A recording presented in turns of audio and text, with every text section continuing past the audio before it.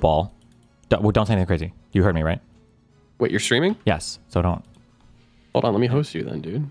That's how this goes. Okay. Just don't say anything.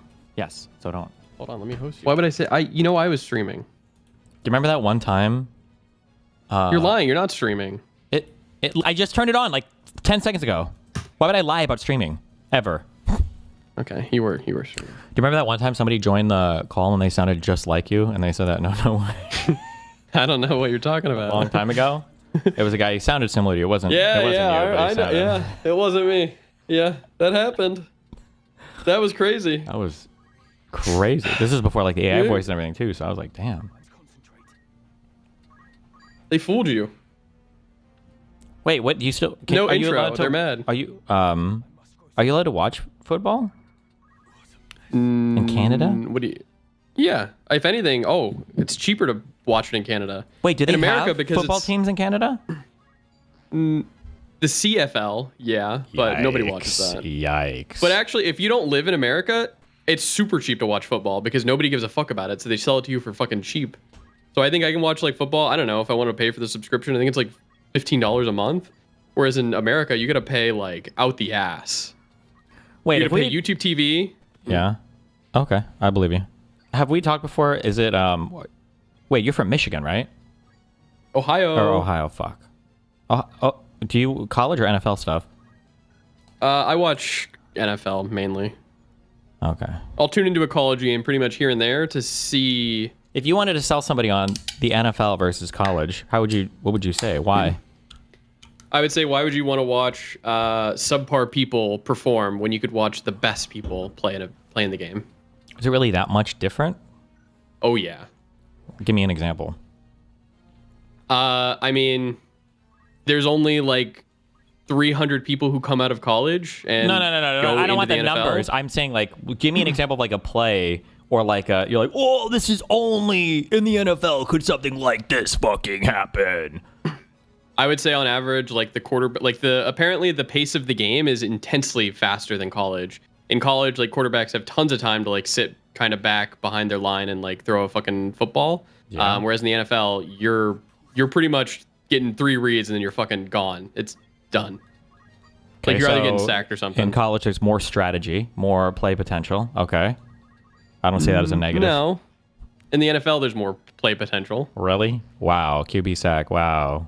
Wow. He threw the ball instantly. Wow. Well, QB run.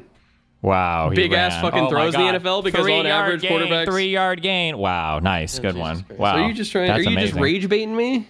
You're just a rage baiter. Well, okay. If you would have grown up in Michigan, okay, you would have watched college ball. All right. Listen, I'm from Nebraska. We watch college ball. I feel like I guess maybe I just never understood this, but the draft system is literally the most boring thing in the universe to me. I guess the one thing I never understood, I mean, I barely understood this growing up. I feel like for college football, you watch what you're around, right? Well, I'm from Nebraska, so we watch Cornhuskers, right? Yep. If you're from Michigan or Alabama, whatever you're watching, Michigan State, right? Makes sense, okay? But for the NFL, so you choose a team randomly because people don't even always choose the NFL teams from their area. But then also, like, the players are whoever the fuck gets drafted. How is that entertaining? Like, imagine you get these like really good freshmen that come on and you get to watch them grow and develop. You get to see the same, defensive and offensive teams like grow and train, develop over the years, and there's stuff to get excited for. And you see like the familiar faces and everything. And I don't know, that just seems like I like the team stuff way more than the fucking yearly draft shit, I feel. Well, the NFL is kind of that. If you have like a star player, they stick around for not only 4 years, but they stick around for like fucking 12 years. Yeah, you're like their whole career. Yeah, one player. Wow. Like a hero unit. Cringe. No.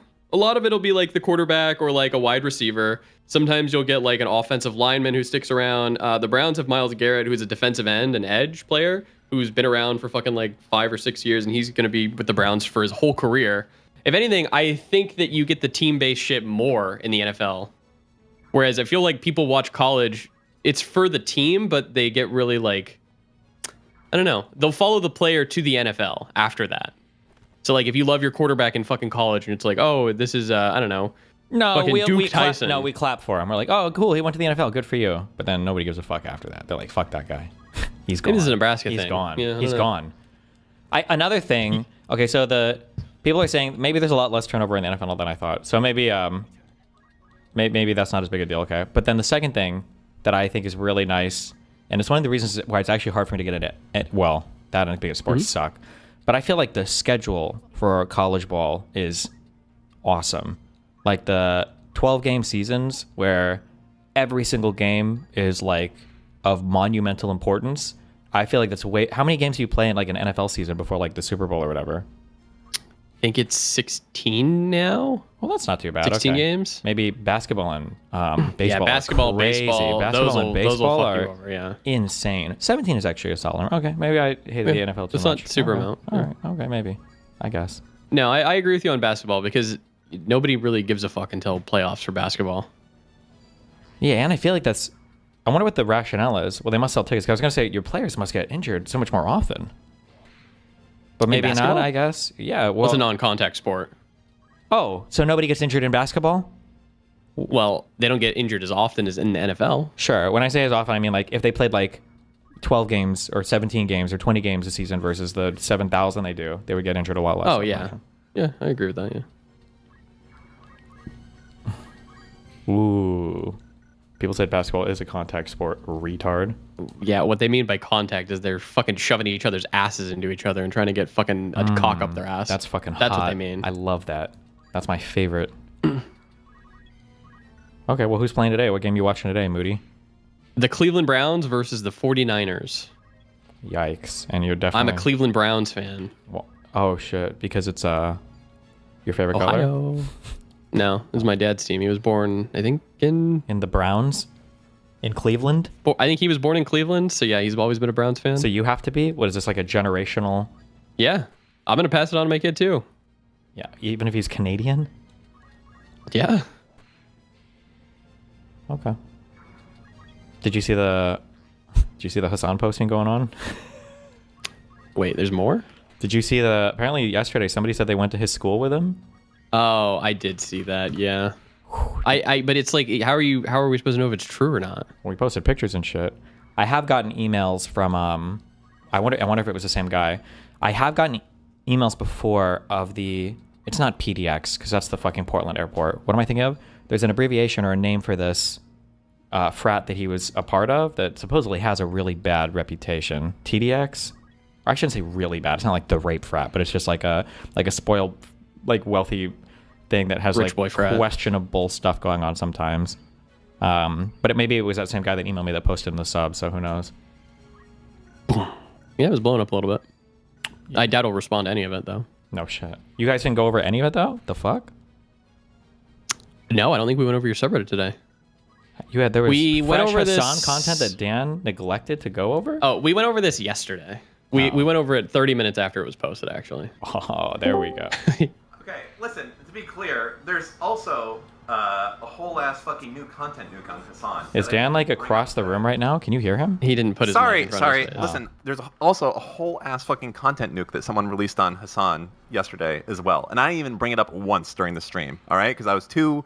You guys have me, like, in a state of constant panic of the yes honeys. The second I say anything, people lose their mind. Do you know what they are? It's literally the fucking Hello Human Resources. No, it's them, okay? You guys are allowed to talk about Hassan. You guys can do it. But the second that I do it, it's Human Resources. Okay. See, I didn't bring it up today at all. A whole ass content nuke, an hour plus on Hassan, shocking his dog, okay? Well, that's old as fuck news. Who cares? We get it. He tortured his dog. Boring. People are still denying it, though. Yeah, those people. Oh, they just need one more content nuke, and they'll be persuaded. They're one YouTube video away from... If you go to your browser on YouTube, and you just type in Hassan, like, most of the results are like Hassan shocking his dog. That's why he's mad. Really? Yeah. I think he's mad. If you go... Yeah. Oh, no, I believe that. I think he's mad because I think there's a lot of shit that's just kind of like fucking with him right Piling now. Up? Yeah, I think, well, I think stuff is piling up, but it's also piling up and there's like no off ramp for anything. Like he's not talking much about it. And I guess I just don't consume much of the content on Twitch, but if I had to guess, the Asmongold stuff is probably mentally fucking with him quite a bit. because he's forever lost control of like LSF. Like that place is gone forever for him. Oh yeah, big time. Yeah, and then now on Twitch, he's not even the biggest political streamer anymore, and he it's like a lot of really bad stuff. He's kind of cut out because of the whole terrorist supporting shit from like sponsors and stuff for doing official events. I don't know how he managed to rope Pokemon back into doing content. That's kind of weird. Dan knows though. Yeah, I said what it was. What is it? He thinks times are tough for Pokey on the streaming. She's cooked on viewership. I think she's just nowhere near as influential or popular, and all she's getting is kind of participation awards right now. I mean, that's my real take of it. I don't think many people are watching her compared to where she was before. And I don't disagree, but I think that was intentional. I think Pokemon cashed out. I think she did all of her stuff. She was like probably the most famous female influencer, woman influencer in the world.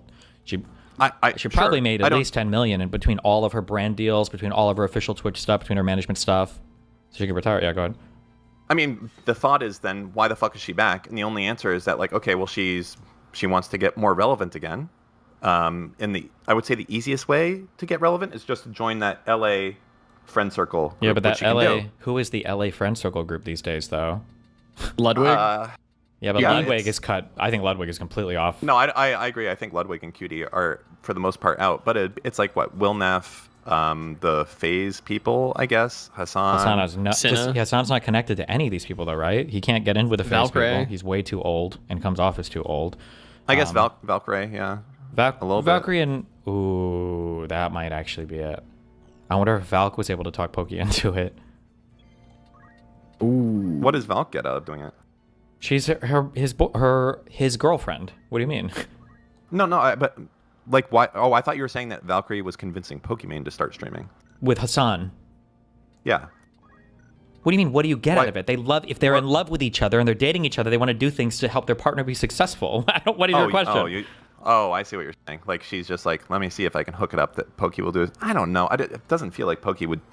That's like a big thing to do, I think, right? To hop on somebody's stream and just like do a couple segments or whatever? It would just be like, oh, Hassan's doing this advice stream. You should join. It would be cool to get a woman's opinion. And then Pokey's like, yeah, fuck it, I'll do it. I would say that he's enough of an extremist now that for a lot of people, and they certainly know about it, when the guy's like winning Anti-Semite of the Year, coming in second place and that type of shit, I feel like he didn't even win it, and he didn't get nominated this year. For last year, he was second place. I think he didn't get nominated. Well, this is true, and I think you guys are catching up to this. All of you motherfuckers, just kidding. Like different types of content is segmented to different parts of the internet, and I don't think that it's as scary to appear with Hassan as long as he's not like actively involved in that type of stuff. So, for instance, if like Hassan was like, "Hey, I'm gonna go to like a political rally. Do you guys want to come stream?" I think that would be a much harder sell than, "Do you want to show up on my stream tomorrow? We'll just go over some non-political stuff." I think even the dog shit did more damage to these people not wanting to be there than like the political stuff. Probably is going to be more likely to show up in their circles, would be my guess. Yeah, but I mean, somehow he kind of, sort of survived. Well, I shouldn't say survive that. It's a lot of it's just like mounting damage, psychic damage, and reputational damage. Jesus, this is so stupid. He still, to this day, has not shown the collar, which is very, very, very funny. Well, he showed it that one day when he taped over it, right? Yeah, I know. It's just, in the world lets him get away with it. I mean, if anything, it should just tell you, like, how, I don't know, I guess. Well, what do you mean the world, like, lets him get away with it? Like, what? It's not like he's going to go to jail. It's not illegal. So, okay. Maybe I should not be under this, like, illusion. But I always kind of felt like, for the most part, Democrats should be people that, like, you know, this was fake news. All right, well, you know, you got me. It's not the case. But these people that are supporting him are just like, don't believe your eyes. They're literally saying that. And it's like, the movie, like, Don't Look Up, it was only supposed to apply to the stupid party, to, like, you know, the quote-unquote, like, anti-science. They are the stupid party. They're tankies. You need to stop this. I'm going to fucking Yeah, I know. I'm there. I'm there now. But yeah, I know I'm there. It's just, it's crazy, though. You wouldn't expect them not to be that. It is crazy. I do agree with you, yeah. I wanted to make a big Twitter post on it or whatever, but I figure like people talk about it enough. But like it is like the Trump shit. Like we're in like the very, like people have said post-truth for a long time, but we truly are in an era where somebody can show you something that you can see on the screen with your own eyes and see the truth, and then they deny it and then you are like supposed to just accept it, and people do because it's part of their political ideology. I'm like that. Yeah, it's so cringe. Yeah. I guess part of me wonders, like, for instance, like, let's take Taylor Lorenz, who I guess she's not stupid, right? You wouldn't say, like, oh, she's dumb. I don't think she's dumb. No, unfortunately, no, these people are very intentional, and it drives me crazy. Taylor Lorenz, I said this before, she's, like, one of the best, like, manipulative media people, I think, that I've ever spoken to or seen engage in the space. And she does so much blatant reality denial, yeah. Do you think she knows that it is 1 trillion like %? Yeah, absolutely. So she knows, and they she's all just know. like... They all know. Okay, Well, maybe the fans might not, maybe. But yeah, the content creators definitely do, right? Because I think a couple of them, didn't they even get caught kind of like alluding to it? Yeah, well, that was Cutie Cinderella. Cutie's like, I went over, I looked at the collar, it does have tape on it, and it looks like it's covering some shock prongs. Well, so yeah. No, I know, yeah, that happened for sure. But like, am I making this up, or wasn't it, you would know this because you've poured through every clip. Didn't Valkyrie, wasn't she on Stream with the Sun, and she almost said shock collar or something? Yeah. And there's no way he'd be able to hide that from his friends if he was shocking the dog. But my guess is what he just told them is something along the lines of like, hey guys, like obviously like this is how you train the dog and I've got approval from doing it, but like let's just don't bring it up on stream because nobody's going to get this and people are going to turn it into a way bigger deal than it actually is probably what he told. I feel like he probably just didn't do it in front of people ever. Now, would Valkyrie know? I think like Valkyrie would know. And that just means that she's willing to lie for Hassan. Well, of course. All streamers, those big streamers are all going to lie for each other. But just because of the way that he was using it, my guess is he was probably shocking people around friends. Because for training like that, the only time that collar is supposed to be on is when you're like actively working the dog, like you're actively training for some particular thing. And the fact that he just has it all the time on him, such that like even that one lady, the older liberal mom came over or whatever from that show, like the fact that she was there and Hassan still had the shock collar on, literally just to keep that dog in place, means that he probably has it on all the time. Yeah. You know, in that famous clip as well, like he says Kaya place, and the dog starts going to the place. Like there isn't even a reason to shock the dog. Like you're only supposed to do that if it doesn't listen to verbal commands. He was just mad. She's literally was already going back. So like it's just like extra fucked up. Kind of, yeah. But you're not even supposed to you don't shock things to issue commands. You shock things when the dog is doing something. You need to break the pattern. So like if a dog starts biting something, or if he's I guess theoretically if he was moving off the mat after you told him to stay, maybe you could do it. But you don't ever issue like painful commands. Like you would never say to a dog sit, and like spank the dog or hit the dog at the same time. You would never issue these things in conjunction with each other. It's to break like bad patterns. So he probably overuses it. I don't think even the sad thing is I don't think he likes the fucking dog. Like he probably hates the dog now. He's literally on. He said he doesn't like dogs, right? I guess, yeah. There's clips of this being like, I don't get pets, etc. Why does he have one then? Because what do you mean? It's the most expensive breed in the world, and it looks good in the background. Yeah. Oh, that's another fucking thing. He got that dog for free, by the way. That was such a lie. I didn't even realize I brought this up to somebody, and somebody said something like, "Oh yeah, like you keep saying that he bought it off of Craigslist. Like I don't get what the deal is." And I was like, "No. He doesn't say he bought it. He says that it was offered to him for free from like a person who had like an extra or something. Like because you know all the memes about like breeders and everything, right? Mm-hmm. Yeah. So he doesn't want to be seen as somebody who gets a dog from a breeder for a variety of reasons. Because animal people hate these people. But it's just all of it is so fucking cringe. Ugh. I've never in my life, I don't know if maybe like designer dogs breeds are like different or less friendly, but I can't imagine. But maybe I could just be wrong on this, or maybe all my dogs are just really friendly. But like there are so many people on the like I think I even saw it on my subreddit where people were like, well yeah, like I've had dogs that it's super normal for a dog to lay in the same spot for like 7 hours, and I'm like, if I got excited on my computer, my dog is laying near me, like they're always gonna get up. He's coming over. Yeah. Or how many times like he goes to open the door and he's like, Kaya, and then Kaya just walks right by him and doesn't even acknowledge him because she just wants to leave the room. Like, what the fuck? That's crazy to me. But maybe, I don't know. I couldn't tell. Maybe we're just trying to cover for Hassan versus other people who genuinely, I used to joke with my grandma. I used to ask my grandma a lot. I was like, do dogs never sleep? Because I have never in my life been able to enter a room and the dog is like not moving. Like they always get up to greet you or whatever in my experience. But Jesus.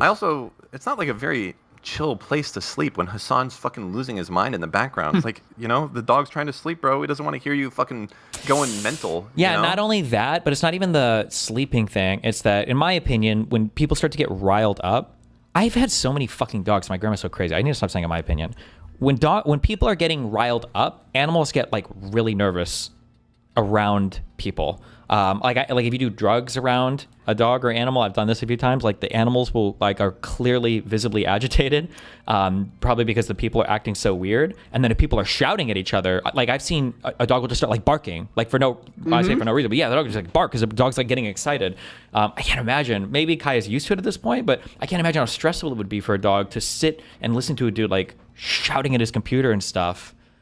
I think it'd be very stressful, and I mean, it's what are you gonna say? There's nothing. They just let it go. But I will say, his viewership is on the decline. So. Oh, that was another kind of weird thing. I feel like there have been enough like viewbots going down and alternate hours and looking at patterns to where it doesn't look like Hassan viewbots at all. But then like I see like Pokey and Phineas, because that was Billie Eilish's sister on yesterday as well, right? Mm-hmm. How do you have Pokemon and Billie Eilish's brother on? Did I say sister? Billie Eilish's brother on, and his viewership is like not like have a huge stream. No, it's not. It was nothing. I think it might have been even a little lower than normal. It was like 22,000 viewers, and I'm like, why? I feel like this would be like a 50,000 plus viewer stream. I guess like you could say like they just don't give a fuck and they want to hear about politics, not whatever that's what I thought. is. Yeah, maybe it was just that they're just like a very politically inclined viewership, but that seems damn. I don't know. That's crazy. I mean, was it yesterday or something? He was gaming. He was at like 14,000 viewers. That was pretty fucking wild. I think he was doing a sponsored stream, but yeah. That can also kind of make more sense because I think his audience has always hated gaming. That's always been some of his lowest viewership content.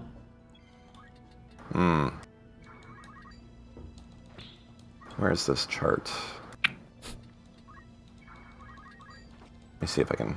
Yeah, I'm just looking at this viewership graph. Dude, the thing is, all these sites, the Sullynome, the streams charts, and then you have to do a different one for YouTube stats, and then there's another one for Twitter stats. It's like, why can't just one of these sites just be the have it all? chat? Yeah. Well, what are you doing? Yeah. Let's see. So. Why haven't you made it yet, loser? I'm sorry. Just, Okay, 2025. Yeah, look, fuck me. Where do I do this? Steven, you in for the 6th? What's the 6th? Stream Awards. Yeah, I'm looking into it. My people are arranging the... All right, what if I come down in person? Would you do it then? I'm thinking about it. Ah, god damn it. Let me finish this battle. I'll look at my actual schedule. We'll see. Look at Because I look will at that fly graph. down. So that's since September 15th. Wait.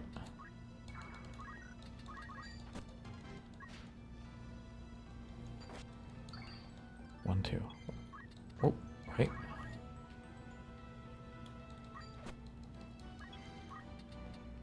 Hold on. 49, but it's gonna miss. Don't miss. Thank you. Okay, where are we? Yeah, this one's better.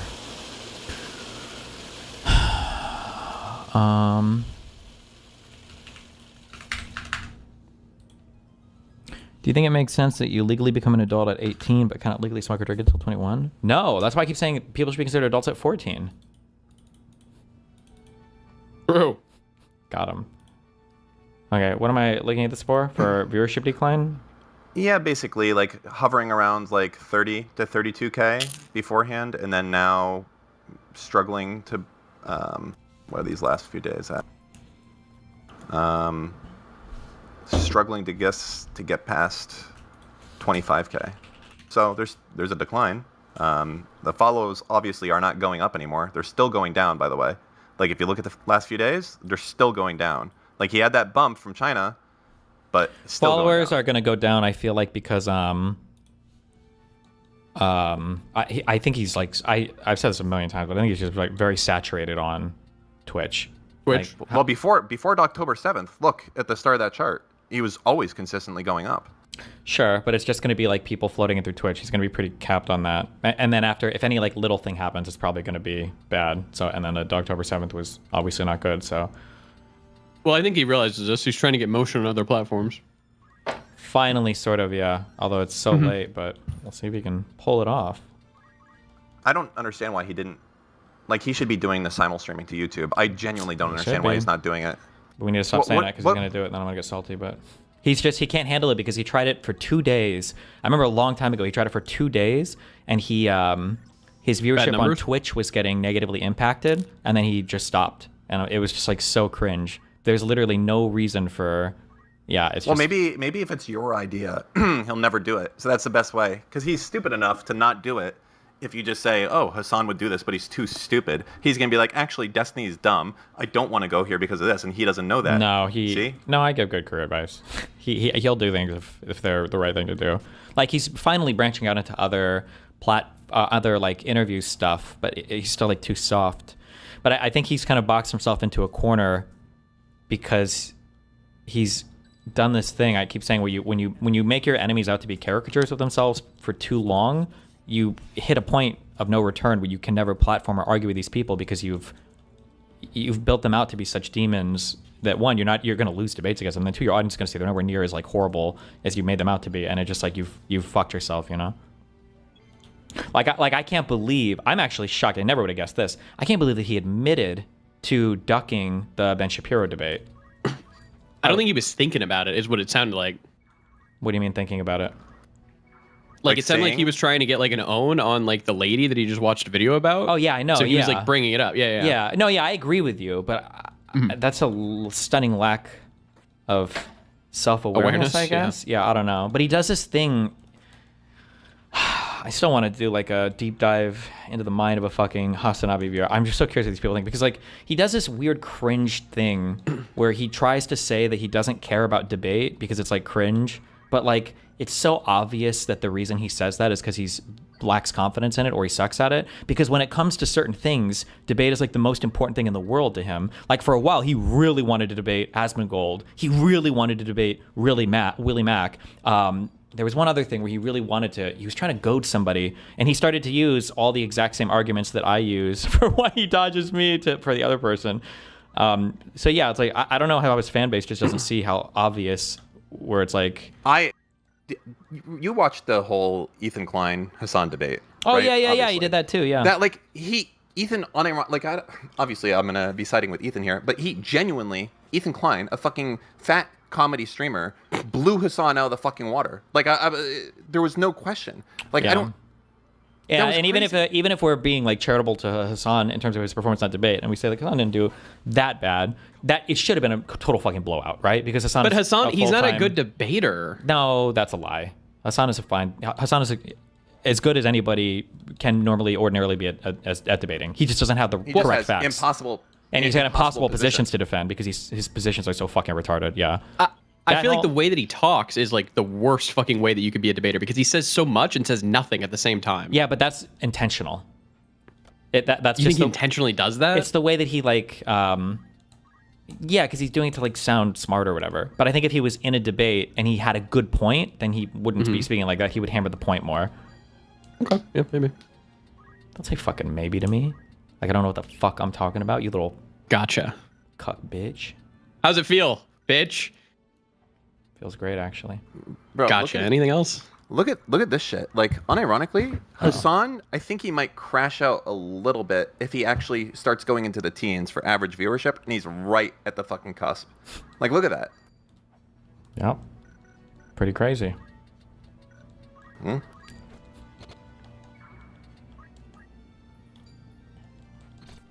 mean, midterms are coming. He'll obviously get his big boost, and then he'll be good for a while. I think... That's a year away, Moot. Come on.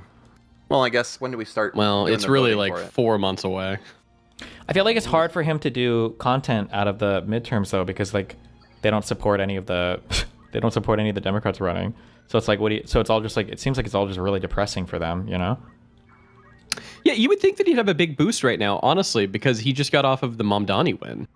Well, but I think people tell me that I'm wrong on this, but I don't think I am. Apparently he might have met Mamdani once, like way earlier, but I think he had the opportunity to be a lot more involved in the Mamdani stuff, but he did skip a flight that I think was fairly close to the primary election. He skipped that flight. I think it was because he just wanted to stream, and I think he passed what probably could have been his most important recent career move, because there's a lot of stuff that he's kind of like cut off from now, and that's one of the few gateways. Like Mamdani's win would have been good, but skipping that might have hurt him quite a bit.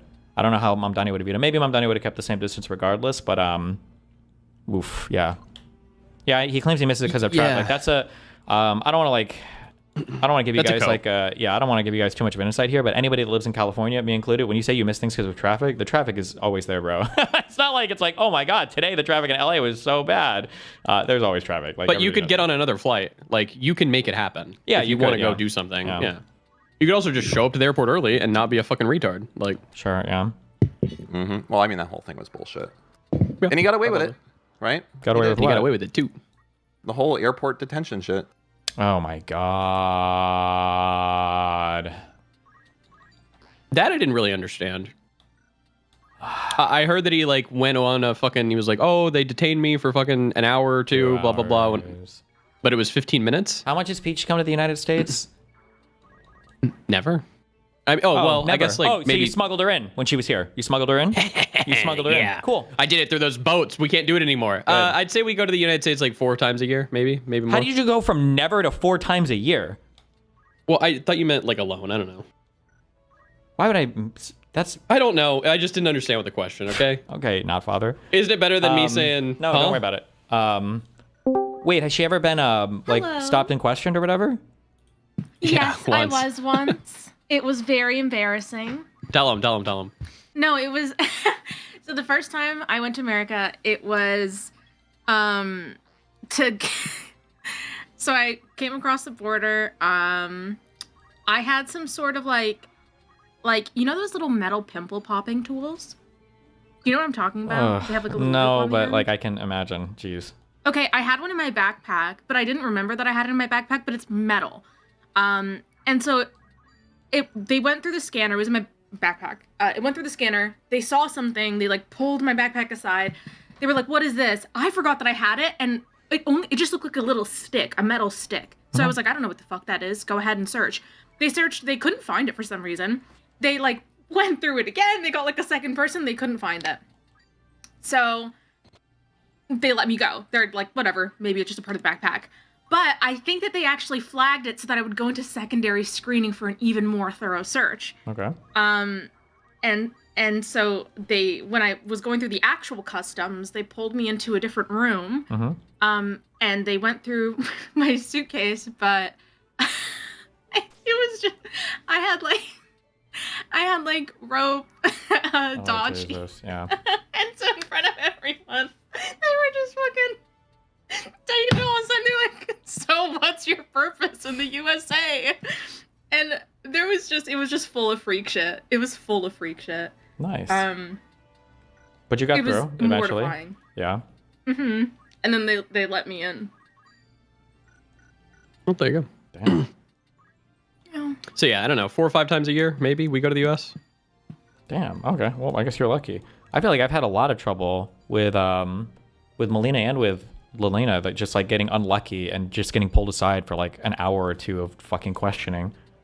Oh. Jeez, an hour actually? That's crazy. Yeah, I've I heard. haven't had questioning like that. I guess if you guys are coming together, Yeah, we do. I've heard that like the thing that will throw up the most red flags in terms of questioning is anything related to like dating stuff, because they don't want, like, especially if you're on a visa waiver, they don't like, they get really weird when people are coming in to visit partners, because they don't want people to come in to like try to immigrate, you know, or like those. Yeah, people pretty are, much every time we go together, I'm with them and I hand over both of the passports. Sure. I noticed that, like, I've never been, even during that time, they didn't question me, like, hardcore for an hour or anything. It was, like, 20 minutes. But when I go through customs, if I'm alone, they ask me a little bit more questions. They're like, who are you staying with? How long are you staying? I don't know. They ask Yeah. a little bit more specific questions. If I'm going with Mouton, USA passport, they don't give a fuck. Yeah, that makes it's sense. 2 seconds. For Hassan, basically, it sounded like he left out a few things. So, for instance, like he'd been kicked out of global entry a few months before, but it was literally like the day after I think he made that tweet about the tweet, I think it was at Rick Scott with the picture of the gun that was used to kill the Japanese Prime Minister, Shinzo Abe or whatever. Oh, Jesus, yeah. Yeah, so it was like, okay, I definitely could see him getting kicked out of, like a global entry or TSA pre or whatever for that. So that happened, but then also he said that when he was there, he said 2 hours initially, but he said he was questioned for 2 hours. But then when you go through like his itinerary from start to finish and like his flight and everything, like especially in an airport, you can't really lie about the time you spend there because we're all like on our phones and tweeting everything else. Like the record is like pretty clear, When you look at all of it, it seemed pretty obvious that he was exaggerating the time on everything. And in actuality, he was probably questioned for maybe like 15 minutes. But when he told this story, he made it sound like he was being like politically persecuted, that the Trump administration pulled him over just because of who he was politically to like grill him on shit. But like all of the questions were totally normal.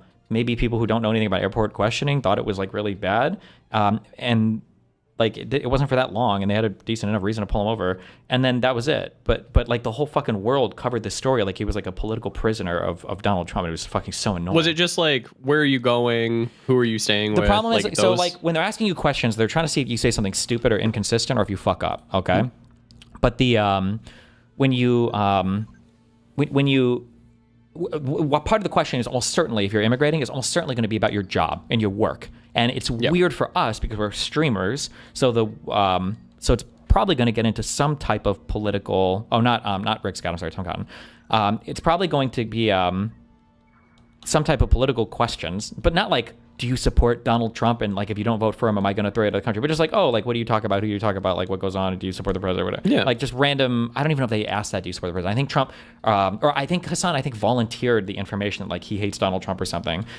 But like Pisco and a bunch of other people jumped on and was like, oh, this is clearly like political in nature and it's not okay. But it was like the guy, Hassan made it through questioning fine. They didn't even take any of his devices. So it's just like cringe. Yeah. I was scared that they were gonna go through my phone and like check if I had Donald Trump memes when I went to the States recently. No, they don't do that. Well, I not thought yet, that at they least. Would, though. I was like scared because you hear things online, and I was like, "Fuck, they're gonna download my phone and see the anti-Trump memes." I think getting in. for almost every story that I saw where it was like scientist gets held for anti-Trump memes or whatever, usually like what happened was there was some other big thing that threw up a red flag, but they also had like an anti-Trump thing, so people were like, oh, anti-Trump story, because this is like what people want to hear. But it was never like targeted for a meme or something for everything that I saw. Now, if you're here on like a student visa or something, that might be a different story because they got kind of crazy on the Israel You might get shit. cooked. Yeah. Have you ever seen a sniffing dog at the airport? Yeah, several times. Oh my god, those are so good. Why? What do you mean by that? I want to plant cocaine on myself just so that I get sniffed by one of those dogs. They're so cute.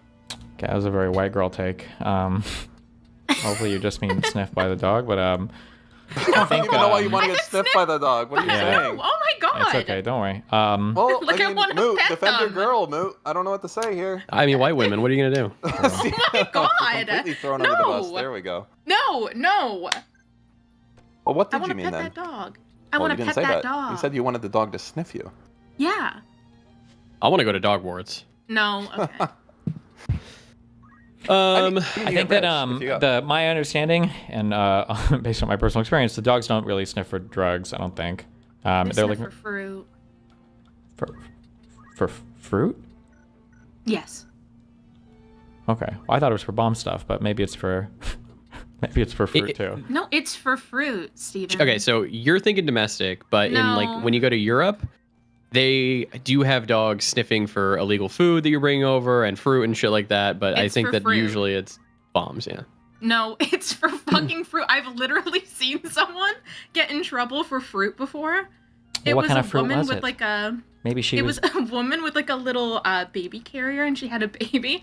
And they bring out this dog, and he's going around sniffing everyone's shit in line, and he just walks right by me, doesn't even give me a second fucking glance, which is so sad. But then he gets to this like lady with the baby in her stroller, and he's like all up in her shit. And then he like sits and looks at his owner, and she looks mortified. So they start going through right there in line, start going through her stuff. They're like, "It's okay, ma'am, don't worry, it's probably just a snack." They pull out, I think it was either like a little granola bar or like a fruit pouch. But, you know, she got in trouble because she had fruit.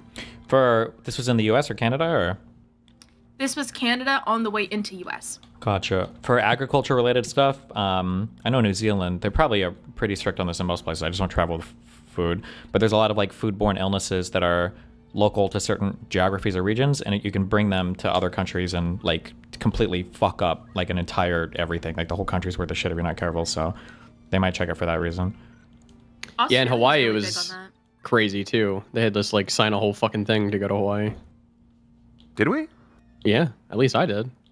We didn't. They gave me like Because it's like an they gave me island. like a paper on the airplane that you have to like confirm that you don't have fucking anything. Oh, Um, I think they do that for most countries, right? For the I've never had that happen other than Hawaii. Loser. yeah, they don't want you to bring in like it's a customs form. I think that happens quite frequently. Not to me.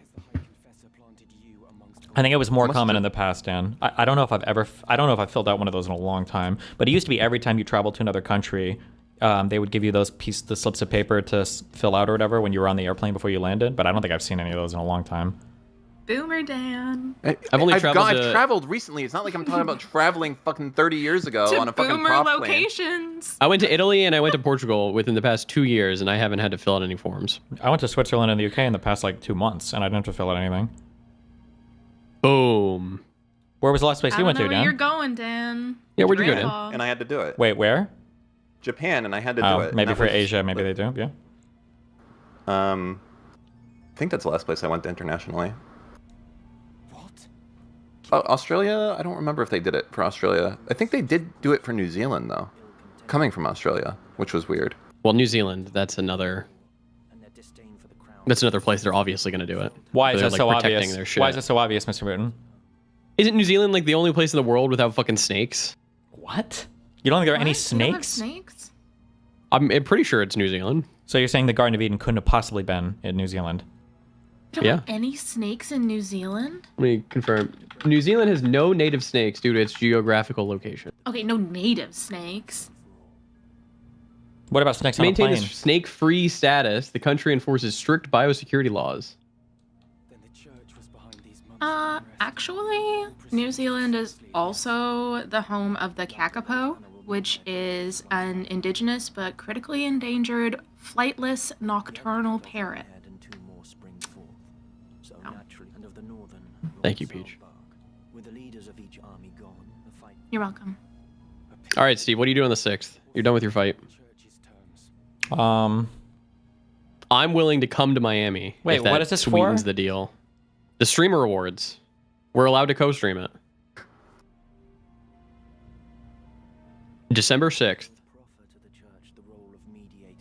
That sounds like a whole ass thing production. It's not a big deal. It's not. No, he's saying Cutie Cinderella Streamer Awards. He wants Yes. us to like pull it up. Oh, cast over it. Why? Wait, did you pay for like a co-license thing or something? No, it's free. All you got to do is sign up, and we signed up. They're gonna revoke the signing pass the second they see who's involved. They're like, what the fuck is that? Anything else? I don't know. Some nobody on fucking Kick. Yeah, I feel like I'm good. God damn it. That'll be fun though. You guys, I'm sure will. We're I gonna don't have even like fun. 90. I don't even know 90% of the people or games or anything involved. Yeah, it's just an excuse to fucking stream. I don't need an excuse to stream. I love streaming. Really? Yeah. Do you? Yeah. But then why didn't you stream yesterday? Because I went to shoot with my good friend Connor. And did you go shoot? Yeah. Like Fair. guns? No, skeet. What? Trap shooting. He's lying. He didn't shoot yesterday. What's ski? We did. What do you mean? You Isn't said that like a in rap chat. word? Like skirt skirt? Ski. Wow. It's like that, you know, that Timothy Chalamet fake song where it's like, ski, skirt, skirt, ski, like that. No. Timothy Chalamet, the guy who was in Dune? Dune. Yeah, that guy. He has a song? Yeah, it was an The Dune SNL. guy. It was an SNL bit. What? Yes. Thought you were gonna watch Serious? football. I'm watching it. Moot, did you watch the? So we didn't get to talk about Pluribus. Are you No. watching that show, Destiny? Fuck no. Don't watch it. It's dog. Why do you What? mean it's What dog? are you talking about? It's amazing. supposed to be Kino, Mouton. It's not Kino. It's the most boring TV show I've ever watched. Oh my Second to God. Ooh. He's retarded. Why do you think I it's mean, so I already boring? knew that. literally nothing happens. We're watching a lady go around and do fucking chores for 80% of the episode. He missed the last 30 seconds of the last one as well, which is very Yeah. important. Oh, thank God. Thank Of God what? those 30 seconds were there. Where's your fucking hero now, chat? Huh, Mr. Mouton? Hating Pluribus? Yeah.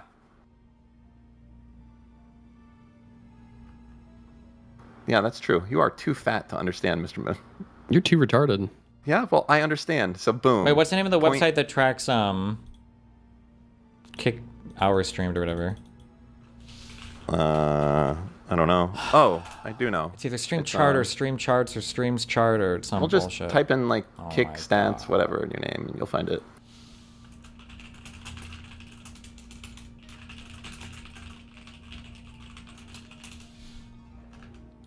Thank you, root beer.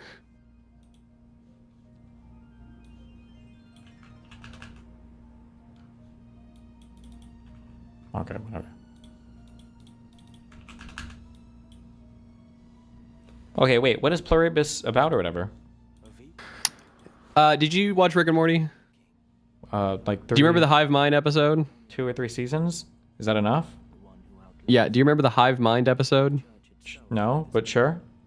Okay. It's basically about a hive mind kind of takes over the world, and I there's need like to 12 watch people who Rick are. and This is Morty the- to know what a hive mind is. This is the worst explanation of all time. It's so like talk about a dog water explanation, Mouton. Are you serious right now? Go ahead, Dan. It sounds like a fucking alien invasion movie where people are walking around. Okay, what happens is that Yeah, just spoil it for him, retard. Go ahead. sorry, my bad. Say nothing. Okay, you're not allowed to know what it's about. He asked what it's about. What am I supposed to say? Just say what I said. It's about a hive mind who came to America or came to the world. Do they turn into a pickle at It's some about a point? hive mind virus that infects all the people of Earth except for a few people. Why? They don't know yet. You're not gonna know until season 6. Okay? But basically, everyone becomes a singular hive mind, except for a few people. But you can do whatever you want. They're there to please you. They can't hurt you. They can't Wait, lie. what do you mean they're there to please you? They're literally. Oh, yeah. That's their first. What?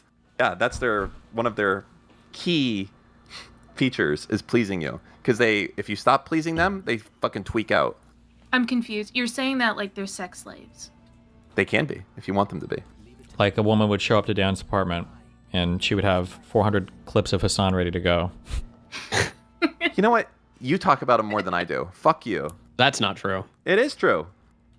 Because he No streams more than shot, I do. It is bucko. true. 100% it's true. It's true. In this at least, Ramsay. Wait, Talita. They know nothing of the plot or this. It's true and you're mad. Has happened. Hear your words. These Oh, I'm so mad. the injustice in the world. Reasoning with their ilk is but very well. Wow. What? Do you understand it now? What it's No, about? your explanation was more dog shit than mine. I by the don't way. care. False. I stopped It's really caring good. about this. I'm telling you right now, it's Base? Breaking Bad good. Okay, Wow. that's all you need Breaking to know. Bad good. Yes. Wow. High praise. Okay. Absolutely not. Okay. Oh, you think he's lying? Are you accusing him of Yeah, lying? I think he's wrong. Ooh, I'm not. wrong. Not lying, but wrong. Okay. No, he's wrong. I don't know what to say. Well, he just said you're wrong, so. Well, but he's stupid and poor. Oh my God! You have to be wealthy to enjoy Pluribus or whatever. I mean, it helps if you have an educated mind. Oh. Did you Uh oh. get a high school degree? Me? I have something better. A general education diploma. Damn. That's even more generalized. That's good. Exactly, right? That's great. Who just wants, ooh, I went to a building once. No. I have a general understanding of education. Cinema. This rifle range, or sorry, this gun range allows rifles, handguns. What's the deal? Can you bring steel core ammo? I have no idea. What the fuck? Why would you bring steel core ammo? I want to make sure it cycles in my gun correctly.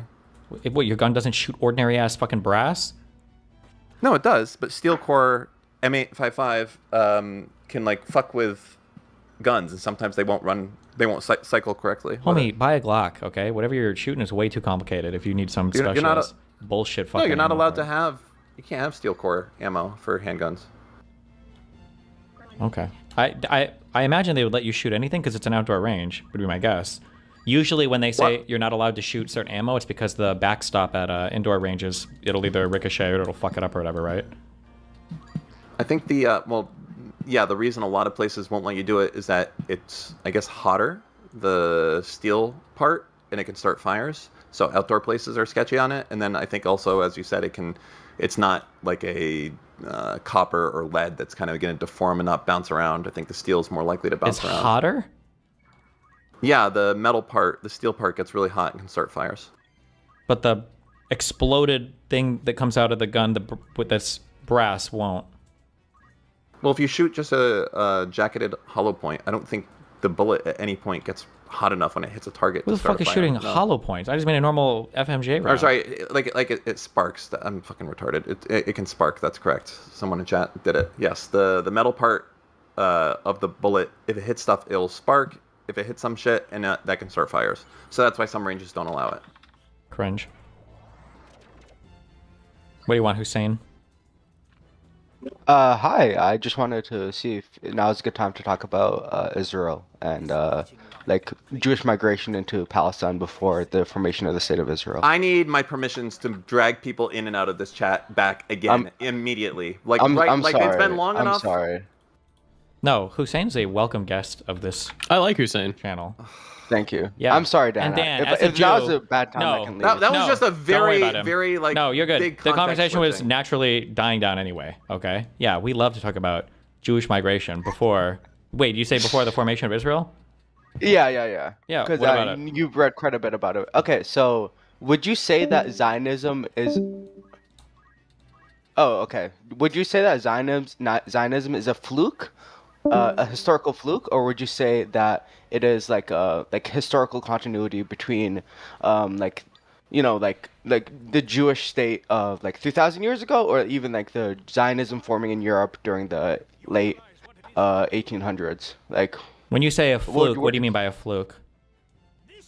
so like I read a paper about this. Okay. The idea is that during the start of the pogroms in the 1880s, there was Wait, pogroms where? a lot of Jewish in Ukraine and Russia and Eastern Europe. okay. Yes. Gotcha. So essentially, there was a lot of Jews moving out of Eastern Europe into the United States, into Palestine. But in 1882, there was the Immigration Act, and that imposed a head tax, and it limited non-white and non-American it just limited immigration in general. It limited a lot of non-white immigration. It was like a nativist sentiment kind of act. Okay. So in the United States. that led. Yeah, in the United States. And since there was like two main destinations for Jews to go to, like Eastern European Jews to go to, either the United States or the land of Israel, or like not Mandate Palestine, but Ottoman Palestine. A lot of them started moving to Ottoman Palestine. And so this is referred to as the first Aliyah, right? The first. Yeah, exactly. Yeah, The first sure. Aliyah. Yeah. My understanding is So, that this was basically a disaster. They didn't really have good financial support. There wasn't a lot of organization around it. And I think over half of them basically ended up going back home after. Yeah, no, that's accurate. So, I guess my main point would be asking you: would you say Zionism was a historical fluke, or would you say it's like historical continuity, like it was something that was bound to happen? Or I'm just trying to with the think when you say pogroms and nationalism. No, I don't think it was bound to happen. No. Okay. like there's some things in history where it's like an accident almost, like something like not necessarily an accident, but like due to like a couple factors, something like happened and it was like a domino effect. Like there's this idea of like the butterfly effect, of course, but there's like this idea of historical contingency. You know what I mean? I understand what you're saying, but I guess it goes along with that, with the conversation we had about the great man thing yesterday or whatever. That like, it gets a little reductive if you lean too far to one side and say, oh, well, this one guy did this whole thing. I feel like it's a little bit reductive to say, well, I mean, like the laws of physics dictate that I have to say that nothing is a fluke and there's all of it is historically contingent because it literally sequentially happened, right? Causally, like one thing happened and then the next happened and everything else. Yeah. But I feel like, here's what I'm thinking when you ask me that question. So was it a fluke? So the thing I'm thinking of is like, was this something that was naturally happening throughout all of history? And it seems like I don't believe it was, where all the Jews were going to one place is the first thing. And then the second thing is, was there a reason why this was inevitable? Was it some plan for thousands of years? I don't see that either. And then, this is like Jews, especially in the second Aliyah, because the second Aliyah were mostly ideologically motivated, like pioneers and settlers. Sure. Would you agree with that characterization? Yeah. Okay. So in the second Aliyah, like the reason they wanted to move to Palestine instead of other areas of the world was principally because of this idea that the Jewish state should be in the historical homeland of the Jews. They're incredibly ideologically motivated. Sure. Or even you could say religiously motivated, but religious, like ideology is like downstream of religion almost. Yeah. So like, my understanding of it is that like, despite those two, the second one, my understanding is it didn't really succeed as well. It wasn't until Herzl put together, is it the Jewish Congress or the Jewish Agency or whatever? Yeah, Jewish National Congress. Yeah, and then there were two bodies, a financial one and then like a political immigration one, and then they started all the planning, and it was like the third and fourth Aliyah where they started to like, they formally bought up land from former landowners or landowners in the Ottoman Empire, these kind of like idle owners, and then they when they made that plan and they started moving people land, that it was like I think of all the reading I've done, which is not very much historically, like Israel and the United States are the only two, like, I don't know if you would say like false nations or like constructed nations where like people basically sat down and put pen to paper. That's not necessarily fair. What do you mean? The United States, you probably know more than me because you're American, but the United States, they existed, or they came to exist out of like settlers fleeing violence and like religious violence in Europe, and then they created like a state. I'm sorry. When I say like constructed, I mean like people like sat down and they were like, what would be like the best way to make a country, rather than just like a bunch of people inherited stuff from prior landowners or prior kings, or there's like a new noble family. Like for the United States, there were like a bunch of smart dudes that got in a room and they were like, okay, like what's the best way to make. You can say this about Ireland too, no? I don't know. That's why I said, because my history is dog shit. Maybe, okay, sorry. My understanding for a lot of European countries, that it was just like one kingdom after the next, kind of inherited shit, and then it kind of like moved on. I don't know how many of them stopped and were like, we need to write up a whole formal constitution to rearrange this whole country. Maybe they might have for a lot of European countries. I would actually disagree with that framing entirely. I think that was very common in Europe during the mid to late 1800s. Like there's this whole idea of like the decades of revolution in Europe after the Napoleonic Wars and during the Continental Europe, where the traditional monarchies were challenged by Republicans and liberals. Sure, but when for them being challenged, wasn't there usually it wasn't like a back to the drawing board to reform everything. It was like, how do we incorporate like a new kind of like parliament with the monarchy and make it so the king also has to obey laws, and like it was like these kind of gradual steps forward generally, no? Kind of. The thing is, I guess my main example would be the German Revolution in the 1850s and 1840s against the German monarchy, or the Prussian monarchy specifically. Okay. Those revolutionaries, they want explicitly to end the Prussian monarchy, and they want explicitly to bring about democracy and like republican rule. If you know what I mean. So like that's one example. Another example, to go tied to your point about like people sitting down in a room and just like thinking, oh, we're gonna reshape the whole country, was like the Irish Republicans, the Irish Democrats, the Irish Socialists, after the Easter Rising in 1918 in the 1920s, after the Irish Civil War. They essentially did exactly what you said. They sat down in a room and they rewrote like the national identity of Ireland, because they didn't have to contend with the identities that already existed there, or contend with everything that. Well, didn't the Americans kind of had to contend with the identities that existed there too? They had to like figure out what the role slaves would have, what role Native Americans would have. No, but I guess I see your point to not the same extent. Yeah, because like, it was a breaking off from the monarchy of England. Although, I mean, maybe I'm making a distinction that's not anywhere near as big as maybe I thought it was. That's possible too.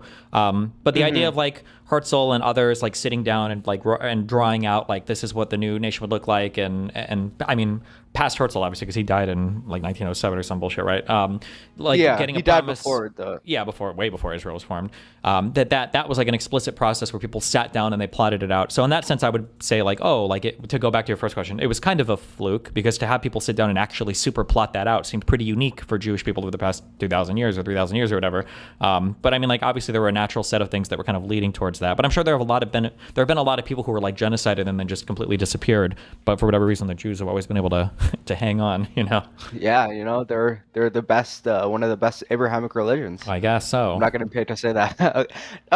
Yeah, okay. So like I guess you kind of disagree, like, not entirely agree, but like you see where I'm coming from. I guess then the next point would be how in history, how much does like a small event, like in terms of the butterfly effect, can have on like cascading effect on like on other events.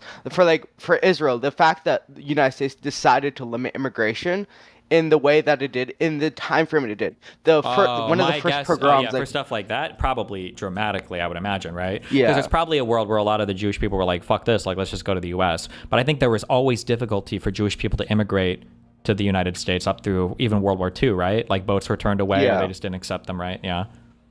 Okay, so like there's like two scholars or main scholars who are talking about this issue. There's Boaz Newman and there's Gurel Roey, and like this could tie into like contemporary politics because they grew up in Israel obviously in like the 60s 70s, and they became like academics. Okay. But there's two strains of like Zionist thought I've been like you've been reading about, I've been thinking about a lot. There's this there's like revisionist Zionism or right wing Zionism, and there's like left wing or labor Zionism. Even though labor Zionism declined in the 90s and into the 2000s. Okay.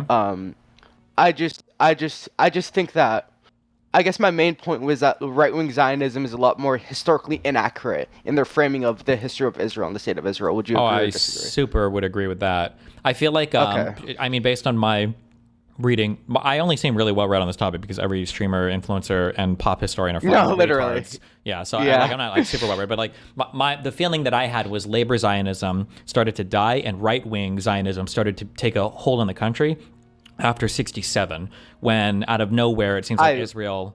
Yeah, go ahead. I think it would be more after 73. I think it was like a transition from 67 to 73. But Sure. I think what you're saying is more profound. Yeah, after well, yeah, 73. because like the idea of them getting the West Bank like that and then defeating all the surrounding enemies without any like major help, like there was just so much like God powered shit that was going on, where I think a lot of people got super high off of that victory and was like, holy shit, we just literally got our historic lands back in this like crazy one-sided 1v3 whatever war. And then from there on, I'm sure that the stranglehold of kind of the messianic hallucinatory prone, right-wing Zionism started to take hold more. Yeah. Yeah, no. That's exactly right. I also like to think about like was it I forget his name.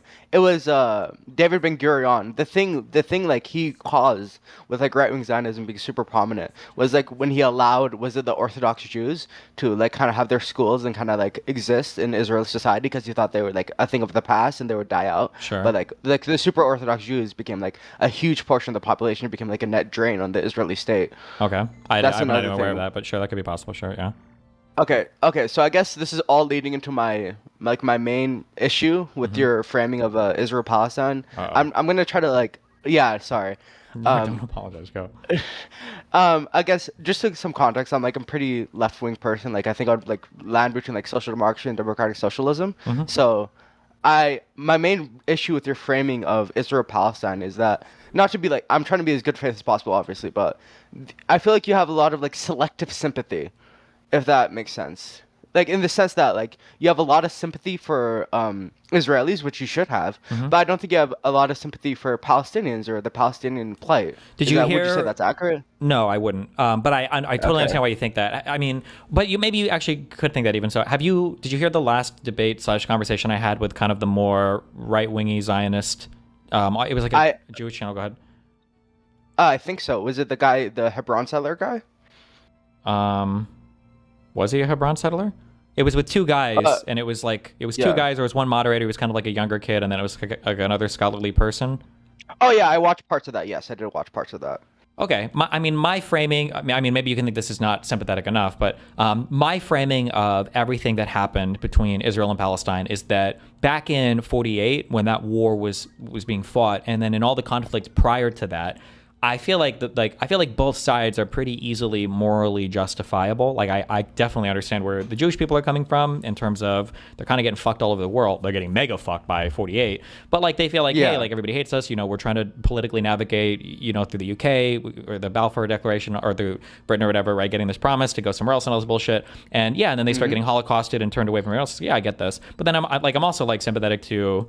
Your Ottoman Empire just basically collapsed, and now all these other countries around you have guarantees from these European countries to make their own countries, but for some reason a bunch of white people from Europe are now coming in to settle your land. So like whoever won that conflict, like I'm pretty sympathetic towards what was going on either side. However, as time has gone on, like the way that I view it, like my framing is basically that like the Palestinians kind of got hyped up on all sides that we're going to fight this war forever until we take the lands back from Israel. But slowly over time, all of the Palestinian friends have kind of gotten bored and have kind of moved on. And so they find I wouldn't say they got bored. I disagree with that framing. I think okay, they got bought off by the United States, and the leadership that the U.S. favored in those countries was more friendly to U.S. interests than Palestinian interests. Perhaps, yes. Sure. Okay, yeah. But for one reason or another, their allies in these fights started to drop off.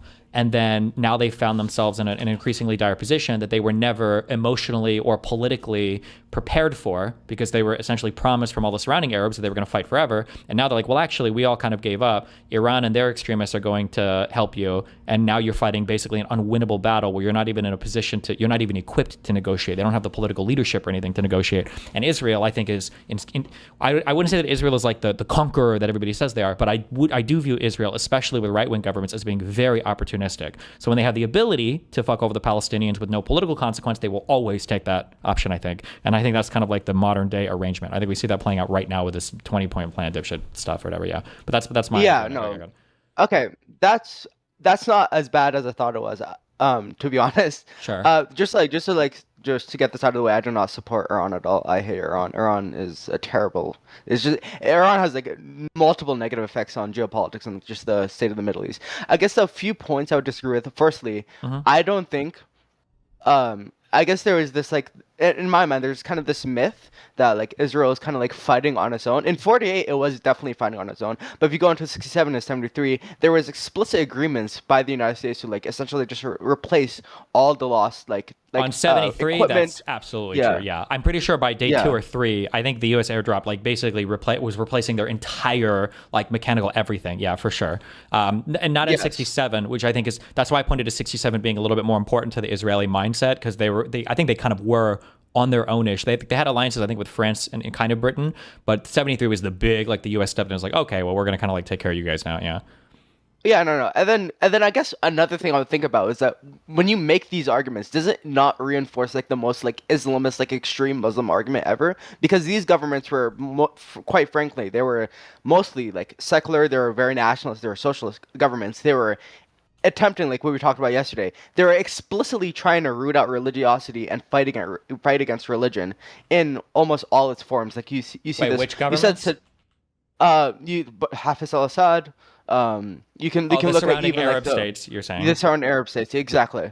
So like when you say this, you reinforce Islamist arguments like, oh, the nationalists are weak, the secularists are weak, the like socialists are weak. When like we obviously would agree like Islamism is a bad ideology. Do you kind of understand where I'm coming from, or maybe it's hard? I don't know. The thing is I don't know otherwise. One, it's funny because I feel like you're on the opposite end of that argument that I made yesterday. That some people say. I said that some people claim that a secular dictatorship is better than a theocratic one, and then your kind of pushback, which I've also heard, was that, well, some of these secular dictatorships can be really fucking bad as well, pointing to like the Assads. So like, left to their own devices, would these countries have weeded out, Islamic extremism? And even if they had, would it have been replaced with something superior to that didn't try to, weaponize I don't actually know the answer to that. Like I look at like a place like Yemen, and it's like, I don't know, maybe they would have been like hardcore fucked like that. Well, Yemen is just always fucked. I don't know. Sure, yeah. Yemen was just. But Yemen is like an artificial country. Like there's like there has been like Yemeni states in the previous, but they have not been on this like like Sunni Shia divide where they just merge into one country. sure. But I'm not saying we should just balkanize every country, of course. But also, I like that's one thing. Like you reinforce Islamist arguments because like if we look at like the history of like the '67 war, the Arab states they were incredibly disorganized and military ineffective. They just got walloped. They like got absolutely destroyed, and they had the numerical advantage. They had like the even like a like strategic geographical example like advantage. The Syrians controlled the Golan Heights. The Israelis were fighting a war on like 3 fronts, like one in Egypt, one in Jordan, one in Syria, and they were getting support from Saudi Arabia. They're getting some support from Iraq, and they had not only there's some like Palestinian like what's it called again like rebellions or like revolts like inside Israel proper. I'm pretty sure like this just seemed like a war they could not have lost, but they lost anyway. Sure. And that kind of in like the Islamist imagination. In the Islamist imagination, there is definitely this sort of sense that nationalism failed the Arabs, socialism failed the Arabs.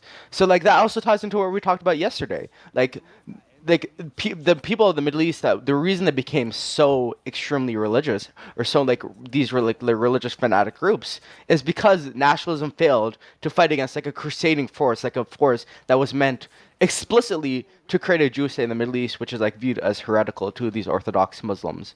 So like that's one thing, you know.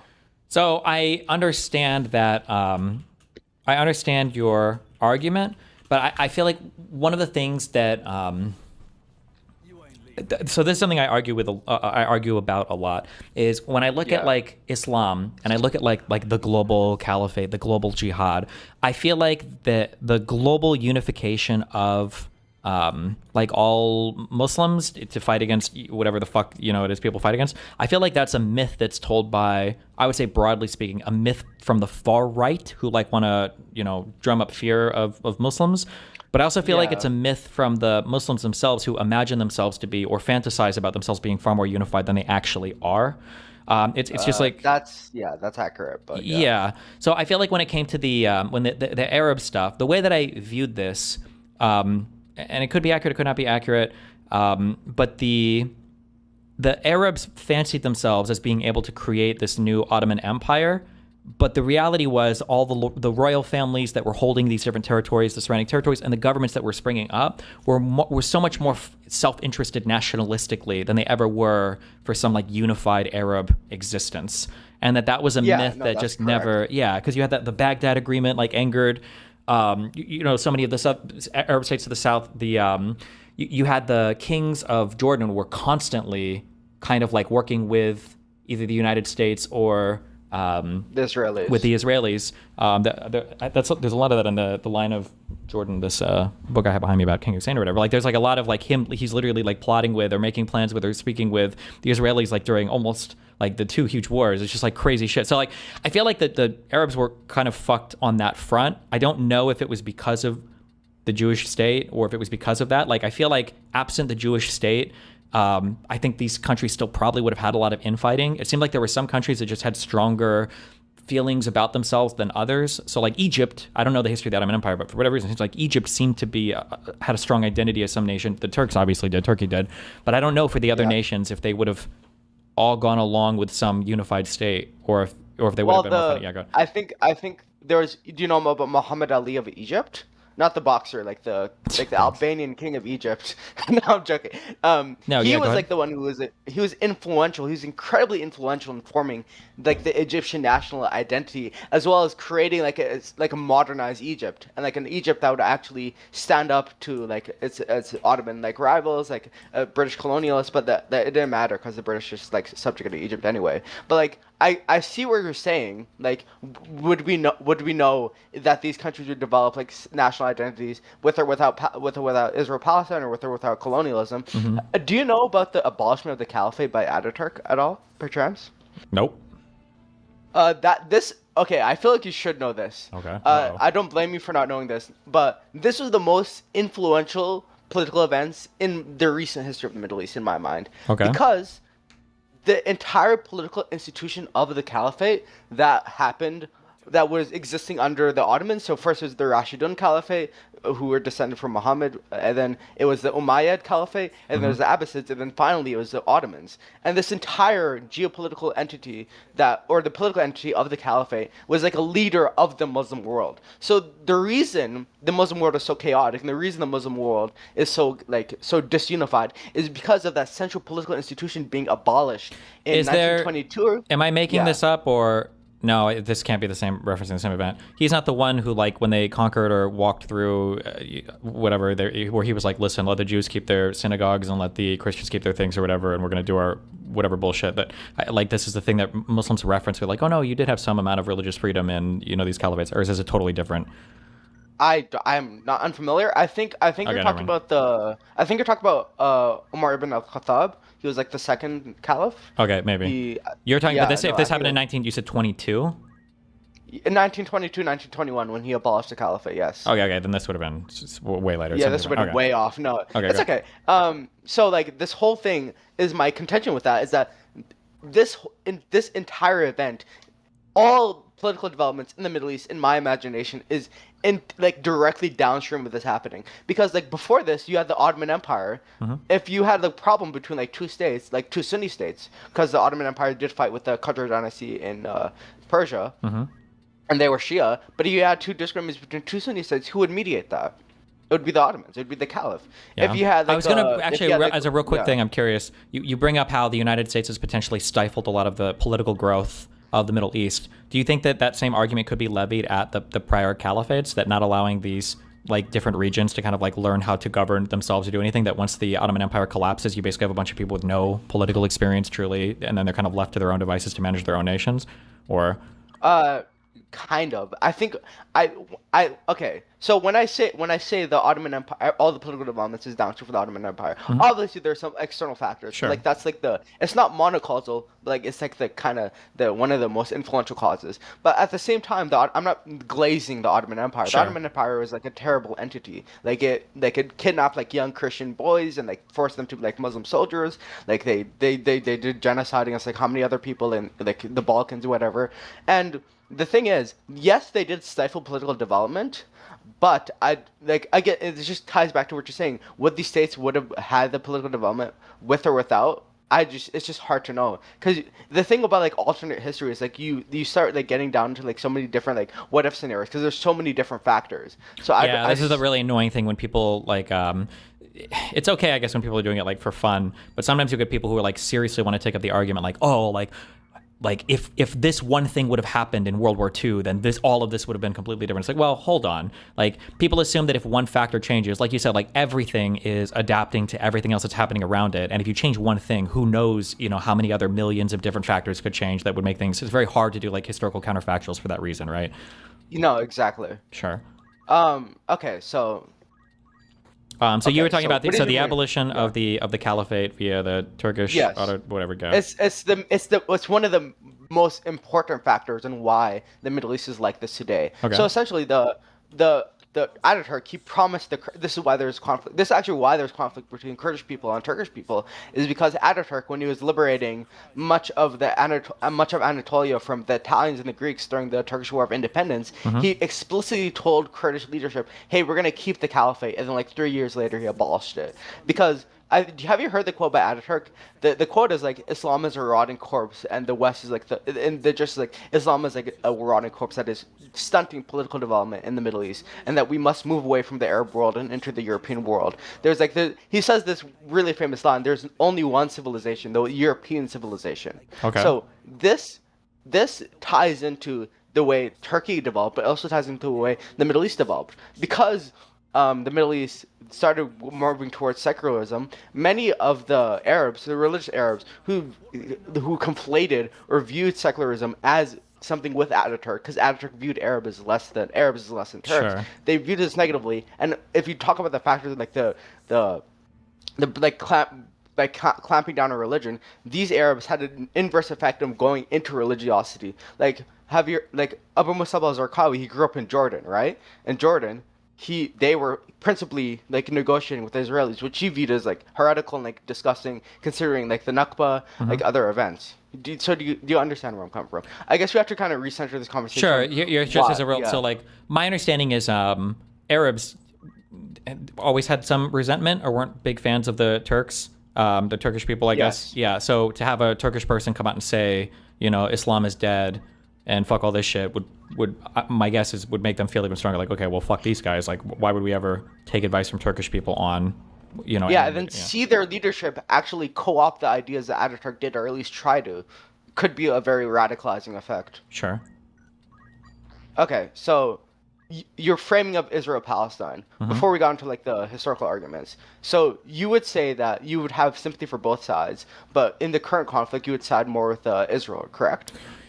In the current conflict, I would side more with Israel. It really depends on exactly what we're talking about. Like, I mean, like, I think that there is there is a valid argument that I think I would mostly agree with, that like the onus is kind of on Israel to force some kind of terms for peace. Like, if Israel were to say tomorrow, there will be peace in this region, like it would, that path would be inevitable. The Palestinians wouldn't be able to stop it.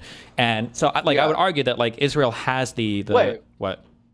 Haven't you said the opposite? Maybe I'm mischaracterizing you, but haven't you said if the Arabs came to peace, there'd be peace, but if the Israel like laid down their guns, there'd be no Israel? Have you said that, or am I mischaracterizing? If I haven't, then I would agree with that. But that was like historically in the past, right? Oh yeah, historically in the past, that is my true. biggest criticism of modern Israelis, my biggest criticism of modern Israelis is that their brain it feels like it's trapped in 1966. It's trapped in the past, because even in Israel, I heard this so much, and I talk about this. I hear this so much, like we're fighting the seven fronts. It's like, motherfuckers, you guys are not. You're fighting the Palestinians, okay? No one else is like. The United States literally wrecked Iran for you, okay? Like these enemies are not everywhere. You see enemies everywhere. Like, it's not as dire as you seem to think it is. Like it's like the schizophrenic, like not schizophrenic. That's a little bit too hard. I mean, I would say you could say trauma. They're traumatized, like Israeli history, where they legitimately see enemies on all sides. By everyone, yeah. Yeah, but at this point, I think Israel has the capacity to force a peaceful settlement on the Palestinians if they wanted to. But they have no incentive to. I agree with that, and that's also part of the reason why I say that. But I would also argue that the Palestinians kind of don't either. But this is where the international community, I would say, has largely failed, because Israel especially is incentivized to maintain the conflict so they can keep like stealing shit from the Palestinians, right, and putting off any kind of final negotiation that would cause them to have to give up anything for real. Yeah. But would you agree with it framing that they're just kicking the can down the road? Of course, I think I've said that. Yeah, it's going to be another terrorist attack. Yeah, it's going to be another terrorist attack eventually, or something will happen. Like, everything's fucked. And then there's like this dual factors with, if you annex more land in the West Bank, if you continue like expanding your land in southern Syria, in Sueda and Quneitra, like you're gonna come under rule of more Arabs. The Arabs who explicitly don't want to be under Israeli rule, unless you like expel them, how are you gonna integrate them into your society without having a class of like just rebellions or like rebellious people in your society? It's just like it's incredibly short-sighted. And I don't know. I wouldn't extend that as much because I don't know, and you might more. I'm sure there are some groups of Arabs or religious minorities that would probably be okay, more so being under Israeli rule than say like the part like Assad rule or whatever, right? Like if you look at like Druze in general, I think are a bit more favorable to Israeli rule, or no? Is that not true right now? Yeah, kind of true. I think there's explicitly the Druze leader in Sueda, al-Hijri, who's been fighting with Ahmed al-Shara. He's explicitly been saying we want to be under Israeli rule. But once again, like if Israel actually might fall into the category of actually being in conflict with a lot of like the Middle East, if they just explicitly like annex land in the Syria, which is a sovereign state, which has not been belligerent or like attacking Israel in any capacity. Sure. So by that's actually a funny thing. Like if they experiencing that trauma by being attacked by so many different Arab states in 67 to 73, be holding on to that and continuing to operate like that into the 2020s, they could like possibly just recreate the situation by being belligerent towards their Arab neighbors. Would you agree with that? Wait, say that again. Sorry. Oh, sorry. Okay. So by holding on to their trauma from 67 to 73 by being attacked by so many different Arab neighbors, being on against all odds, like fighting against them, keeping that mindset into the 2020s, they might actually have a situation where they do create a situation where they are going to be fighting multiple Arab states at once if they violate Yeah, I Syria's don't sovereignty. think I necessarily disagree with that. Like one of the things that I said, like an argument that I've made is, I feel like it's almost that verbatim, where I've said that in my mind, the biggest fear of Israel's fighting after October 7th is that if they because there is this distinction between what the Arab street thinks about Israel and what Western friendly leadership in Arab countries thinks about Israel, because there's this difference. Like there is a world where Israel causes so much death and destruction in Gaza and maybe even in the West Bank that it makes it so the leaders aren't capable of maintaining this dual position where they kind of like publicly shit talk Israel, but like privately they're all cool with the U.S. and Israel. That forces them to take up arms or take stronger sides against Israel, because Israel's just made it like impossible. It's very frustrating sometimes that, and this is even true historically, although I'm a bit more sympathetic historically, where Israel does not consider.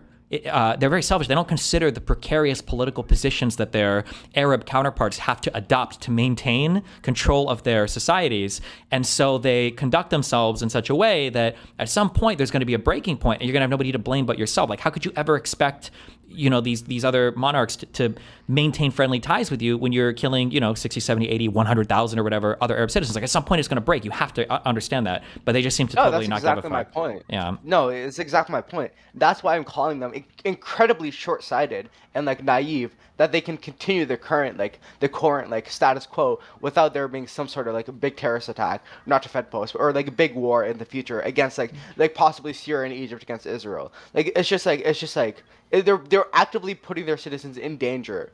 But like even you can frame it like you said something that's correct. Like Hamas likes when Palestinians are dead, and I view that as correct because they can use that as propaganda. They can use that to like get more recruits for the military brand of Hamas. They can continue fighting. But was it not equally true, if this continues to go on, that Israel likes when there's dead Jews? Because they can continue justifying like fighting and taking and like annexing more land or more Arab land and being belligerent towards its Arab neighbors. Would you agree with that? I kind of would agree with that, but I would argue that the breaking point is going to be a bit different on the Jewish side, because it's a democracy and they can they can't like Hamas can theoretically feed as many civilians as they want into the fire. Into the death because it's like there's just like a bunch of fuck shit going on there. I think that Israel has to be very careful with how they balance that, because if they fuck up, if like leadership couldn't just feed a ton of Israeli citizens into the fire because they won't be able to maintain their electoral edges, right? And then they're going to get fucked. Yeah, no, exactly. But like if you look at like Netanyahu and his electoral success, even though he's from my knowledge, he's in a lot of like political like hot water. He's allegedly he's like the Supreme Court of Israel is like fucking with him because he's like he's doing corruption or whatever. Sure. Do you know more about that? Can you tell me about that or? I looked into it at one point in time because I wanted to compare to the Olmert stuff, and I think Netanyahu, my brief takeaway from it is he's pretty dead to rights on that he probably fucked up. I think he was like okaying preferential loans or something, or it was like, I think it's stuff where it's like he's probably fucked. Like I think people expect him to be pretty fucked on it. And then Trump just saying pardon him in the Knesset. Oh my god, I hate Trump. Is fucking retarded. Anyway, Trump doesn't know anything about literally anything. Yeah. Okay. So yes. Okay. Where were we? Okay. So yeah, like Israel's approach is like very short-sighted. I think I agree with that. Okay, it's very short-sighted. Okay, that's my main thing. And then what, in your imagination, what would be a preferable, even if we take away Trump being like a fucking retard, what would be like a preferable end to the Palestinian Israeli conflict? Would you agree with a two-state solution, or like is this like purely like just like hypothetical because it's just never gonna happen? Like I understand that, but like, is it just purely fantastical to even conceive of an end? What would your position? I think an end is super conceivable right now. I think an end could easily happen, but but Netanyahu wouldn't want it. Like I would argue that right now the conflict is perfectly positioned to end, because as much as literally everybody hates the PA. When you go to Israel, the Palestinians and Arabs fucking hate the PA. Jews hate the PA. They get such a horrible rap on everything. I mean, they're really corrupt. They just like steal aid money and they'd be rich. Like what? I mean, they might be, but just from the limited time I spent in the West Bank, with some Palestinians, as much as they say like, yeah, there might be some fuck shit with it, like the overall security and safety of the West Bank is dramatically improved. Since prior to '95 or whatever. That like it has. How much? Go ahead. To like give like the pro, not to necessarily give the pro-Israel argument, but like you'd expect that when they're like the highest aid recipients per capita. I'm talking about the West Bank, not Gaza Strip. Yeah, the West. Oh, okay. Yeah. I think the Gaza Strip specifically was. I don't know about the West Bank as much. I don't think that applies as much to the West Bank, but like in my mind, you have the ability for Israel right now to force the Palestinians to say like, hey, we've conquered Gaza. Hamas is fucking gone. Here's your, even if you want to disband the PA and recreate some other bullshit entity, no, I shouldn't say bullshit, but some other government, like Israel has the capacity right now to unify forcibly the Palestinians and then give them some government that they can negotiate with. And then they could finally, come to the table and make hard choices about what the future is going to look like. But they're not doing that. That 20-point plan or whatever, it looked like an Israeli wet dream. It's just a bullshit plan. Like who? Well, but it's like, oh my God. not only is like the Gaza Strip gone, but like having things where you're saying that like, oh, we can de-radicalize these people. I don't even know what the fuck they mean when they say that. But like not only that, but they're also saying that now they also get to attack and reform the PA as well. Like whatever you think the PA is wrong now, it's going to be worse for the Palestinians if Netanyahu has a say in reforming it, right? So yeah, I feel like the Israelis have no desire to settle this conflict anytime soon because they're still trying to build up their Jewish people and take over more and more of the West Bank, and they're happy to kick the can down the road indefinitely. Yeah, no, I just to speak on that for a second, that plan was just like the worst, terrible. Like it not only does it read like kind of like a ChatGPT plan, but like even like I'm looking at it right now, point 9, Gaza will be governed under the temporary transitional governance of a technocratic, apolitical Palestinian committee. That was the most stupid looking shit at all ever. of the shit, dude, that they wrote out for that. There's a whole fucking, I don't know, I wouldn't call it a PowerPoint, but there's a whole thing that like the Trump admin wrote out for how this would look. It's It was just the like 20 points, right? Yeah, but they have like a whole PDF and everything on like, oh, the super transit bus that we're gonna make. It was cringe as fuck. It looks fucking retarded. It does look like my it all professor looks like went over it. Okay, yeah, it looks like a My professor went ChatGPT over put it, together yeah. fucking thing on. Yeah, it's just crazy. No, literally. My professor went over it in class and he pointed like 7 different things that would just destroy the plan before it even got to like phase 1. Like it's just incredibly fucking stupid. But like this, like it's just so sad because like the Netanyahu and the Israeli right wing, like the Likud and the Settler Party and like the coalition. I know it's like in the unity government, but like the entire like political apparatus, they just have no incentive to move towards anything that would be good for both people. Yeah. Like which ties into my point, which is like it ties into my point, where it's like it's just saying that the Israelis, they like it when, or they would be preferable to this current situation where the Palestinians just continue doing terror attacks, so they have political capital to continue annexing more Palestinian land. Sure. But yeah. Yeah, I don't disagree with that, but this is another frustration that I have with the international community because it's like, you ever see the movie? You ever watch the Creed movies? No, I'm too young for that. Too young for. Fuck I'm you. sorry, I'm No, trolling. stop. Okay. In every like boxing movie you watch, it's always like an impossible back and forth where people are getting like smacked in the face, like 20 punches, but they always come back, whatever. When I watch the, I shouldn't say like I go back and forth on my sympathy for Israel, but like the international community, it just like fucks up everything so much because like not only does, you could argue that Israel is happy to have, saying they're happy to have terrorist attacks is kind of maybe a little bit dramatic. It's but hyperbolic, yeah. Yeah, but the conflict allows them to push stuff off, and allows them to point to how unhinged their Arab partners are and say, well, look, these guys are fucking crazy, so we're not going to do fuck all. I feel like the UN, looking at the way the UN treats Israel, is just fucking unhinged. Like the one-sidedness. It is unhinged. I also feel like that feeds in really well to Israeli perception that like, oh, the whole world is against us and everybody's biased against us and everything. And it's like, when you look at the way the UN looks at anything related to the Middle East, like that's 100% true. Now that doesn't change whether or not Israel is in the right or wrong, or is being too opportunistic with regards to how they approach peace in the region. But god damn, does the UN make it hard to take any international statement about Israel seriously? No, exactly. I guess like my thing, like in terms of geopolitics, I'm more of like a liberal. While in domestic politics, I'm more of like a democratic socialist. But I feel like international institutions are really important. I like the fact that international institutions are being used just to fight against Israel is a bit of a bastardization almost. It's just not okay. It's like eroding trust in international institutions. And then Trump came in and he just like destroyed everything. But, yeah, like, true. anyways. Yeah, I feel like the Okay, UN so could play a positive role too because I feel like Israelis are.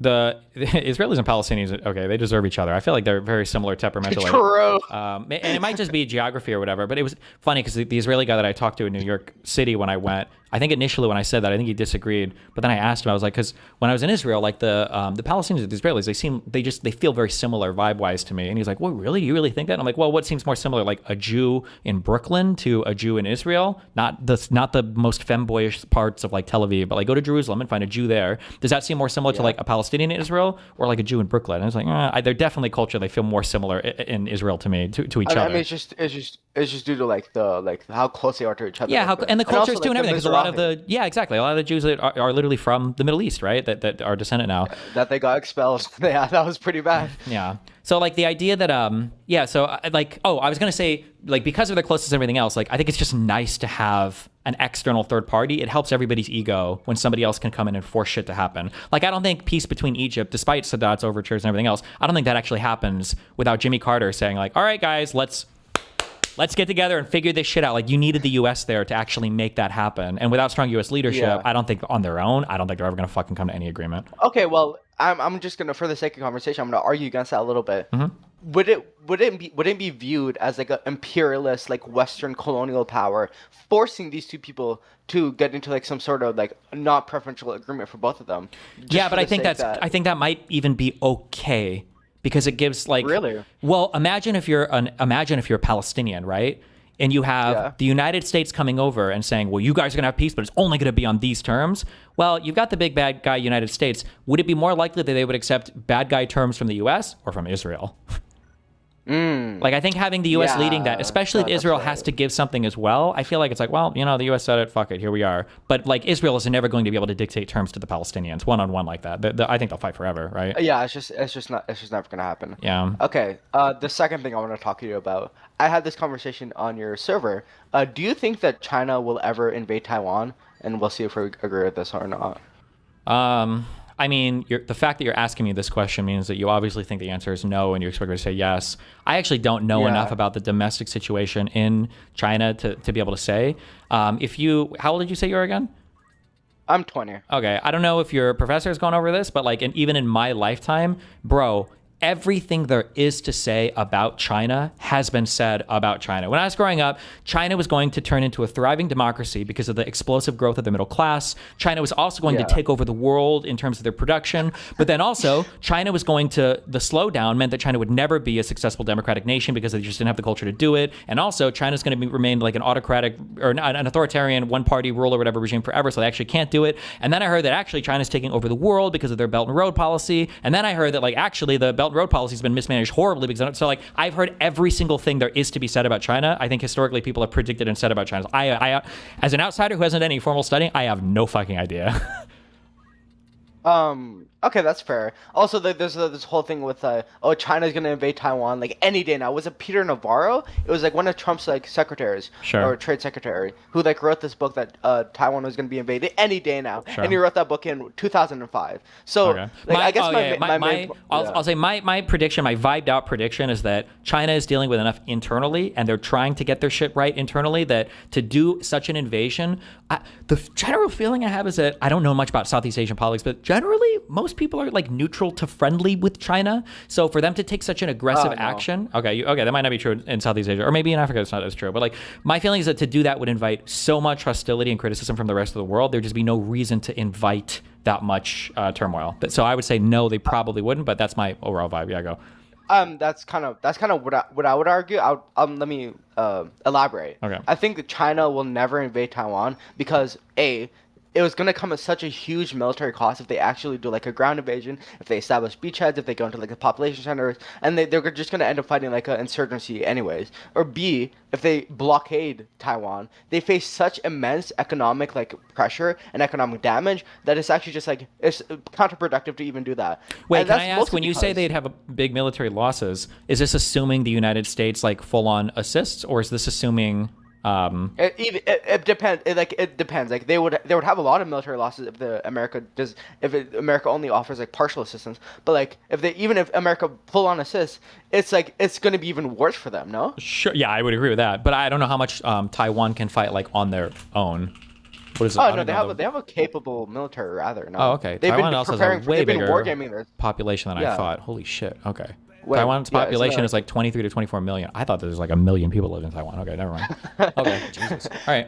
No. Yeah, so I was kind of having this conversation. But like another thing is that there's a pro-China party within the Taiwanese parliament. Sure. Like China can just use like soft power to kind of just move Taiwan into the Chinese sphere if they really wanted it. And like this idea that I feel like we talked about this yesterday, I feel like pragmatism trumps ideology in a lot of in a lot of like the time. Because like there's this the idea that like China, the one China policy, we want to finish the revolution. We want to bring about like revolution in both China and Taiwan because Taiwan historically has been part of China. So like this idea is not as important as like the Chinese Politburo just like fucking their country, like destroying their economy, like just like, killing hundreds of thousands of their troops, just to, like unite Taiwan when they could just like move Taiwan towards the Chinese sphere by like political like election interference or like just political maneuvering. You know what I mean? So that's my Sure. whole argument.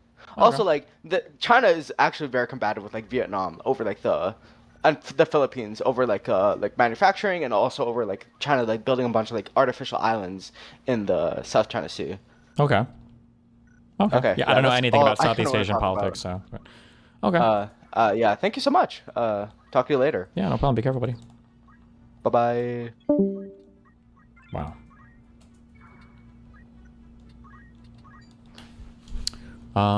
Okay, we have Piers Morgan and we have Tim Miller on Jubilee.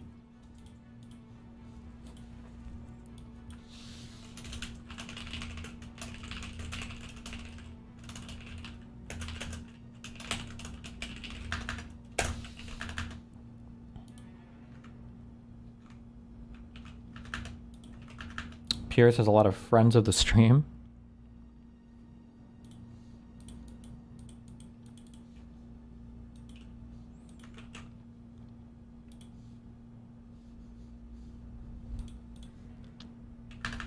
Tim's was boring, to be honest. All right, fuck it. We'll start with good friend of the show, Piers Morgan.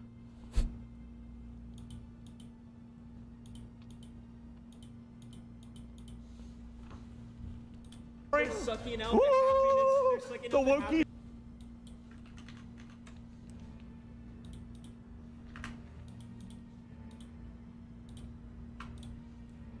Are around me. Hold on. What is this? Find me this quote. What is this about? He said the American Psychological Association? Or psychologist?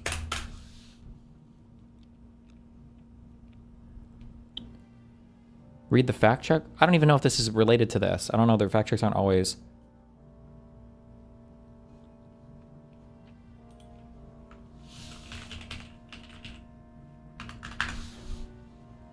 Oh. It's the APA's new guidelines for psychological practice with boys and men, try to recognize and address these problems. Okay, what do we have? Let me just start from the beginning. I don't think this is that long. For the first time ever, this is 2019. This is in 2019. For the first time ever, APA is releasing guidelines to help psychologists work with men and boys. At first blush, this may seem unnecessary. For decades, psychology focused on men, particularly white men, to the exclusion of all others, and men still dominate professionally and politically. As of 2018, 95.2% of CEOs at Fortune 500 companies were men, according to 2017 analysis by Fortune, and 16 of the top companies, 80% of all high-ranking executives were male. Meanwhile, the 115th Congress was 81%. Blah, blah, blah, something is amiss for feminism. Okay, men commit 90% of homicides in the United States and represent 77% of homicide victims. They're the demographic group most at risk for being victimized by violent crime. They are 3.5 times more likely than women to die by suicide. And their life expectancy is 4.9 years shorter than women's. Boys are far more likely to be diagnosed with ADHD than girls, and they face harsher punishments in school, especially boys of color. The APA's new guidelines for psychological practice with boys and men strive to recognize and address these problems in boys and men while remaining sensitive to the field's androcentric past. 13 years in the making, they draw on more than 40 years of research showing that traditional masculinity is psychologically harmful and that socializing boys to suppress their emotions causes damage that echoes both inwardly and outwardly. The APA's guidelines for psychological practice with girls and women were issued in 2007 and, like the guidelines for boys and men, aim to help practitioners assist their patients despite social forces that can harm mental health. Many researchers who study femininity also work on masculinity. Several contributors to the guidelines for girls and women have also contributed to the new guidelines for boys and men. Quote, though men benefit from patriarchy, they are also impinged upon by patriarchy, says Ronald F. Levend, EDD, a professor emeritus of psychological... what do we got? Hold on, wait. I thought this quote was in here. Oh, the main thrust of the subsequent research is that the traditional masculinity marked by stoicism, competitiveness, dominance, and aggression is, on the whole, harmful. Men socialized in this way are less likely to engage in healthy behaviors. For example, a 2011 study led by Kristen Springer, PhD of Rutgers University, found that men with the strongest beliefs on masculinity were only half as likely as men with more moderate masculine beliefs to get preventative health care. And in 2007, researchers led by James Mahalik, PhD at Boston College, found that that more men conform to masculine norms. The more that men conform to masculine norms, the more likely they were to consider as normal risky health behaviors such as heavy drinking, using tobacco, and avoiding vegetables to engage in these risky behaviors themselves. Issue of intensity. People tell you to go to therapy after having an argument with a friend or having a bad day. The other issue that is happening is since men are having less and less friends, they are less able to talk about any issue. They have no issue. About any issue they have. So issues pile up without being addressed. Yeah, sure, yeah. If you throw the therapy thing around in an argument, I think that's like a period argument to me, where like if a girl's being emotional, it's like, are you on your period? You're not like saying it because you genuinely care. You're just like trying to appeal to some external third thing and use like some authoritative own, like, oh, you're mad. Hey, bro, you need therapy. And it's like, okay, well, fuck you. If you just use it, I guess I didn't even consider that. If you use it like as a weaponized statement like that, I think that's really bad. And will leave a bad taste in most people's mouths, but... Participation trophies not being there. Advantage is so annoying. Look, have you been on your own show? You interrupt.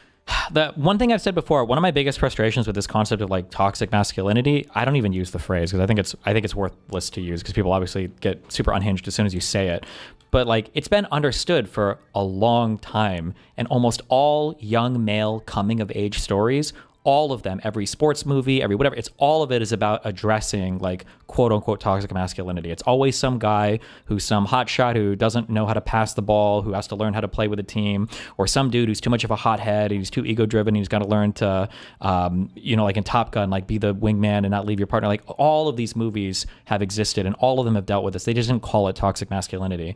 I feel like the one that I would appeal to also the most here is like literally about toxic masculinity and literally about therapy is Good Will Hunting. Like, would you argue that in Good Will Hunting that Matt Damon's character was worse off for meeting Robin Williams' character, that he should have just never gone? Or like, it's such an easy analog. I don't know how Piers would address it or deal with it, but I mean, that's essentially what we're talking about, right?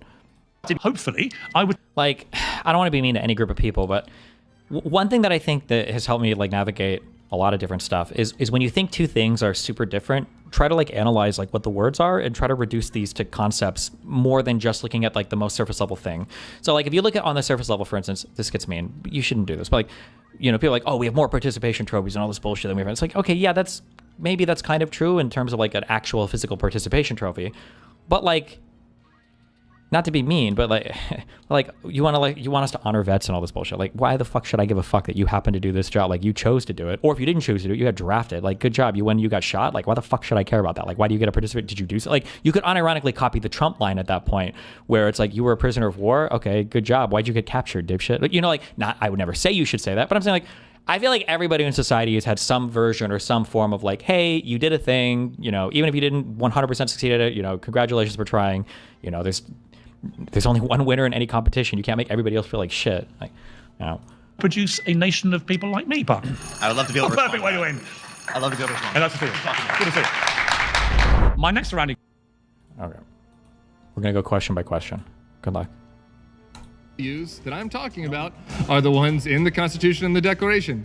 As I said, freedom of speech, freedom of religion, rule of law, democracy. If you go down that list. How do you think Dean did overall? I guess it depends on what your perspective is. I feel like he was really combative and they didn't actually get very far in their argument. I think both people, even this, I shouldn't fucking name it, Cecil, did a better job, and Kyle obviously did a much better job at like actually going back and forth. So we said, but what does whether it it's say? freedom of What does speech, the Declaration Trump say? is attacking that. Freedom of religion, Trump is attacking He's that. not attacking freedom of religion. How is We he had a attacking Muslim freedom of ban. religion? Why is it bad? Well, I mean, like if you like, there should be an incentive to do well. You don't want people to literally be like, oh, it's okay if you're a fucking loser all the time as long as you tried, LOL. Like, that's stupid. But I think that rewarding effort, I think, is important. I think effort should be rewarded in some ways.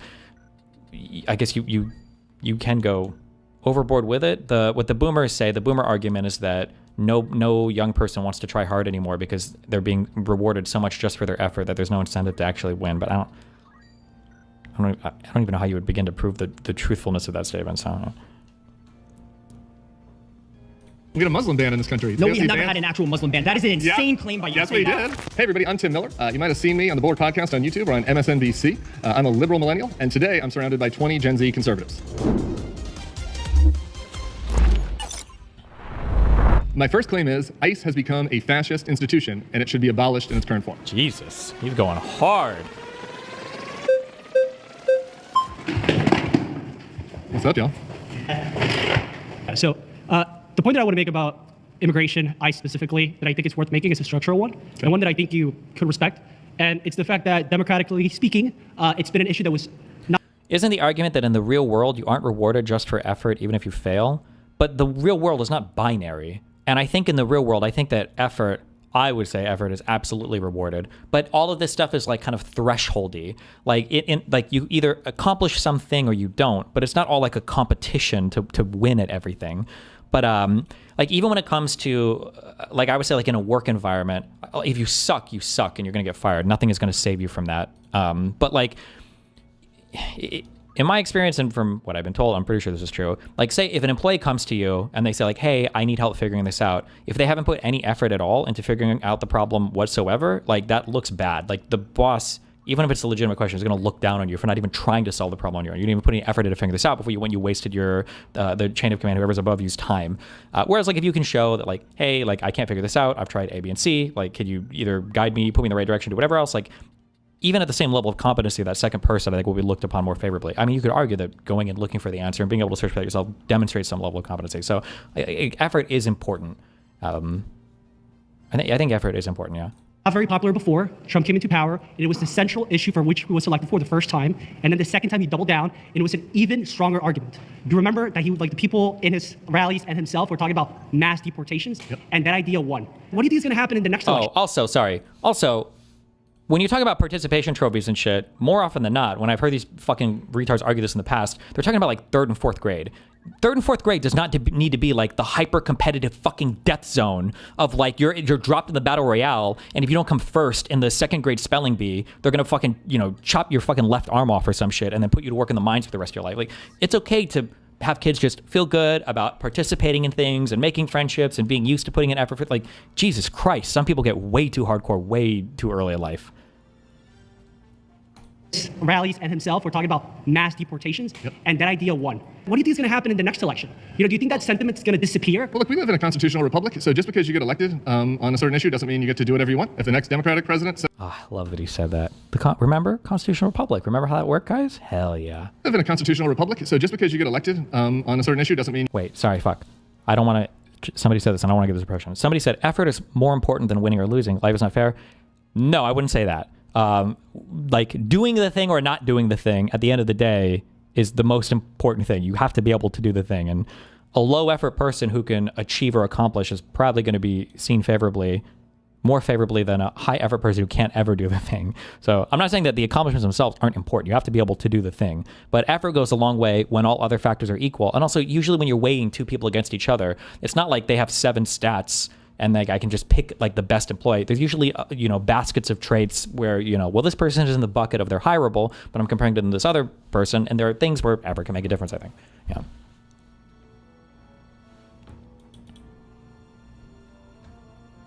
Do you think that sentiment is going to disappear? Well, look, we live in a constitutional republic, so just because you get elected on a certain issue doesn't mean you get to do whatever you want. If the next Democratic president ran on a campaign that said, shut down all the evangelical churches because I think they're doing hate speech, and they became president, and then they tried to shut down all the evangelical churches, people would say, that's fascist. That's wrong. You can't do that. That's illegal. What the president has done on the border, we can talk about what's happening with CBP, but with ICE, I don't think that a lot of people that voted for him pictured this. I think that if you described what they're doing in another country, you'd obviously say it's fascist. You got people coming up in unmarked cars. They are wearing masks. They're jumping out, and they're asking people for their paper. Is that guy okay? Hello? Country, you'd obviously say it's fascist. You got people. Are you okay, dude? Coming up in unmarked cars. They are wearing masks. They're jumping out and they're asking people for their papers. That's not American. That is not within our traditions or our rule of law. How should they deport them? Should they just knock on the door and be like, hey, Mr. Illegal, can you come out? Yeah. Do you want to have a little chat? Actually. They broke the law. They came here into this country illegally, and we have to enforce it. So if you're going to call ICE fascist, which you guys call everything fascist nowadays, then what are we going to have? We're not going to deport them, and then the people are going to be ignored? I don't think we need to ignore the people. I think if you So look let's at have deportations. there are a lot of Donald Trump supporters out there that don't like the way that ICE has been acting. You hear this from Joe Rogan. You hear from Tim Dillon. What they've been doing is un-American. You should not be you should not be hassling people who are It's American so American citizens. to bring in millions of illegals into this country. There and are ignore people our that laws. voted for Trump that What have are you been talking attacked about? by Look, ICE. JP, my name's JP. It's for JP. Juan Pablo. I love the Latino people. Great. I might look like a white boy and have the white boy aura, but I'm a Latino man. And I understand that they might seem like they're coming after the Latinos, but really, what we're doing is respecting our laws. We're constitutional. Pause. I'm sorry, but you have to respect me. When I say pause, you've been eliminated. You have to go back to your chair. Good to see you, man. How triggered is he hearing her say that in that accent?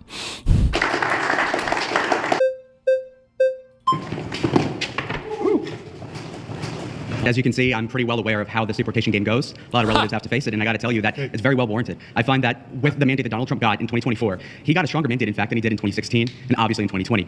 He, in particular, had immigration and deportations, by the way, as being one of the strongest issues. Yeah, I hear you. We said this in the last one, though. Again, you don't get to break the law just because you won the election. That's not how it works in a free country. We have rule of law. We have rules. Here's the thing. What ICE has been doing, going after American citizens, going after people, going after folks that look like you, and asking for their papers, is wrong. Here's an example. Do you have your passport on you right now? Well, actually, yeah, but I travel. But no, I'm sorry. Do you have it on your person? Can you show it to me? Okay, you don't have it on your person. Well, that's interesting because there's a guy named George here in LA who worked at a car wash. Here's what happened. ICE rolled up to his car wash. He is a dual citizen. He was born in Mexico. He came here. He became a citizen. He has a wife that's a citizen and 2 kids that are a citizen. They came into his car wash. He asked ICE. He's like, do you guys have a warrant? I just hold on. I just need to tell you how brutal this is. Tim asked a tough question. Do you have your passport? And this guy was one of the lucky ones who could have said, well, I do. And he even knew how lucky his answer was. He said, I do, but it's because I travel a lot. But that's still not enough to pass this ICE threshold. And Tim is going to back it up with an actual example of how it's not enough. That's a really brutal back and forth that I don't think many people would appreciate, as brutal as that was. Oof. He showed me a warrant. They didn't have a warrant. They said, can we see proof you're from America? He showed them his driver's license. Then they said, can we see your passport? He didn't have his passport on him. They grabbed him. They threw him in the back of a van, and he came downtown here to the detention center. George Redis is an American citizen, got detained by ICE. Just the other day, the New York Times was talking about this, that there was an unmarked car in Chicago driving down Lake Michigan. 2 guys hopped out of the car. They were masked. They jumped out and grabbed these 2 joggers, and they're like, show me your papers. One of the things I've said in the past, like this year, as you debate people, like debating Trumples it's impossible. I don't know how they can defend anything. There are just so many of these examples now where it's like, bruh, you're fucked. There's just no way that you could survive a real conversation about this. This is why you have to talk about like girl cock, trans people, and fucking whatever other weird bullshit you want to make up. Because on the facts of any of these things, all of it is so fucking bad. Oh my God. Driving down Lake Michigan, 2 guys hopped out of the car. They were masked. They jumped out and grabbed these 2 joggers, and they're like, show me your papers. I'm sorry, this is not mass deportations now. This is hassling American citizens. This is breaking the rule of law. It's also He also brings up a good point, too, that I will bring up at the end of these 4 years, because it is true. There are no mass deportations, and it won't happen. Because just think about the numbers they're giving you. 30 million illegals, supposedly, under Biden. You're going to mass deport them by rolling up in masked cars and taking them out even 10 or 20 at a time? How many vehicles, how many of these raids would you have to do? Like, let's assume that every big raid, we got 10 illegals. Let's assume the 30 million number is real, which is retarded. Well, you won't even add the other 13 million that were here illegally. Let's assume you get 10 illegals every single time that you guarantee, which is already more than you're going to get, right? So that's 3 million raids that you have to do in, we'll say, 365 days and divided by 4. Is that correct to do the division like that on that? So you'd have to do 2,000 of these raids a day? Every single day, and then catch, let me check my math, 2,000 raids a day, 10 illegals per raid you catch, times 365 days a year, times 4 years. Yeah, you would have to catch, 2,000 illegals a day doing these, or you have to do 2,000 of these raids a day or whatever. Like, this is retarded. The numbers don't even remotely work out to be what you would need them to be for your mass deportation. It's so stupid. It's so fucking stupid. Anti-due process, and it's wrong. The anecdotes you bring up are actually relevant because I could do the same thing for Medicare abuse and whatnot, but I'm not calling for drastic reforms or even an abolishment. You're calling for an abolishment. Out of the car, they were masked. They jumped out and grabbed these 2 joggers, and they're like, show me your papers. I'm sorry, this is not mass deportations now. This is hassling American citizens. This is breaking the rule of law. This is anti-due process, and it's wrong. The anecdotes you bring up are actually relevant because I could do the same thing for Medicare abuse and whatnot, but I'm not calling for drastic reforms or even an abolishment. You're calling for How is that even remote? Medicare abuse is not somebody violating somebody else's constitutional rights. Number one. Number two, we know the numbers for this abuse of fraud. It's as a percentage is relatively low of the overall Medicare Medicaid budget. Like what? How is it even remotely comparable? For an abolishment of ICE as we know it. Now you're pointing out the fringe cases. These are not fringe cases. They're happening all over the country all the time. Okay, so I'm arguing that the vast majority of the people that are getting deported are illegal aliens. You're pointing to a small percentage of folks that are getting deported because of obviously anything that the government does, there's going to be mistakes done. And I feel like the majority of the people of the country voted more than they did for Kamala for such things to happen. And so what you're pointing to is, I think, to be like I said, something that's an abstraction. There are many people that voted for Donald Trump that have already said they're upset about this. Prominent podcasters have said that they're upset about what he's doing. So just because he voted, it doesn't mean he gets to act illegally and act with impunity. No. All right, so ICE is about to have a bigger budget than the entire military of Israel. It's an insane way. Thrilled about that over there. It's an insane way for us to be spending our resources in this country. They're hassling American citizens. They're hassling people who are here on legal visas. They're demanding their papers like this is East Germany and the Stasi. That's not how you act in a free country. You can do border control and you can do deportations without having masked guys coming and grab you because of the way you look. Well, if that's the case, then how come CBP and the other things before ICE and before Trump haven't been working, and that's why the people elected Donald Trump in the first place? So then what would be your solution that would be some sort of a middle ground? Because it seems like you just want to get rid of the whole thing. What do you mean? No. ICE just started in 2003.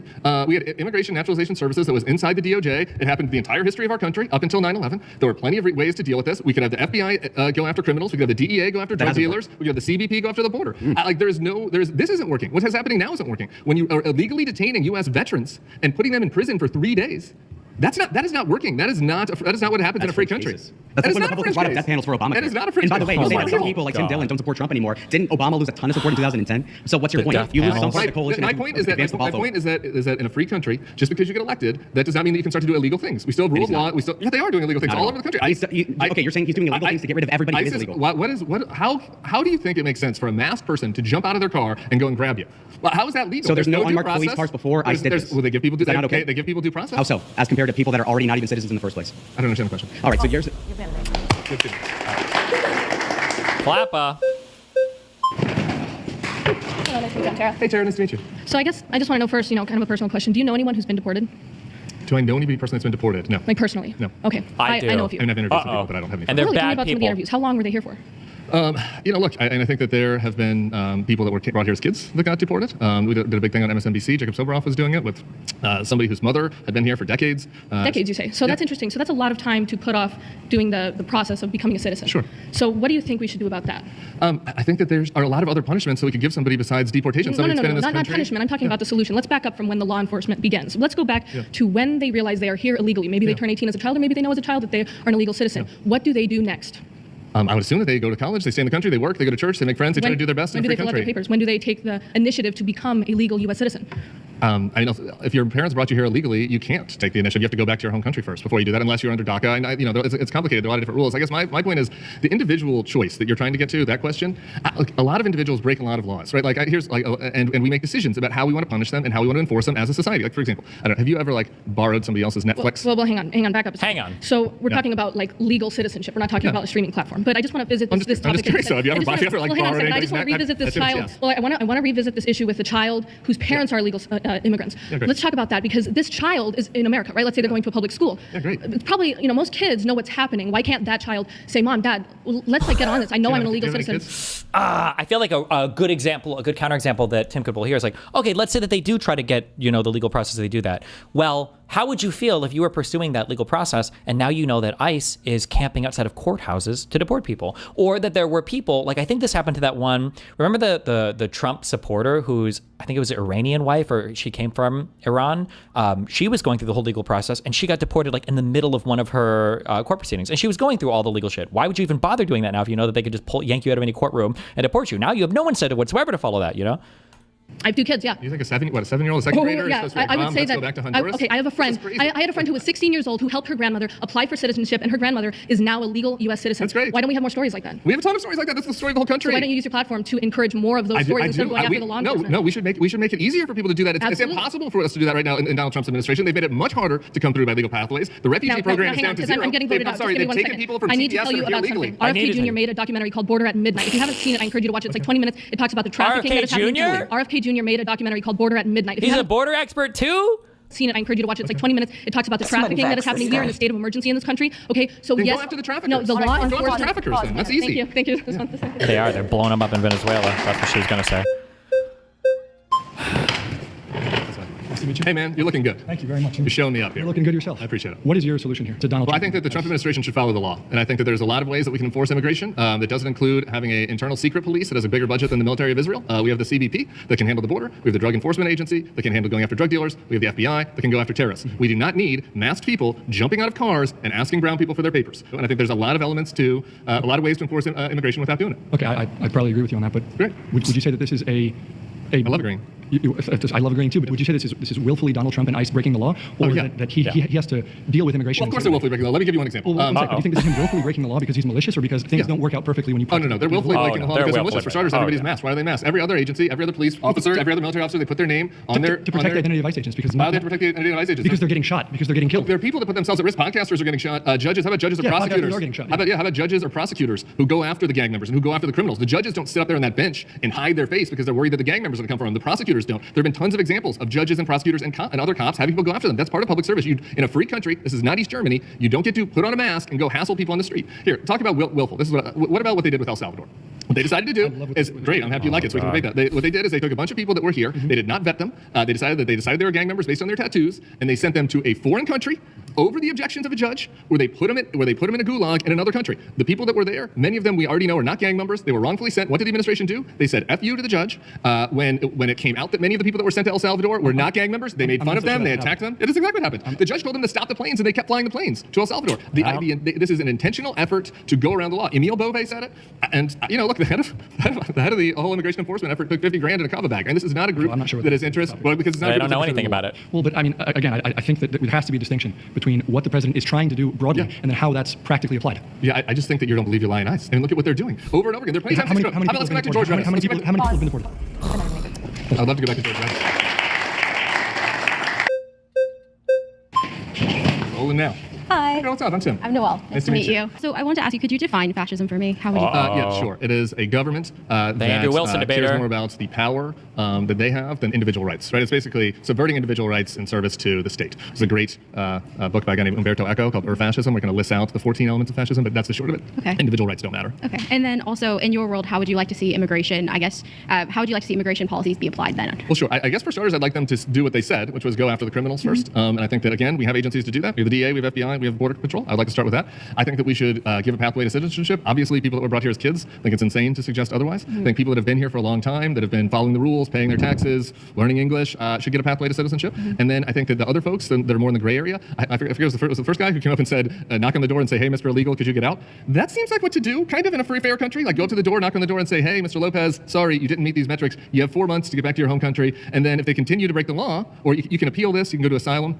If they continue to break the law, then sure, then you can send in law enforcement. And again, we have CBP and a bunch of other enforcement agencies that could do that. That's just a humane way to deal with this. I think probably has 80% support. Yeah, and I think sensible conservatives would actually agree with a lot of what you said of a pathway to citizenship. I guess. But the issue is liberals weren't doing it, so now we have immigration Hitler, and at least he's doing something about it. I don't think some of your pals would. Do we have any pathway to citizenship? I think I would say that a pathway to citizenship for those who are working here for a long time and for those who follow the legal process, because you can't cut in line, because that's not fair to other people who have been trying to. I have a lot of family as well who came in, right? And so if you cut in line, it kind of devalues everyone who took out maybe loans or borrowed money to try to get into the country legally. You can't get in the country legally now. Oh, but still, there's there people are no who legal pathways unless you're a white South African. That's not necessarily. I have family. That's fine. I have family. I'm Mexican. During the Trump administration? Not during the. They've changed the policies a lot during this But what I'm administration. saying We're going to have negative net migration. So that just means that people just come in, that people just break the law. No, we're going to have negative net migration in this country this year. The only countries that have that are like Venezuela, Syria, but I want to address, if I can, can I address your claim specifically on fascism? Sure. Because fascism historically has been going after people who politically disagree with you. And what we're seeing right now,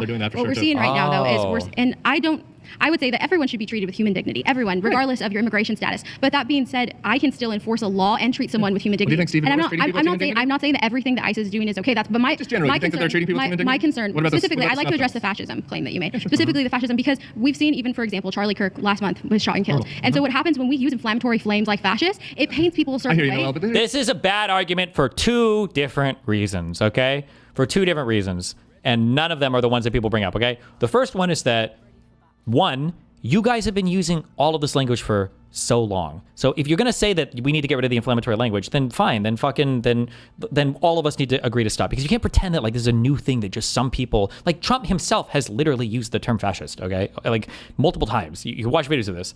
But the second dog shit claim is, I'm sorry, if the claim is false, then you should speak to the claim itself. If the claim is false, then speak to the claim. Because just because somebody, you know, there might be some things that happen if you identify people, especially whatever else bullshit. If somebody's accurate in their description, then maybe you like shouldn't act like that. You know, maybe you shouldn't be a fascist.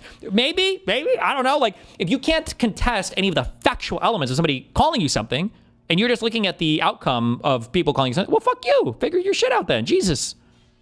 But that's like me saying if you want lax border policies, then you're an anarchist. It's a false equivalency. But the right calls the left communists and enemy within all the time. Good job. I'm just saying, look, if they don't want to be called fascists, they shouldn't act like fascists. I just think that if this was not this country. No, and he said both of them. Oh my God, I love him so much. I do love him so much. Oh my God, I pre-watched. That's why I wasn't streaming yesterday. I was watching all of these. Oh, and he just says both of them. Yes, fucking A. Yes, thank you.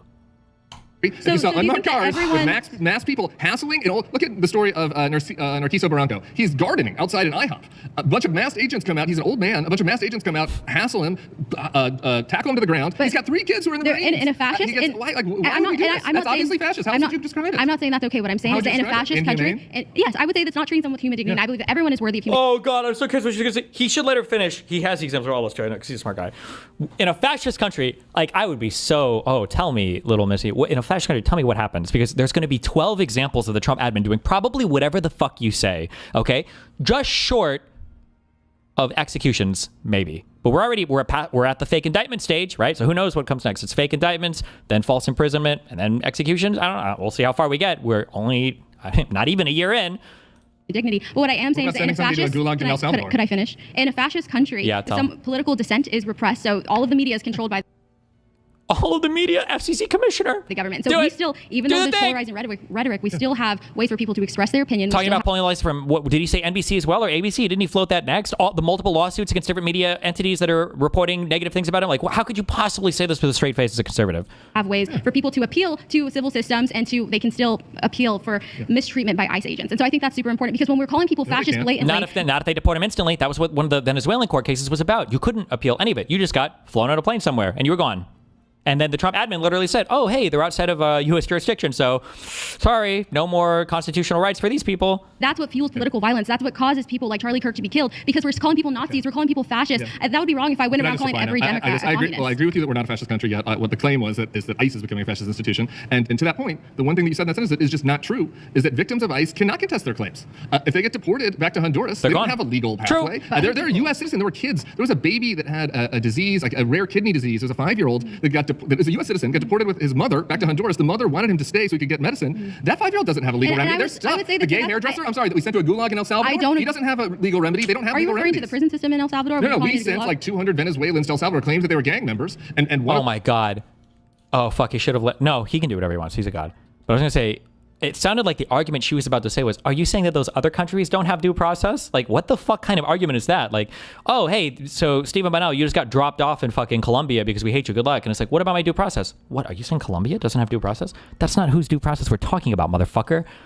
I did an interview with him, Andre Hernandez Romero. He's a gay hairdresser. Unless he was doing the makeup for Trent Aragua, he was not in a gang. I don't agree with the way he doesn't have any redress. I don't agree with the way that ICE is approaching the immigration. Oh, great. Well, that's his whole argument. So I'm with you there. I don't agree with it. I don't agree with sending American citizens without due process. I'm with you. My concern specifically is using the rhetoric of fascist because it fuels political violence. That is my concern. It's okay to disagree, oh my God, but I cringe. don't think that so even if it's true, to Nazi Germany, I just don't. I don't either. Thank you so much. Thank you. The news, guys. Woke ideology is anti-liberal and fascist. Let me use the restroom real quick. Hold on one sec.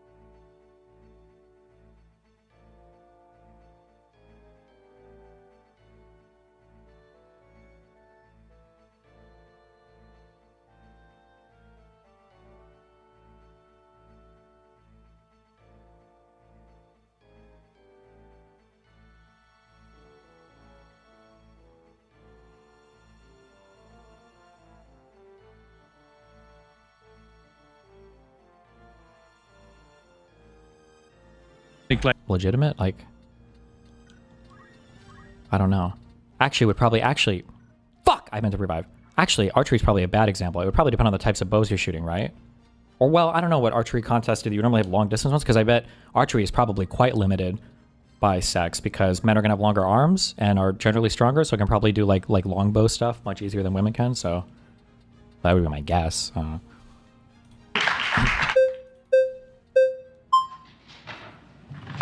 How are you? Good to meet you, Piers. Good to meet you. Wait, random question. Oh, wait, actually, two very random questions. Has anybody... Okay, wait. First random question is... in Lord of the Rings, you know how they're like different... I don't know if you call them tribes or cities of elves or whatever. Are there like different places that hobbits live, or do they all live in fucking Hobbiton?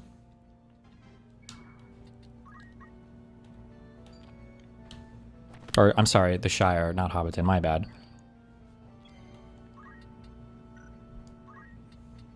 Why are there no independent tribes of hobbits or whatever?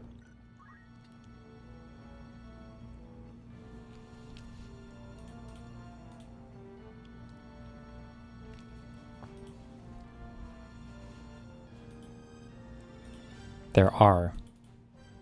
They talk about foreign hobbits a lot in the books. There are the hobgobblers in the north. Are hobgoblins hobbits?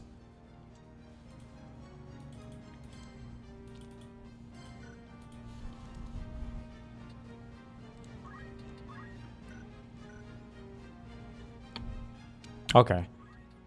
Okay, also, second question. How many people here have seen the movie The Family Stone? It's a Christmas rom-com. Who's seen this movie before? Is this a popular movie? Have a lot of people in chat seen this, or is this a...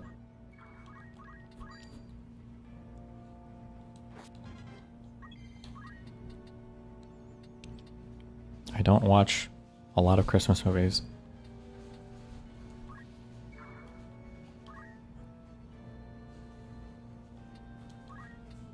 There was a, fuck, okay, well, never mind, I can't. There's a lot of strong opinions about the family in this movie and how they treat, I guess, the main character. I don't know if you would say protagonist, but like the main woman rom-commer person in this. And I didn't read all the people's opinions until I watched the movie. It looked like the Sarah Jessica Parker's character was just like a mega autistic fucking inconsiderate piece of shit loser. But I feel like on Reddit, all the comments that I see about this movie are that the family is crazy and evil and mean, and that they bully her for no reason. But she just seems like a piece of shit to me. But I don't know. Okay, you guys should watch it tonight. We need a DGG opinion on this. I'm curious. All right, now let's get into it. My next surrounding claim is... Oh God. My next claim is it is not worth the costs of gun deaths every year to have the Second Amendment. Whoa. All right, well, first, you made the claim, so I want to hear your reasoning behind it. Well, yeah, obviously this is a reference to the Charlie Kirk quote about how it was worth some gun deaths every year to have the Second Amendment as it's currently written. And my view is this, look, this is not an argument to repeal the Second Amendment. My point is that we shouldn't have a fatalistic view about this. To just say we have the Second Amendment, nothing we can do now, some people are going to die because of it, and so that's just the price of freedom. For example, in Canada, you have a right to bear arms still, but it's like you have to get a license. There has to be training. You have to pass background checks. Is that not also in the United States too? No. You don't need a gun license. Well, no, but no, you don't. Wait, no, Tim, you must know this. No, you don't need a fucking gun license in the United States. You have a right to bear arms still. A gun license. Some people are going to die because of it, and so that's just the price of freedom. For example, in Canada, you have a right to bear arms still, but it's like you have to get a license. There has to be training. You have to pass background checks. Is that not also in the United States too? No. You don't need a gun license. Well, no, what I'm saying is it's not. No, you should argue about that. No, that's actually so funny because you can catch so many people like that who are trying to argue some conservative position, and you're like, we don't have to train. We don't need a fucking license. All you have to do is not have a felony and fill out your form correctly, right? And they're like, wait a second, that can't possibly be true. Like, it's so crazy. Even the guy who was about to defend it doesn't believe it. It's like, wait, you don't have any training? Wait, hold on, you gotta have a license or something, right? No, nothing. You don't need anything. like a driver's license. Like you don't have to like go to when you're getting a driver's license here. It's more akin to what you do in Canada. You have to go to classes. You have to prove that you know. You have to prove that you have to know how to use the guns. Like there's a process. There's no process. Well, in a lot of cases, you don't have to go through a process. Sure, people have easy access to guns in this country without going through the process. There is easy access for younger people to get high-powered weapons. That's definitely not true. But can you name the legislation that would have prevented Charlie Kirk from being assassinated? No. Well, no, because there wouldn't have been a piece of legislation that could have prevented Charlie Kirk from being assassinated. My point is that his initial claim was in service of this idea that we have a maximalist view of the Second Amendment, where there's nothing that we can do to limit gun deaths. In the United States, we had 46,000. In the United States, we had 46,000 gun deaths in 2023. In Japan, they had 10. Okay. In France, they had 800 and something. So like, there is obviously many things that we could do to change the cultures, the rules, the laws, and the mores of this country to not have the gun deaths that we do. I don't think the statistics of these other countries. I kind of doubt that there's Japan 10 only. 10. You're not giving me really any piece of legislation that would actually fix these things, unless you're talking about the abolition of the Second Amendment, which we can get into that. And the majority of these gun deaths are handguns. I mean, let's be honest here. They're handguns and they're suicide, right? Yeah, so if we limit that number, if we actually take that into account, it's not really looking as bad as. Well, it's looking. It's looking pretty. Depends on the state. In my state, you have to take a class, clock a number of hours training, and have a license to own a firearm. Wait, what state? I thought the Supreme Court ruling a few years ago basically got rid of all of those restrictions. They made all of those unconstitutional. What state are you in?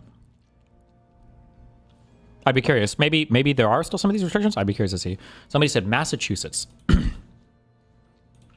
Hold on.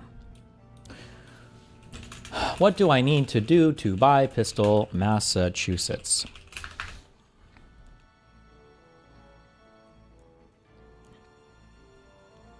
It says in Massachusetts you do have to get a license to carry. The AI overview does. I thought all of these things were struck down. Okay, maybe in some states you have to. There's definitely not a federal rule on it.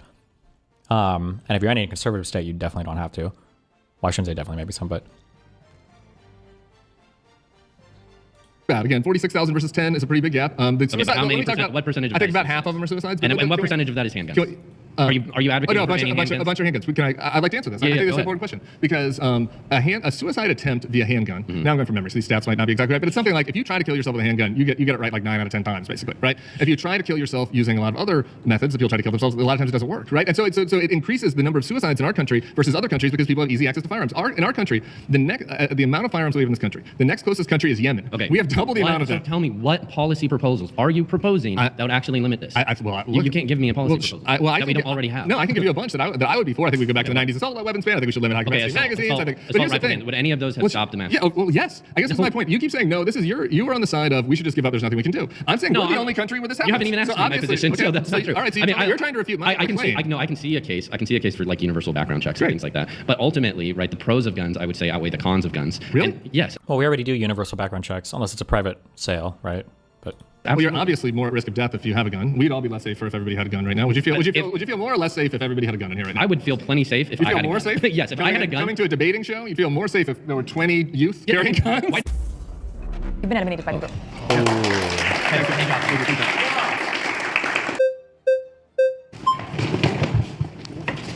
Hey man, what's up? What's up, Tim, right? Yeah, Tim. Dylan, nice to meet you. You packing? No, I'm not packing right now. Good. We're in California. Good. Just making sure.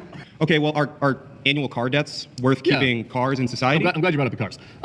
With car deaths, obviously, we're not going to go back to horses. People need cars to So they're net positive to society, right? I would say the cars are, but here's some other things so you are have with guns cars. net positive to society? Here's some other things you have with cars. I think they are. You have seatbelt. There's a million laws related to cars to try to minimize car deaths. You have seatbelt laws. You have speed limits, making it illegal to do DUIs. So my point is that I think that on the right, there are a lot of people that want to take the maximalist view of the Second Amendment. Should we ban supercars because they go faster or something? Because that would be the argument for like an assault rifle. I don't want to ban supercars. I don't think. I don't know. But my point is that... Well, actually, yeah, I feel like the car analogy is bad for a lot of reasons. One, there's way more restrictions on driving. And two, I'm sure there are certain types of cars that are banned. Like there's a ton of restrictions on like what is legal to drive on the road. Fuck, like if your car puts off too much pollution, like depending on the state you're in, maybe even federally, it might not be allowed. I don't know what the federal restrictions are on automobiles, but almost every state is going to have restrictions related to what is street legal or not. Like there's going to be a whole fucking part of your state code or statute or whatever that allows you to have certain vehicles on the road and certain vehicles aren't on the road. If we regulated guns in the manner in which we regulated cars, that'd be a good step. I think we probably have less than 46,000 total gun deaths next year if we did that, and I would be for that. To get a gun, you have to do certain things to be able to purchase a firearm. Yeah, but again, it's completely... That's not true federally. I guess apparently some states still do have like a hoop you have to jump through or whatever. So maybe in the super blue states you do, but there are no federal requirements. Like for instance, in Florida, I can just go and buy a gun. I don't need a license or fucking any of that shit. Now, because I don't have a license, I have to wait 3 days, which is excruciating, to pick it up from between the time I buy it and pick it up. It's either 3 days or 5 days or something. But like, other than that, that's it. Comparable to the types of things you have to do to get a driver's license to drive a car. Well, actually, cars have tons of driver's licenses. Cars have cars have a bunch of safety checks. There are tons of things we do to try to mitigate deaths via cars. Like there's also way more value in having a car than having a gun. What we want to do is figure out ways to limit the amount of gun deaths. I'm not happy with. Are you happy with the number of gun deaths we have in this country? Of course not. Okay, so like, are you satisfied? Like we have way more than any other country in the world. We have. Do people have bad hearts in other countries? I think they have better hearts. They have better hearts than us. Every person in the world is inherently bad by nature. Okay, so then why do we have the most gun deaths here? Because the wrong people are getting guns. You don't think bad people get guns in Yemen or in France or in other places? Like our country is the only place where this is happening. Pause. You've been eliminated by the group. Well, thank you. I had to bring it up. Thank you. Hey, how's it going? Hi, Sam. My name's Hannah. So I want to address the claim. First of all, I want to clarify. You are not in favor of abolishing or confiscating guns, correct? I'm not in favor of abolishing the Second Amendment. I could potentially be in favor of a gun buyback situation with voluntary. For sure. Okay, right. So I also want to talk about, you talked about there's other problems that are facing America, not only that there's more guns and that's why there's more gun violence, correct? No, I think there's more gun violence in America because there's more guns. I think it's pretty simple to understand. Okay. We don't have anywhere near this level of gun death in any other country in the world, any other first world country, any Western country. If you're under 18, the most likely way you're going to die in this country is by gun deaths. That is not equivalent in other similar Western nations. Right. So I think it's basically the guns. Yes, okay, so more guns equals more gun violence. I want to address that claim by first of all bringing up how the majority, or at least almost 50% of all homicides caused from guns are in cities where the gun per capita is much lower than the rest of the country. So, and secondly, I'd like to bring up that from 1990s to the early 2000s, we had a major decrease in homicides by guns, but we had an increase of guns by nearly 50%. So the other thing I'd like we had an assault weapons ban during that time. I guess the stats in the cities, this is kind of a funny thing, and I'm glad somebody brought this up because the pro-gun side in this country is always trying to like cut and dissect the demographics down. They're like, okay, so there was a higher percentage in this city or among this type of person or among this demographic.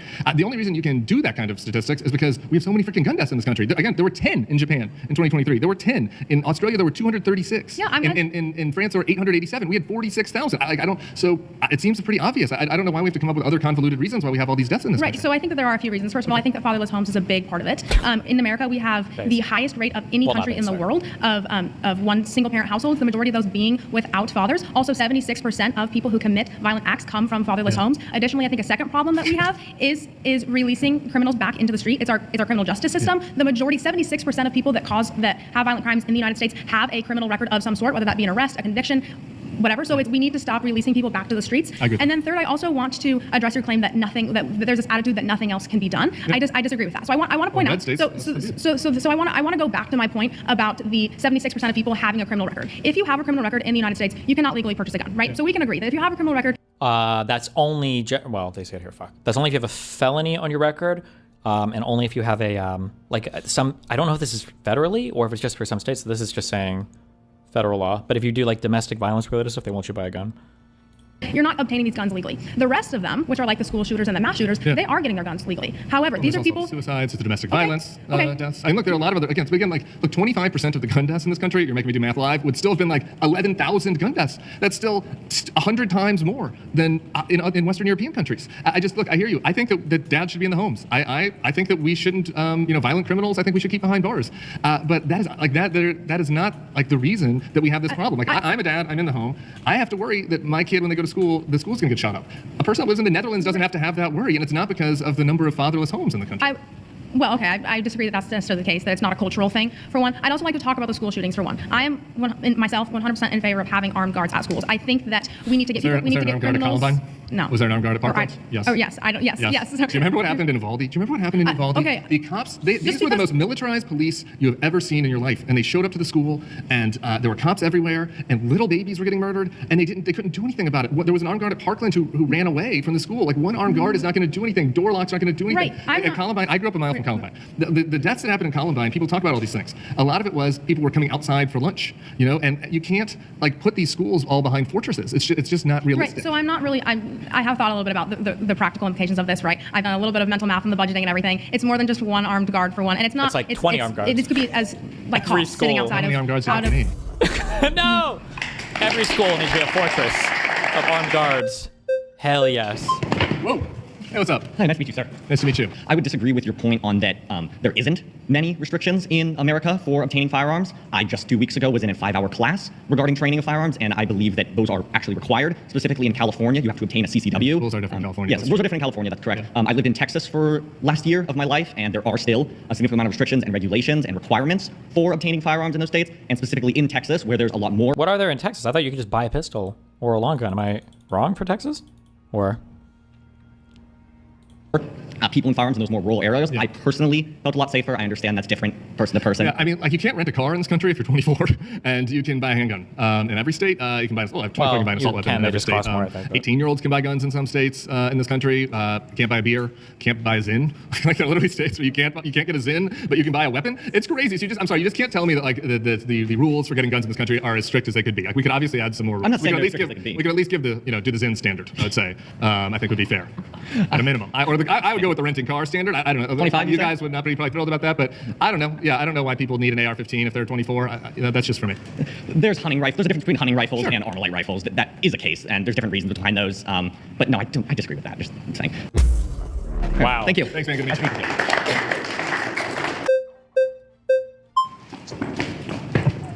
you. So I just wanted to bring up your claim about. Somebody said a ton of companies will not rent cars to people sub 25 and it's saturated some places. Oh, I didn't know that. I feel like this was a gaming event. So back in my StarCraft days, where somebody was under 25 and they'd rented a car, and I'd ask them because I thought this is impossible, but I feel like you could do it in areas. I don't know. Maybe it's different. Maybe from state to state. Maybe some of them are, or maybe they had a cosigner and I just didn't know that. I don't know. You said in certain places, like an 18-year-old can own a gun, can't do all these things. Yeah. Would you consider the fact that their life they might be in more dangerous places or live by themselves in which they feel that they need to purchase a firearm to be protected? I myself are a 20-year-old. If I lived by myself and a 200-pound man comes in trying to rob my home, I feel that if I had a firearm, first of all, if they were to think that firearms can be owned by anybody, that reduces the amount of them coming into my home in the first place. And second of all, if I were to have a gun that is an ultimate equalizer, I cannot fight a 200-pound man off. And for me, it kind of raises the security. You might be able to. Hey, look, here's the thing. I understand that some people are going to want to have guns for their protection. I understand that makes people feel safer in a free country, that you want to, within certain limits, want people to be able to do things that they feel like they need to do to protect themselves. I get all that. But here's the thing, like, the facts just don't bear that out. Like, if you have a gun in the home, you're 500% more likely to be killed by that gun than if somebody that doesn't have a gun in the home. I'm also much more likely if I live in a city where, like here in Los Angeles, I could present you with, in 10 to 12 miles from here, you can go and buy a 3D printed gun for cash anywhere. There are several places where you can do that. And in a place like this, I feel that I would need to protect myself individually. And whenever there's government outreach and they take the rights away from people and they take the rights from guns, the gun violence is higher. It is actually not lower. And again, that's just not true. I've never heard that before. In this country, I have one of the people. Maybe it'll be you. We have 3 minutes left. Will come up here and explain to me how Japan only had 10 gun deaths. Like, it isn't. We have a way bigger population density that is much more proportionate than Japan. We have a very big, more wide country. 10 to 46,000. They only have really one major city rather than. Australia had 236. France had 800. So, like, we're the only country where this happens. It doesn't make people safer. I'm sorry. I understand that people might want to feel like it does. So what do you? But having all these guns in this country are keep people safe. How do you think that people are going to keep themselves safe individually in their own homes? If I let call. Listen, as somebody who likes guns for self-defense, I just like guns. Like, my understanding is you don't even have to go to these other countries to do the comparisons, but I thought there was a big study on right to carry laws. And when you expand these right to carry laws out in every state, basically when you use other states as controls, whenever you expand access to firearms, necessarily all firearm death just increases. And that if you look at like people who are defending their home against invaders, you're like just as likely with a baseball bat to successfully fend off a burglar as you are with a gun. Now, intuitively, that doesn't make much sense. It doesn't seem to make much sense. So I don't know if it's people are shooting themselves or fucking up or not grabbing their guns or whatever. But I'm not aware of any study or data. And if there's something in the contrary, I'd like it because, like I said, I like guns. But I'm just not aware of any data that demonstrates that if you have firearms or if you expand access to firearms, people become able to defend themselves more adequately against burglar situations. I don't think that's borne out in any data anywhere. Police and somebody is trying to attack me, I have no time. Sure. Again, I have no time. Well, for starters, I would do education. I think if people want to have a gun in their home, want to keep it locked, want to keep it in a safe, I'm for that. Again, I'm for you doing that if you want. I'm just telling you the facts is you're much more likely to accidentally kill yourself with a gun than you are to kill an intruder who ran in. But you would have that legislation in that classes in those educations to not do that. So that is in place. So if you write one by law, if you own a gun lawfully, you will make sure that you have the education and steps you need to not kill yourself with that gun. The claim is that this seems a lot of us seem to agree on this stuff. The claim is that it's not worth the cost of some gun deaths to not do anything. But no matter when you give out freedom, there are going to be marginalized parts where mistakes are going to happen. There are going to be bad things. That's like, so it's would you complicated. consider that if you're going to kill yourself with that gun, like you mentioned homicide, how about instead of trying to take guns away, would you rather give maybe that funding or some sort of set up some sort of mental health system that can keep I love people mental health funding. Who's for more mental health funding in here? And oh, really? Everybody? Why don't any Republican elected officials for that? Not in red states. In red states, they're slashing mental health funding. The point I'm trying to make is if we have a drunk driver that crashes because they're drunk, are we going to ban cars? No, we are going to focus on. No, you're going to make drunk driving illegal. You're going to make drunk driving illegal. Yes, exactly. and it is illegal, but we are not going to make guns illegal because certain people do certain things with them. Are we going to ban cars for everybody else because one person does one wrong you're thing? You're going to make drunk driving illegal. We already went through this with the other guy. There are a lot of restrictions that you can have. Thank you. Good to meet you. 1.5 minutes. Nice. Oh, they all went out there. Isaac, good to meet you. I want to go back to what someone else brought up earlier, that it's not a gun problem, it's a heart problem. You keep going to this fact of Japan only has 10 gun deaths. How many stabbing deaths do they have? How many car deaths do they have? Way less. How many suicide deaths do they have? They still exist. Way less. Yeah, of course. And so way less, though. we already are at a trying point to mitigate harm. Okay, yes, we're at a point in this country where there are more guns than people. We can't go backwards, we can only go forward. These are the cards that we've been dealt with. Sure. And so you can look at Japan, you can look at Germany, which has a lot of gun deaths and stabbing deaths. France, the UK, Nicaragua, tens of thousands of people are getting slaughtered. Are you trying to be Nicaragua? No, what I'm getting to the point is it's not a gun problem, it's a heart problem, and frankly it's a lack of having Jesus in your heart problem, because we as a society, we as a society and globally have gotten... I'm trying. At some of my events, I wanted to get mean about this. I just hate that. I wish there were more hostile audiences. I feel mean about... I don't like being mean to somebody when they're in front of a hostile audience because it feels like super one-sided. I think it's incredibly rude and incredibly fucking weird when people try to shoehorn their religion into any random fucking debate. Like, I'm sorry, like, no offense, I don't give a fuck about your, whatever fairy guy you want to worship. I don't need you to try to shoehorn him into a policy debate. Like, it's disrespectful, it's fucking weird and cringe. Like, I hate this. I just don't say anything when people do it in my events, but like, I don't know, maybe I'll start. I just think it's really weird how many people do this. And rid of the moral giver, so there's no morals behind what we do. There's a lot of violence and there's a lot of reason for someone to do something if they don't see each other in the imago Dei that we're fearfully and wonderfully made. When we eliminate that from the picture, violence increases, and you can see that everywhere around the country. Yes, in the US, I'll give it to you, there's more gun deaths, but if you look at anywhere else in the country, there's a lot of death and a lot of violence, and that ultimately is what we're both agreeing with, that there needs to be a reduction in violence, and frankly, getting rid of guns doesn't do that, lessening guns doesn't do that, fixing people's hearts and allowing them to know that they are saved through Jesus is what gets them to that. Look, I want people to try Japanese to become their best people, selves, especially Christian, church or otherwise. I'm for that. I'm just saying, like, there are other countries that have smaller populations of Christians, that have greater populations of Christians, and they all have way less gun deaths than us. Like, it isn't how many deaths do they have? We eliminate gun deaths. Just talk about violent deaths. Violent crime is higher in this country than it is in any other first world Western country. It's lower than, sure, like Nicaragua and some other countries, but of the first world Western countries, violent crime and death is higher here, and a lot of it is because we have such easy access to firearms, and all I'm saying is that we should try to fix that. Yeah. And I think that policy-wise, I appreciate what you're saying about people finding Christ. I think this administration and their policies are about as unchristian as imaginable. I'm not talking about this policy or this administration. I'm talking about people. Okay, right. Well, no, but so that's what I'm saying. I think that, like, if we're going to do this, it should be it should be unified across the board. And if we're trying to encourage people to, improve their hearts, I'm for that. But people are still going to have demons. There's still sin. People, and if they have easy access to deadly guns, the effort into fixing that than trying to eliminate guns. And if you look at the gun deaths, there's suicide. That is a personal problem. That is not a mass shooting problem. How would you suggest that we go into helping more people find Jesus in their hearts? By allowing them to understand that we are flawed, that we need to. But as a government, how do we do that? Well, as a government, it's not the government's responsibility. It's the Holy Spirit's responsibility, and we are the seed. Yeah, but we're here debating about what the government's policy should be. Yeah, exactly. And so the government's policy is not going to solve the problem because we're both trying to reduce the violence. That's the problem at hand. Yeah, and I think that obviously you could reduce the violence because there are many other governments and many other places that have successfully reduced the violence. And I think that it would be best for all of us. Violence? Yeah, look, everybody wants. Yeah, everybody in Europe, we have a higher violent crime rate than every country in Europe. It is just true. So maybe like Belarus and Ukraine, some of Eastern Europe, but Western Europe, of course. Does that have to do with guns? Yes, it has to do with guns. No, it doesn't. Yes, it does. We're the only outlier on this front. And look, the people that die of gun deaths in this country. That's terrible. Yeah, absolutely. I mean, they did not deserve to be snuffed out. Not. They did not deserve that, and they're only at risk of that in this country. They should have an opportunity to live a full life of purpose and meaning, whether that's with Christ or otherwise. But that's limiting not how the things guns should go in a doesn't do free anything. Time's been out. Thank you. My next claim is the Trump administration is an attack on American values. Tim, nice to meet you. Scotty. What's happening, nice man? You've been ready. I've been watching you. I've been ready. This has been so much fun. Let's talk about what are the American values. Let's find some common ground first, okay? Would you consider hard work pursuing the American dream an American value? Sure. Awesome. We agree right there. Yep. Would you say that all men are created equal? Of course. Okay, great. Then where do you get that from in your liberal perspective, right? Because in the Declaration of Independence, right, it says that it's bestowed by our creator, right? Where do you get those values? Yeah, well, look, the Declaration of Independence is probably the classic document representing liberal values, liberal democracy. Like liberal democracy, small L liberalism is something that basically began here in this country and proliferated into Europe and around the world a lot because we promoted it.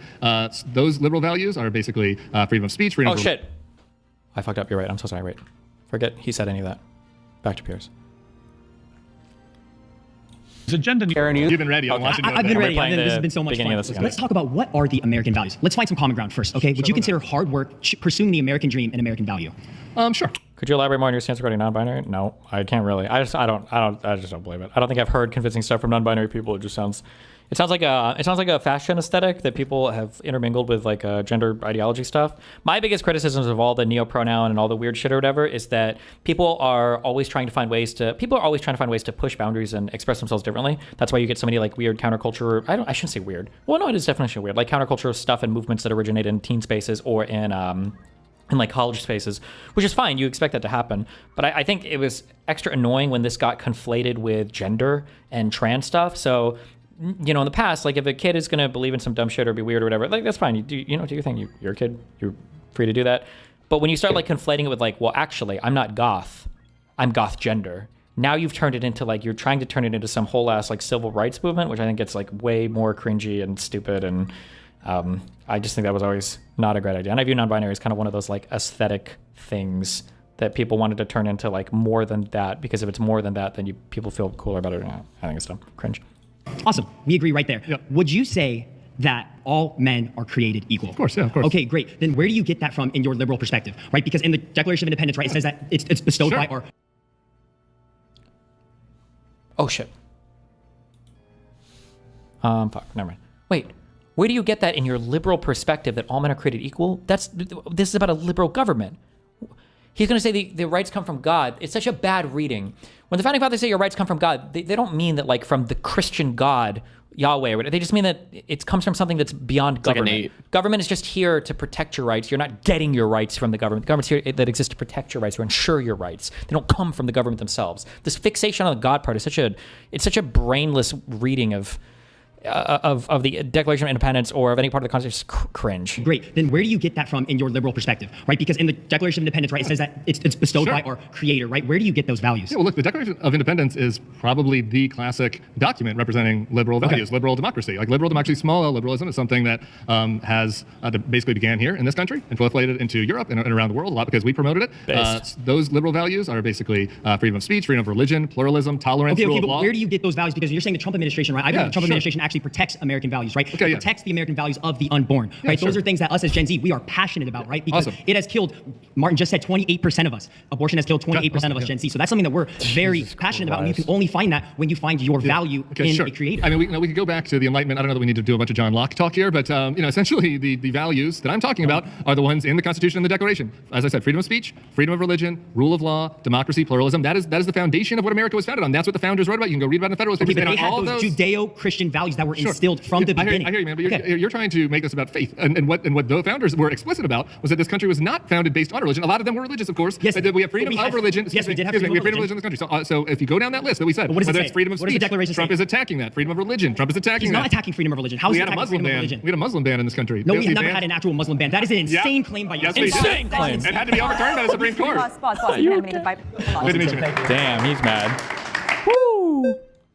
He got super mad. Let's go. What's up, man? Tim. That's good. Nice job. Little Clementine there. We're ready? It's a sweet talk. Okay. I hope so. I would like to know what you mean by American values. Again, so obviously there are a lot, but I'm thinking about the values that were promoted in the Declaration of the Constitution by the founders, the things that make America unique. So if just going through them, I'd say freedom of speech, freedom of religion, free markets, democracy, pluralism, and the rule of law. Those are the things that come to mind. Obviously, there could be other Which American ones are the values. ones that you think Trump is going against? All of them. I mean, when it comes to freedom of speech, right now, you're getting cracked down on this country. If you wrote an op-ed criticizing Israel, you got jailed. That was Ramesa Ozturk. There are 60 Minutes. There are media organizations that are getting attacked if they're mean to Mr. Trump. J.D. Vance said that if you said something mean about Charlie Kirk, people should call your boss. So they're going after freedom of speech. They're shutting down the ICE block apps. Now, real quick, with the criticism on stuff, there's a lot that you're throwing at me right now, so I'm trying to keep up. Okay. But with the criticism on Trump, I actually agree that there could be a lot of criticism on Trump. I think there's a lot of things that he does that are not reflective of traditional Christian values. So I would want to know, like, just because he... So we can agree on that on the Christian values. That wasn't really the claim, but let's just do it for fun. He is terrible. When it comes to just basic Christian values, he's terrible. I haven't seen him really say, like, okay, some press can't say certain stuff or whatever. Like, he's not exactly... Well, yes. Sorry, I just got triggered.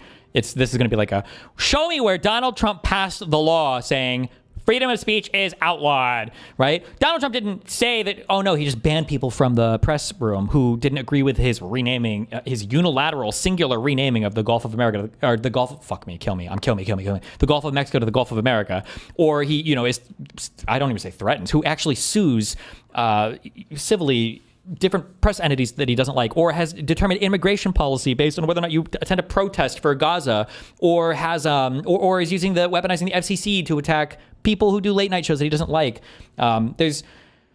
But he didn't outlaw free speech, right? He didn't outlaw free. Didn't you? Then you.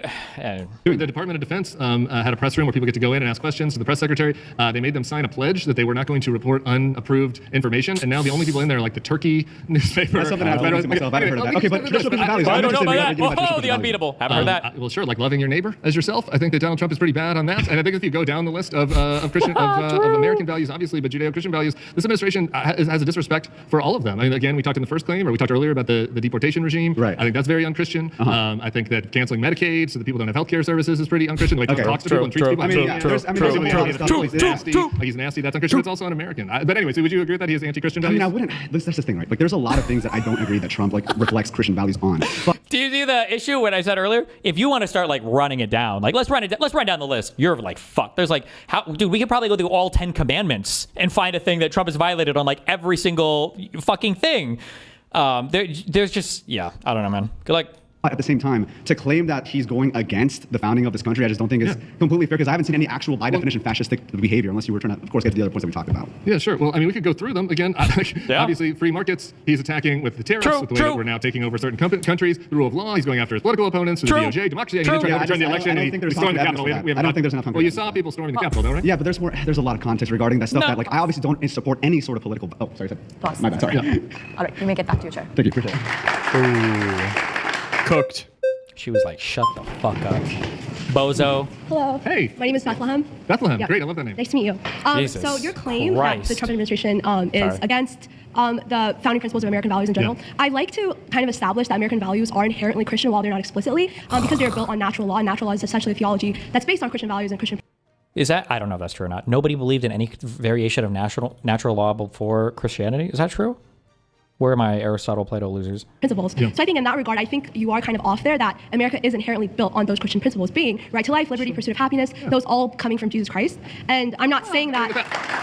Clap and again, this isn't a claim. A lot of folks want to talk about this here. I guess I'll play this game if we want to. I think that Trump is like maybe the most anti-Christian president that we've had that I can think of in his personal comportment and in the policies that he put forth. But I think that the founding principles of the country, again, obviously there are Judeo-Christian values, but like they're agnostic. Thomas Jefferson, they're explicit in respecting many different religions, and they came to the country so people could have freedom of religion. But I guess I would say that Trump is both anti-Christian values and anti-American values. Well, I mean, we're not here to assess Trump's sins. We're not priests. We're not God himself. Oh my God. I don't. You guys keep bringing it up. I mean, but they can assess the sins of any of the people they don't like. Okay. Point is that while he doesn't particularly reflect Christian values, because he's sinned like the rest of us and things like that. But my point is that he sinned a little more than you, probably. He's a little older, so he has more. Yeah, I think probably even at your age, he's probably sinned a little more than you. I think we could agree. There. Okay. But my point is my point is that he has lowered unemployment, right? He has given child credit tax. No.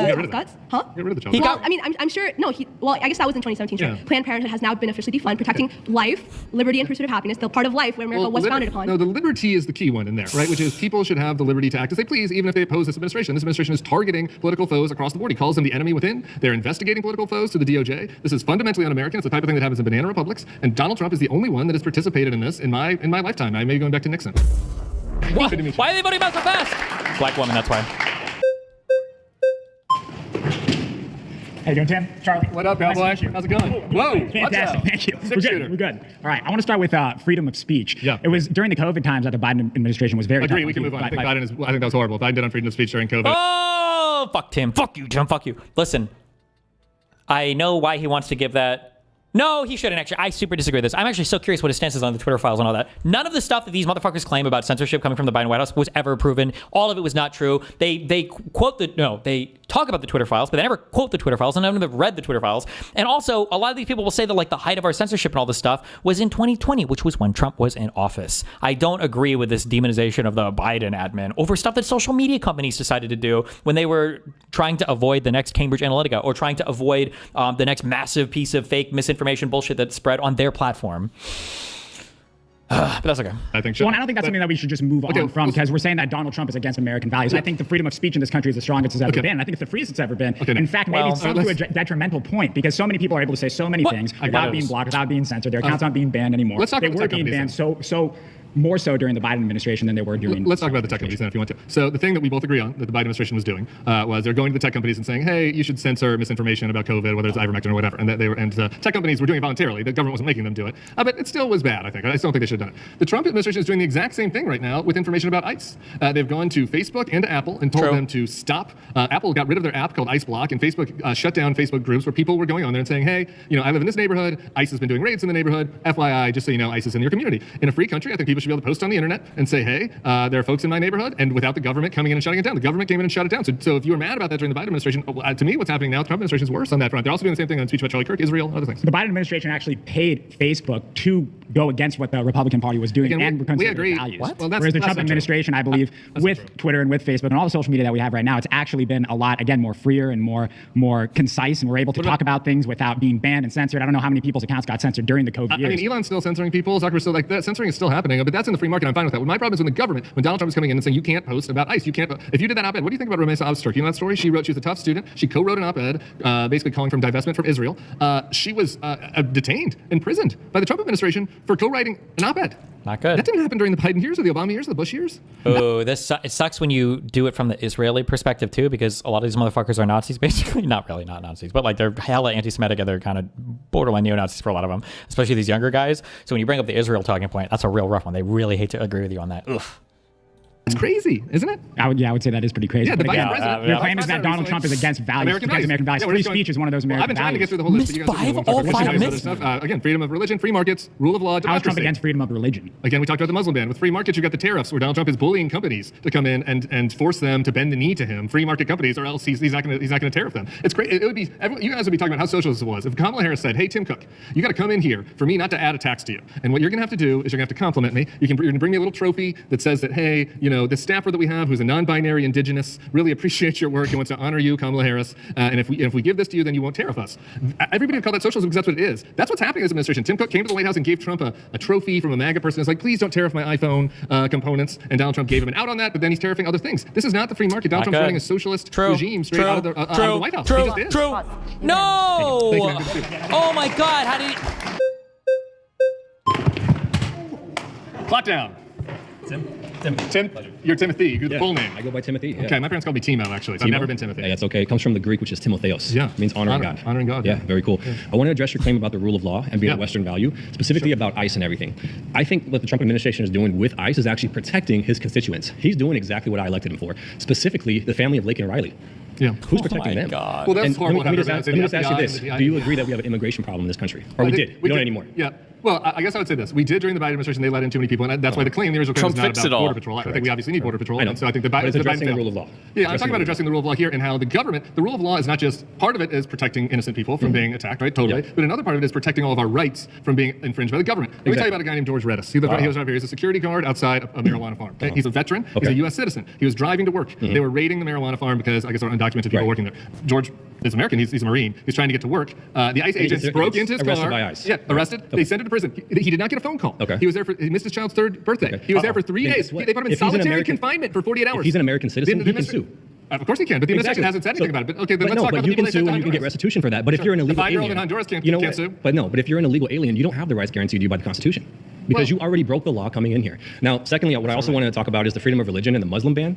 Yeah. The Muslim ban, you talking about in the very first Trump administration when he said the Muslims can't come in? Yeah. That was a safety threat. That was a safety threat. Oh, so you can violate the freedom. We were at war. Everybody wait, was at war. Wait, hold on. Like the irony. Wait, so we're banning, the right of religion or whatever. We're making religious targeted things because of safety threats? Hello? What do you think the First Amendment applies to? Why do you think what is the number one thing people cite when they start banning freedom of speech are safety threats? What an unbelievable excuse. Ban terrorists. You don't have to ban Muslims. I was during that first administration. You understand that they don't come over saying, "Hey, I'm a terrorist." Well, yeah, sure. That's what they come over and they say, "Guys, that's why we have CIA." This is why you keep being like, "Look, there are ways to go after bad people. We've done this in every administration besides Trump. There's a way to go. There's a way to go after terrorists. There's a way to go after drug dealers without hassling people and having a secret and having a internal police that's masked going after people." One more thing I have to address. Democracy. I hope none of you guys have chosen to go after the democracy point, which I think is interesting. Well, we live in a republic, but the claim that you say that ISIS is into secret police is ridiculous, is laughable, and everything. But yes, it case. Yeah, it is. They're secret. They're acting in secret, and it's Donald Trump's internal police They're force. not acting in They secret. are acting They in have secret. to They're have a masked. warrant by a judge for No, they each don't. person they do. Yes, No, they do. No, they don't. For immigration Have you stuff, interviewed you don't need someone to, I don't think you from need You a could read warrant. ProPublica. Have you interviewed someone from ICE on Actually, I jail? interviewed Dean Cain, who is a Superman what? actor that's joined ICE. For deportation He is not the smartest tool in the related shed, stuff? but he's I don't decided think that he so. wants to join ICE now, even though he has no experience doing that. Look, man, you're wrong. They don't have warrants. Read do have ProPublica. warrants. Read your local news here. Read the Los Angeles Times. Many people have been detained by ICE. American citizens undocumented. I think ProPublica recently said it was like 170. Hundreds of American citizens have been detained by ICE without a warrant. No, you're wrong. That just isn't happening. Maybe those things do happen, but when you have 10 million people that have come in, there's going to be things that fall through the 10, cracks. Let me ask 20, you this: 30? you How believe many? that bad things happen with the police, also, right? Do you agree that they should be abolished as well? Well, no, because exactly. Right. So maybe they should be reformed. Maybe there should be some other things.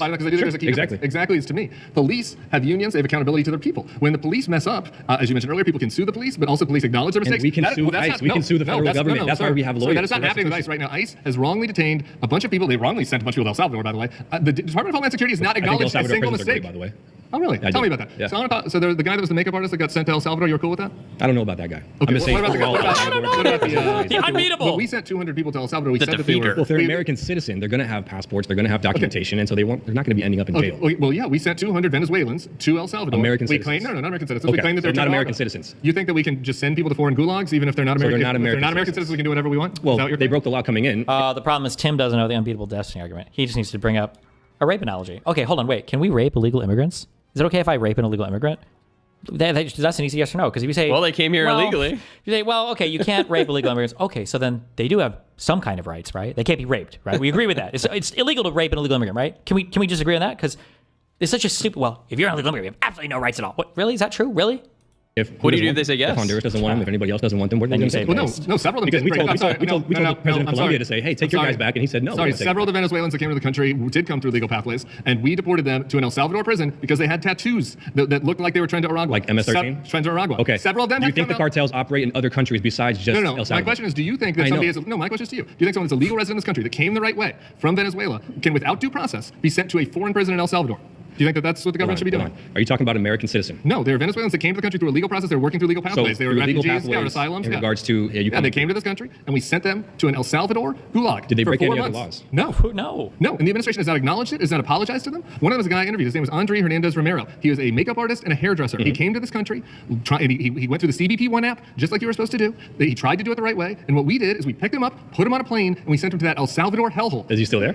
4 months later, Bukele and Maduro cut a deal to get him out of there. He was in there for 4 months. We did that to him. He came to this country, tried to do it the right way, and we sent him to a foreign country. I'm sorry, that is against American values. This was a country where people wanted to come here. It was a shining city on a hill. There's got to be a lot we more. were welcoming people throughout the world. I understand that, but there's got to be a lot more to the story than you're saying. Well, how do you not? I've never heard of it. Good one. Good one. Based. Whoa, we rolling. Oh, buddy. That's timeout. These people who crossed into this country, they also remember, Facebook banning you for COVID misinformation is 100% the worst possible infringement on your rights that could ever happen. But you getting deported and then forced to live for 4 months in a fucking concentration camp in El Salvador, you can sue. Based. The law. And so there are sort of asylum-seeking processes that you do when you're outside of the country. Yeah. What I don't appreciate is the cutting in line aspect of this, because it's almost like you're at a grocery store, you cut someone in line. I don't appreciate that because there were Venezuelan individuals who were criminals being housed in New York City, and that was coming out of our taxpayer dollars. Now we're talking about American values. Yep. I voted for Donald Trump, not because of a mutually exclusive interest. I voted for him despite it. I wanted to see closed borders, and I wanted to see things like gender ideology diminished. I wanted to go back to a time where we weren't self-IDing in bathrooms and we could actually vote legally instead of having things like legal aliens voting. The issue that I have and what we need to actually fix, all the immigration it's been thrown around like a poker chip. We've seen both sides utilize it, but I think what Republicans have actually done, and we can look at this through the DREAM Act bill, which was actually voted against by a lot of Democrats, including AOC. So this DREAM Act bill was going to create a process for citizenship for DACA individuals. I consider parents who are smuggling their children into this country as terrorists, domestic terrorists. Really? Because, yes, I do, because these individuals, they're not having a decision on being in this country. They're sort of foregoing out of our taxpayer dollars education, right? And we're paying over $9 billion federally. Well, I got to tell you, I just think that this is going to be an area where we aren't going to find much common ground, because I think that somebody fleeing communism in Venezuela, somebody fleeing oppression that is looking for freedom, that wants to come to this country and is doing so through an asylee process or through the refugee process or through the TPS process. Somebody that wants to come to this country because they want to give their kid an opportunity. Yes. I think finding a way to make that happen is the Central American value. It is what made America what it was. Have them wait outside. Have them wait in line. No, please. Some of them were able to get in through temporary protected status or through asylum status. And they're able Joe Biden. I'm sorry. And they're able to come into this country to give their kid a chance. Which we did not want. you just let me finish? They're able to come to this country, give their kid a chance. And to me, that is the American story. Like, our country is, as Ronald Reagan said, the shining city on the hill. We want to give people fleeing oppression a possibility here. And what you said is that if a parent tried to come as an asylee and bring their kids into this country, and I've worked with some of these kids, that they are a terrorist and a child trafficker. No, they are a parent that loves their child, that wants to give them an opportunity that they could not have in the communist hellhole where they came from. And we should not treat them bad. We should not. Taxpayers' dollars. No, a lot of them pay taxes. They come, they work. Obviously, let's look at this. American values. This is the American value. We should not be sending people all of us back. actually voted for Trump because we wanted what was happening right now. We want people to finally be in line with. Nice. And that's the final American value, which actually none of you wanted to talk about, which is fine. We can agree on that. But no, we can't actually, because Donald Trump lost. Because Donald Trump lost the 2020. If I could, Donald Trump lost the 2020 election. He lost the 2020 election. He won this election by the popular electoral vote. And then he pretended like he won, and then people stormed the Capitol and attacked police because they don't respect democracy. Excuse me, let me finish. And you guys, and maybe all of you, I don't know, you're speaking for everybody. Many of you voted for him after he instituted an attack on our democracy on the Capitol. What was the attack? Oh, the one. Oh, you're referring to the Nancy Pelosi one? That was a stunt to actually look like it was Donald Trump. It wasn't. Yeah, that's what I'm saying. It did. It was on record. No, you can watch the tape. You should talk to the Deport this guy. The last claim is that the reddest states are governed worse than the bluest cities. Okay, switching to the Piers one. Fuck, I have a debate in 1 hour. I should talk to the soy pill guy. Who are you debating? Yeah, what? The WIC panelist tonight. Ooh. Oh. Somebody vax this guy. Got him. Oh wait, can you be meaner on those? I thought it was pretty mean on the last one. Am I doing what? Are you doing prep for the Dinesh thing? I was gonna say last time you were doing prep, I suggested you talk about the like El Salvador, Venezuela shit, and like the. I think I'm probably gonna end up staying away from everything related to immigration because it's just it's too complicated. Everything is. I think there are easier points. It's more complicated than like J6 stuff. Then stuff saying like we can see fake certificates, I think is a lot easier than there's courts and immigration courts and who's illegal and who's not illegal and what's temporary protected status mean and like I think it's Well, I think do you think Tim Miller did a pretty good job on that there? Like he didn't need to bring any of that stuff up. For a conservative audience watching, no, I think it was good blood sports, but. No, I don't think the immigration stuff is absurdly complicated. Even I don't understand most of it. I would have to do a bunch of reading onto all of it, like explaining like where temporary protected status comes from and why the president is even allowed to have some discretionary immigration. Like I think it's all really complicated. That specific one is very easy. It's in law, enshrined law. The president can grant temporary protected status. It's just one of the things that can be done by. The well, sure. Can the next president then rescind it, like Donald Trump did? No. Why not? It's not in the statute that they can do that. It's not in the statute. There's a statute that says that the president is allowed to arbitrarily determine who gets TP. Listen, I think. If you want to argue it, you can argue it. I would much rather. I think there's way easier stuff to argue than saying because he's going to say, "Well, I'm not familiar with the statute. I've never read it." I think there's stuff that's like way easier. Like here's this like drawn on pen and paper. Like it is the most obvious, wrong, horrible, stupid thing in the world where people don't even know the underlying fact of the matter. Rather than trying to argue that like even if there is a statute, well, there is. Like TBS is a real thing. I just don't. Well, sure, but for like anything you're going to bring up, it's going to be the same shit. They're just going to say, "Oh, I don't know about that," or "I don't know the specific statute," or "There must be a way to do it," or whatever.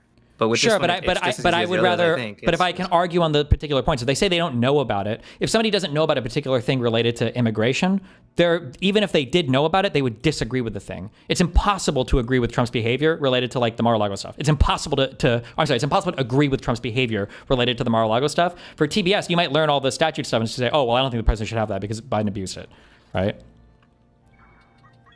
Like I think people just disagree. Sure, they say, oh, well, TBS shouldn't even be a thing.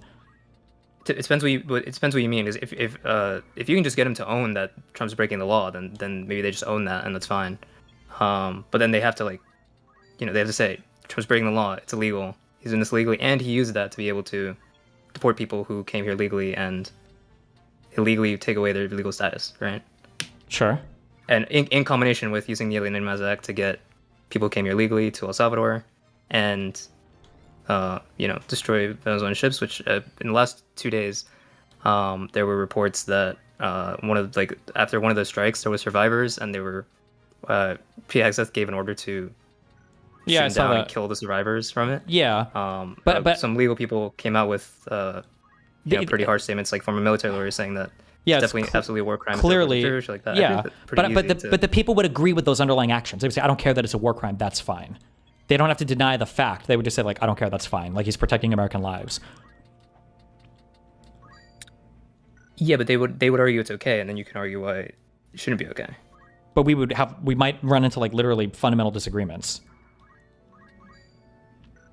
Sure, that's the same for like, say it's J6 and you're trying to argue with false electors. They'll just say, oh, false electors have been done before, whatever. Like, well, oh, but now we're arguing. But on that point, we have to argue factually on stuff. If they want to argue factually, they're wrong on the facts. We don't disagree on the values. They have to invent facts there because they don't agree on the values. So if they want to say like, oh, well, and also I'm not like J6, I don't even know if I'm going to get to that one. My opening one is going to be the Mar-a-Lago thing, because I think that's a set of behavior that's like very clearly, obviously reprehensible that they would never support. So they have to lie about the facts. But even on stuff like the fake elector certificates, like most people don't even know about it and won't acknowledge it. And then if they do and they want to try to lie about the facts, they have to lie about the facts because they can't agree on the principle. So I'd rather focus on stuff that we, like if you have all the facts, principally you just can't defend it. And factually you just have to remain ignorant of it. And then once we agree on the facts, you have to force them to acknowledge the principled thing that Trump did that was not good, or the non-principled thing that Trump did. Factually, do you think like, I mean, you kind of saw it with the similar thing a few minutes ago. Like, factually, do you think they can defend just sending people without any due process to a El Salvadorian gulag? I don't think they can factually defend that. I think you could if you're saying that like these people are dangerous criminals and they're hurting people in the United States and they broke the law. And you have the facts on your side, right? Well, for the name of the guy, the Borrego Garcia. Yeah, for them they'll say, well, no, it was actually a judge said that he was a trafficker or whatever, and then I have to get in. Well, yeah, but then I have to get into the difference between like, well, what does it mean to be adjudicated for a thing? What does it mean for a confidential informant to claim a thing, but it wasn't actually a jury trial that assessed this particular fact? Like, you didn't even have to go to like that specific guy. Like, obviously that's true, but like you could just go to any of the, like the one that he brought up was the Andrea Menendez Romero, who's just a makeup artist who came in, seeking asylum through the CBP1 app, was here illegally, and then they just got him out, and that's it.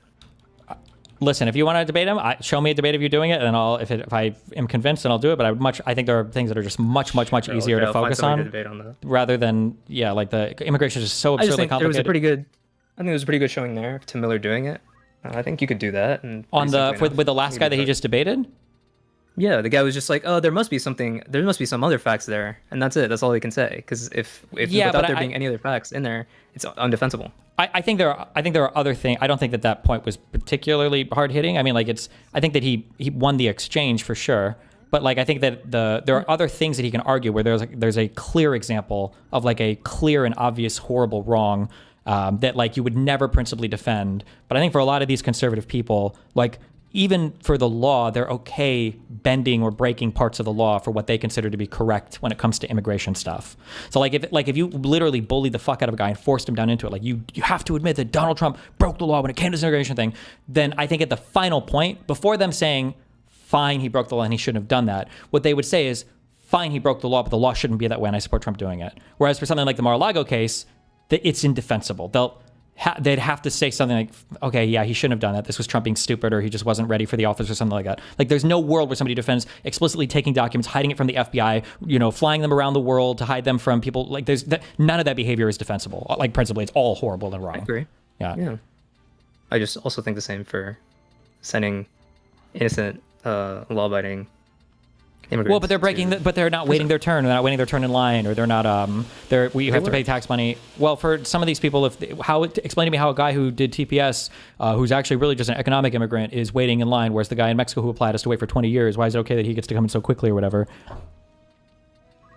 Because he was doing it right. That was the process. But why is that process even available for him? Like, shouldn't it be that everybody has the same process to follow? Why are there different processes for different people? How is that fair? Because there are different conditions in different countries. I mean, listen, show me you arguing it and I'll see it, but I feel like there are much... argue with. Okay.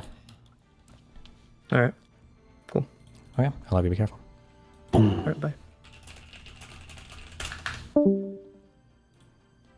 Where is this guy? I'm waiting for Swarpel to join. Discord something, man.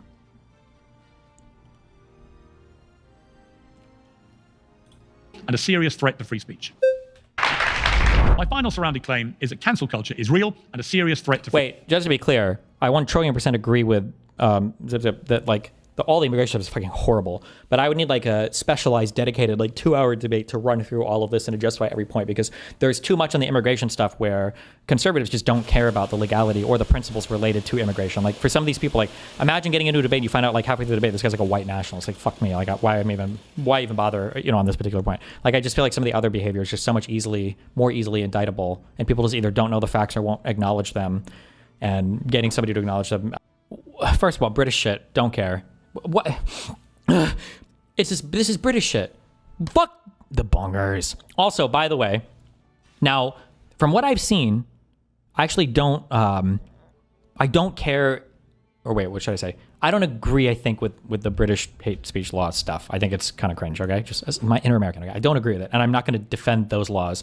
However, I feel like most of the time when people bring these things up, when you dig into the facts end up being a little bit different. So I saw something really surprising a few days ago where it was like a woman said to another woman, I think in a text message, she used like the F word, the F slur or whatever, to refer to an ex or something. Cigarette.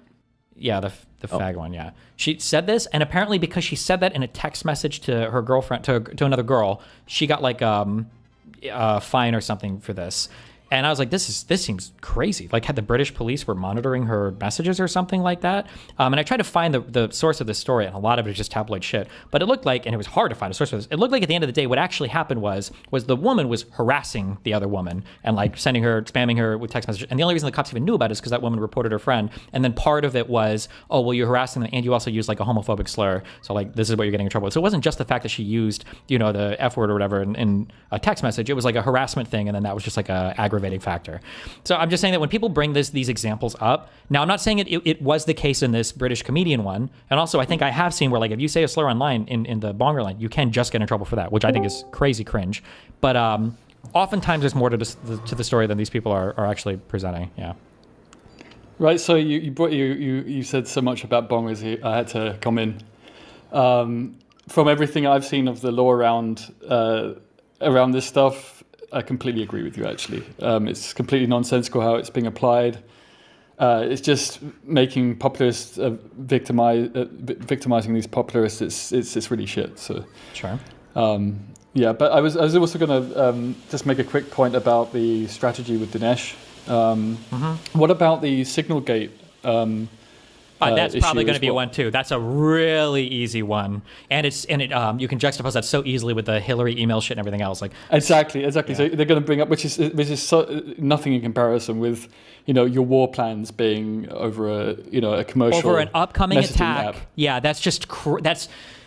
All those military people who are like, yeah, I might not like Trump, but like, you don't understand. In the military, we take secrets real seriously. And Hillary doing this was a slight against all of us. I'm like, bro, how can the signal thing is that's just insane. But you can build that into the Hegseth, how he seems to not really be always having Trump in the know. Like, for example, with weapons going to Ukraine, there was some stuff that seemed to be Hegseth just going rogue. And yeah, I don't know.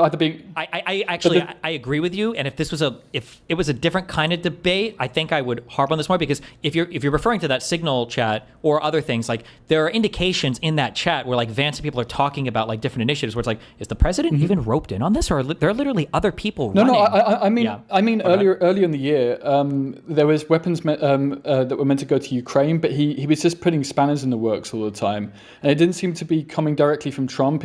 Trump's basically sleeping the whole day, he's not doing very much, or playing golf when he can stand up. But Hegseth seems to have gone rogue multiple times. I mean, if you can find that more concretely, the examples on their own, it's a bit weak because they probably don't care about Ukraine. But it ties into the question: why is Hegseth still there? Sure. Why is he still there? Why aren't you sacking these the people that are incompetent around him? Because that makes Trump himself incompetent if he can't do that. Where's the man management going on? Yeah, I have no problem laying into that argument with people, but the whole, like, because people will blame, well, it's all these people around Trump over and over again, and it's like, well, I mean, at some point, like, he's a businessman and a CEO, like, you kind of have to take accountability for he's choosing these people. You could blame him maybe term one, the deep state, but like now this is his second go around, like he should be able to do anything he wants to, right? How can he still be getting tricked by the swamp, Yeah. Exactly, or the FBI, and like his appointments just seem so incapable, and yet when they show themselves to be incapable and he gives them the chance, and they fail, they're still there. Why are they still there? And it just seems to feed into that argumentation that he's completely inept, and the people around him inept, and he chose them. So yeah, I agree. I think there's a lot that ties together, and I mean, we have to be careful about what we see as completely corrupt and anti-constitutional, and how they're going to see it, like on the immigration side of things, because innately they're anti-immigration, so they support that, where they're not really an inept president. Yeah. That's why I would lay in more, because like I agree. Like I said, the immigration stuff is horrible, and in a long form debate where somebody has to be a little bit more intelligent, I think I would lay into a lot of this immigration stuff like crazy, because it's the behavior is disgusting in so many different ways. But like I think for a lot of these conservatives, they would be okay with every single person like being deported illegally if it meant that all of them were gone. I think they're just that crazy. So principally, we don't have a disagreement. Yeah. They do have to pay lip service to some extent, though, saying, well, we do believe in legal migration and such like. And of course, at least, they're going to pay lip service to it. Depending on who you're arguing with, I don't know if they would even pay lip service to we have to have legal immigrant arguments anymore. Because look at how turned against like the H-1B shit everybody is. Like people are crazy over it. Yeah, okay, in those cases. But I mean, they still want some immigration. If you get them into that position, then you can say, well, why is it failing on the legal side of things? Like Zipzip was pointing out. I mean, people who legally came to the US, who are law-abiding citizens, then spend 4 months in a jail. It's a gulag in El Salvador. I agree with that legally, procedurally, and I agree with that principally. But like they would say things like these processes should have never been available anyway. Because I feel like the easiest point, if you're arguing with somebody, like different people are going to be on different levels of good faith, and I'm putting D'Souza at almost the bottom in terms of what I can expect in terms of like intellectual engagement with what I'm saying. Yeah. Like people will. Like the easiest argument against that is like, why would you follow any legal process or procedure at all, or that I'm agreeing with you on, when the ICE people and the cops are literally camping outside the fucking courthouses? Now you've completely destroyed people. And there are anecdotes, there are examples. That one Iranian lady from the conservative husband who was like working on her immigration shit for a decade or whatever, she just got up and fucking deported, and she was going through the legal process the whole fucking time. So I agree that those are strong points, but in a time limited manner. I don't know if the immigration stuff is just so fucking complicated. Yeah. But it might be good just to have the ammunition ready there, just in case, and to build around it if it seems to make sense at the time. Because I mean, it's the idea that he's against the law actually, and he himself is going rogue. And you can also pin the position of, well, do you want a state that has a law that we can trust in? And if they state that, then going against that legal system, of course, it contradicts that point. So I mean, you can get them to make a number of contradictions if they just make even the lowest denominator of maybe, but positions on any of these things. You have to be careful because you got to be ready for the they've already done it thing. So when you say things like, don't we want a state where like the laws matter? Like they'll say some shit like, well, yeah, of course we do, but the Democrats have already broken all of them, so they don't. Or they've already ruined all of this, so nothing matters. And then you're like, okay, well, fuck. And then you have to then they have to give their examples, and then they're tiny in comparison, and it at the very least makes them look stupid, or they have to admit some mistakes were made, and then the idea is that of course there's a lot of mistakes being made, and the guy is at the very least inept, if not actually a crazy sure. Although I have to fight but on the inept thing versus he's working against the whole deep state thing too, right? Like it's not that he's inept, it's that we can see that the entire deep state is trying to fight against him. Yeah, but you basically make him wear a tinfoil hat at that point. You're funny. Good one. Yeah, wouldn't want conservatives to come off as they already have, bro. Come on. Yeah, I know what you're saying, but like these guys are the most tinfoil-hatted fucking people in the fucking universe, right? Yeah, that's true. That's true. Like this guy on the show just recently said that Pelosi was the one who set up the J6. Like these guys are, yeah. By the way, did you and on another topic, did you get to watch the video about power law distributions in the end? I think it was all kind of downvoted, but maybe I don't think so. I don't remember because I sent it to you because it's actually related a lot to my research. But perhaps I can talk about that another day. Because it's really, really beautiful in nature. We see these crazy multiple distributions. So everyone knows about the Gaussian distribution, right? Oh, yeah, of course. But we see power law distributions all over nature as well. And there's a similar distribution called a Poisson distribution. And this is an explanation of why some really wild outlier events can occur. Because the distribution, rather than it being concentrated around an average, it's got a long tail. Mm-hmm. And so, it's quite beautiful, like some of the examples. The example I think they gave in the video was forest fires. And so the size of the forest fire, and so it's a very small probability of a very large fire occurring, and with these distributions, and it's all over nature. And actually, they kind of group together in what's called universality classes. Sorry, and this basically shows that the underlying physics or the pattern of physics, the models, are the same in these apparently non-related cases. I mentioned this months to you before, like you can see patterns of a bird flocking and patterns of neural networks learning have a lot of similarities in their physics. So it kind of overlapped with that. That's kind of why I wanted to send the video, because I thought it explained it in nice terms that's pretty graspable. But, Okay. Cool, yeah. Good luck with your preparation and good luck with the debate. Yeah. I love you. Be careful. He's going to get Take care, owned. man. Shut the fuck up, loser. Bye. Okay. He's horrible. Murder? What? Wait, if that's not freedom of speech, I'm sorry. He's not on like the level He's a one. boner. He's not on the level one train of like it's freedom of speech as long as it doesn't offend me, right? That's like the libertarian wet dream to debate against. Like, oh, so you just don't like freedom of speech when somebody's being mean? Isn't that what freedom of speech is designed to protect? How can you have that position? That's the weakest, the most loserist fucking position in the world. Sorry. Okay, hold on, wait. I need to talk to this paragraph first. What do you want? Hey, I just want to make sure we're semi-aligned for the debate at 3. What's your overall argument? It's in 33 minutes, right? It sure is. What's my thing? Fuck Trump, and it's all Trump's fault because this motherfucker is cucked AF.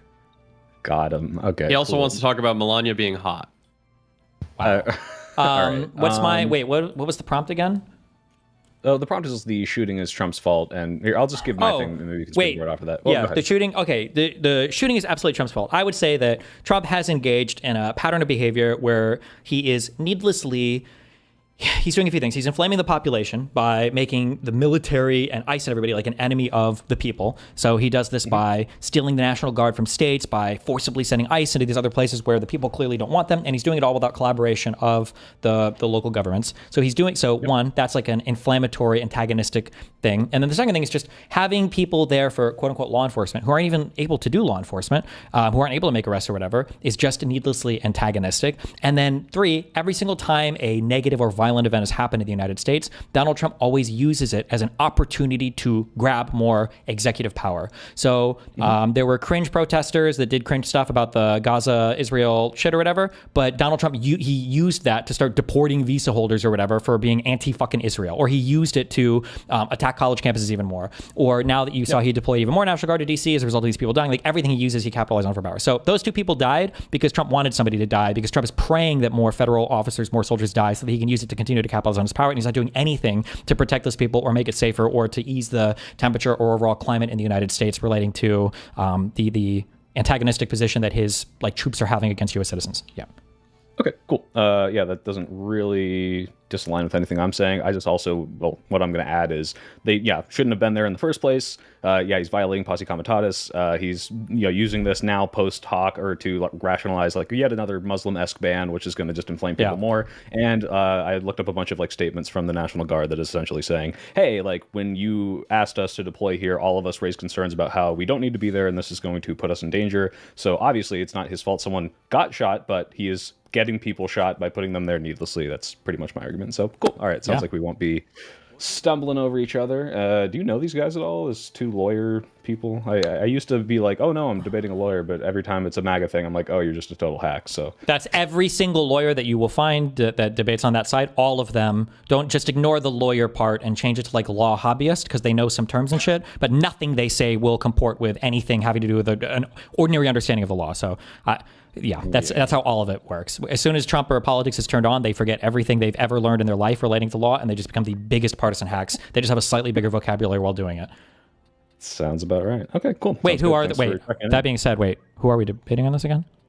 Let me bring it up. It is, I think one of them you've talked to before. Lauren De Laguna, I think. No.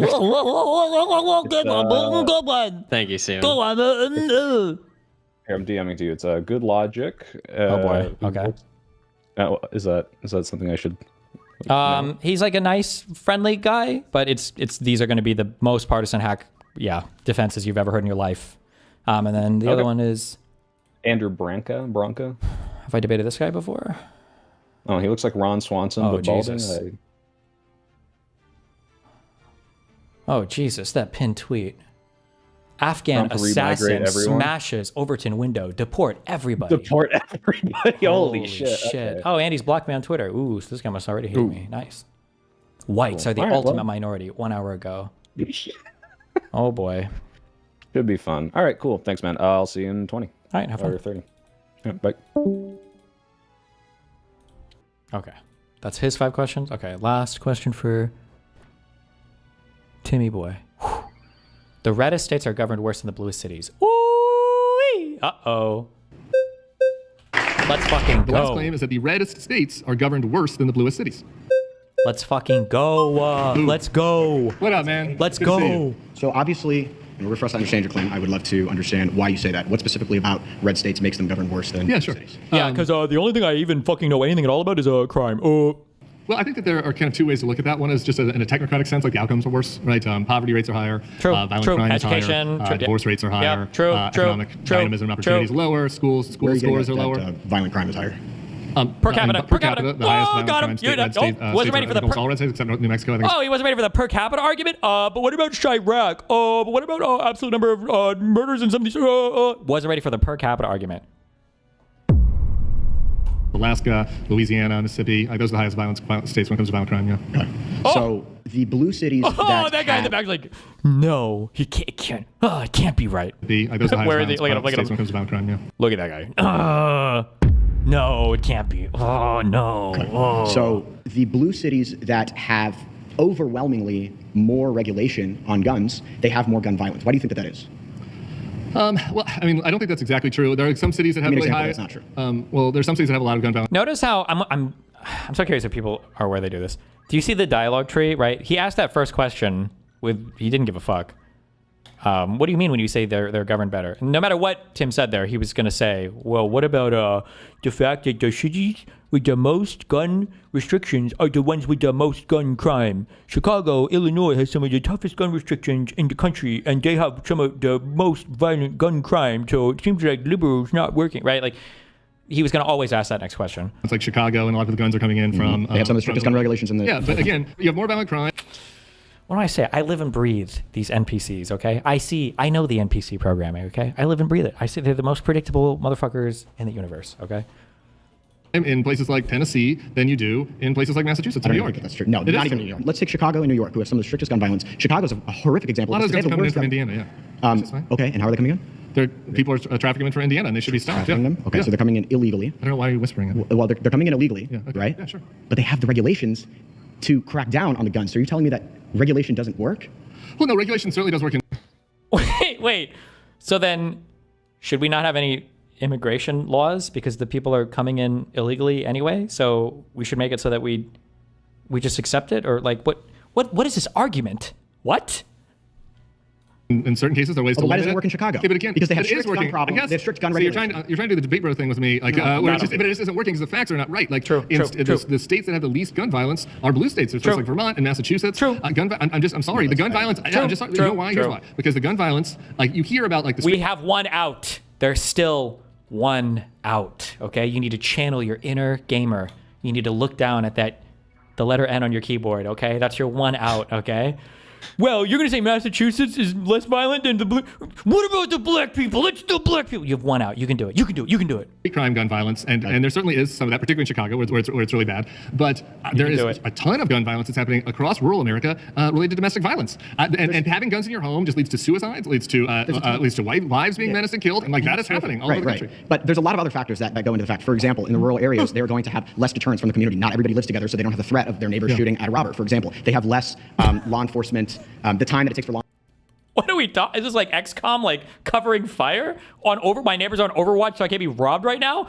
What? This is the most convoluted. I've never in my life heard this particular thing brought up. Did he fanfic this argument? Like, well, he's in a neighborhood watch. In rural communities, you're more predisposed to being robbed because your neighbors aren't covering your property with their own sniper fire. What? Enforcement don't have the threat of their neighbors shooting at a robber, for example. They have less law enforcement. The time that it takes for law enforcement to get to these crimes that would be happening, like, for example, all of the things that you're mentioning, is a lot higher than it would be in blue cities. But that still doesn't take away from the fact that you even agreed Chicago has the highest gun regulation in the country, and they have the most amount of gun violence. How does that work? And again, because we live in a free country, and Chicago is not like a fortified environment where nobody can come in and out. But I guess my point is that I think that Chicago's governed awfully. Actually, the mayor of Chicago is terrible. But my point is that there's a lot of conversation about that. That the mayor of Chicago is terrible. Like a lot of this is in the news. People talk all the time. There's not a lot of conversation about the fact that in West Virginia, in Tennessee, in Louisiana, in Mississippi, there is greater violent crime than there's in Chicago. It's just not as in condensed area. People don't talk about it, and they're not doing anything to solve it. Yeah. And the governors in those states are actually making it worse, exacerbating the problem. You make this claim that on average, the blue cities are governed worse than red states. But when we talk about Chicago, which happens to be one of the biggest one of the biggest cities in the country, the most populous, they have the strictest gun regulations. It's like, oh well, we can't talk about that. Well, we have to talk about the rural red states. I'm happy to talk about it. I'm just saying I think that Chicago, objectively, Chicago is governed not well, and I think that it should be governed better. What do you think? But objectively, it's governed better than West Virginia. What do you think about like if you live, Los Angeles is objectively governed better than West Virginia, Oklahoma on every score. Where would you want to get your kids? What policy differences? Sure. Again, education, access to healthcare, services, transportation, poverty levels. Poverty levels are way higher. But the affordability is also higher in those states as well.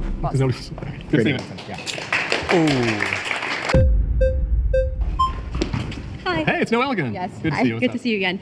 So I know a lot of things were mentioned, and just to kind of level the playing field and find common ground. Okay. You mentioned, kids dying because of school shootings. I'm with you there. My heart breaks every time I hear something. I want something done about that. Same when we look at. I wish we had teachers with guns, then we could protect the kids. Immigration, kids with human guns. trafficking, kids being trafficked at the border by the cartel. True. Horrible. So all of the violence against children. I want something done by that, and I think it's horrible. That being said, and I think we can agree on that. Trump when we is look doing at blue more. cities, they have some of the most extreme abortion policies. For example, Cesar Santangelo in Washington D.C. They were justice for the 5, and they still haven't received justice, but they were 5 babies that were aborted at the 3rd trimester. And so we see these cases. By the way, that Justice for the 5 story, I read this in case Lila would bring that up. This story is crazy and it's bullshit. A bunch of anti-abortion activists basically invade, I think, this Planned Parenthood. I don't even know if it was just a single time or it was over the course of some time. And at some point, somebody makes a phone call saying hey, there's some anti-abortion advocates who have a bunch of fucking baby parts in their fucking house. You want to go check that out?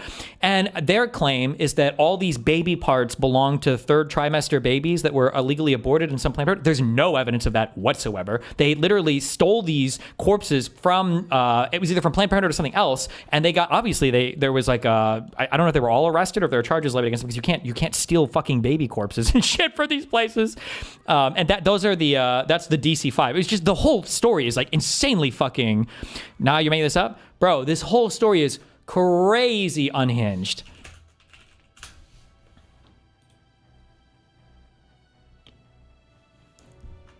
I don't know if there's an easy YouTube video about this, but.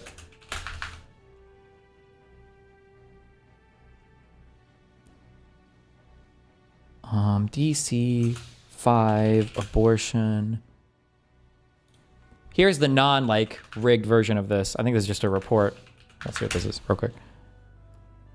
All right, WSA 9 staying on top of breaking news in Capitol Hill and the Eastern Market neighborhood. Listen to this. DC police confirmed that the medical examiner collected 5 fetuses from inside the home of an anti-abortion protester. Her name, Lauren Handy. Handy has just been indicted on a charge of invading and blocking access to a DC health clinic. Now, WSA 9 broke this story. We were outside the home. Remember this yesterday on 6th Street Southeast when police were carrying out that raid. Officers walked out carrying red biohazard bags and coolers. That's never a good sight. WSA 9's Bruce Lachey live there with more on some of the shocking revelations our team was able to uncover today. Bruce, good evening.